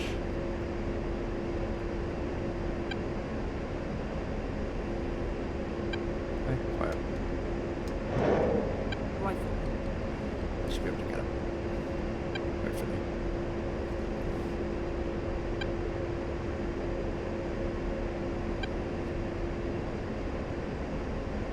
Yep, I got him. Let's go. Shaft. Beautiful. Congratulations. You have successfully completed Maverick Racer training. You may exit the flight or continue flying. When you are ready to continue, press the space bar. You did it. So, yeah, I'm going to cut the video here, guys, because that's everything. We did everything. We did all the training missions for the A-10, A-10C 1 and 2. So, yep, that's all for this part, guys. If you liked it, smash the like button, comment, leave a comment. I'll see you guys next time. Farewell.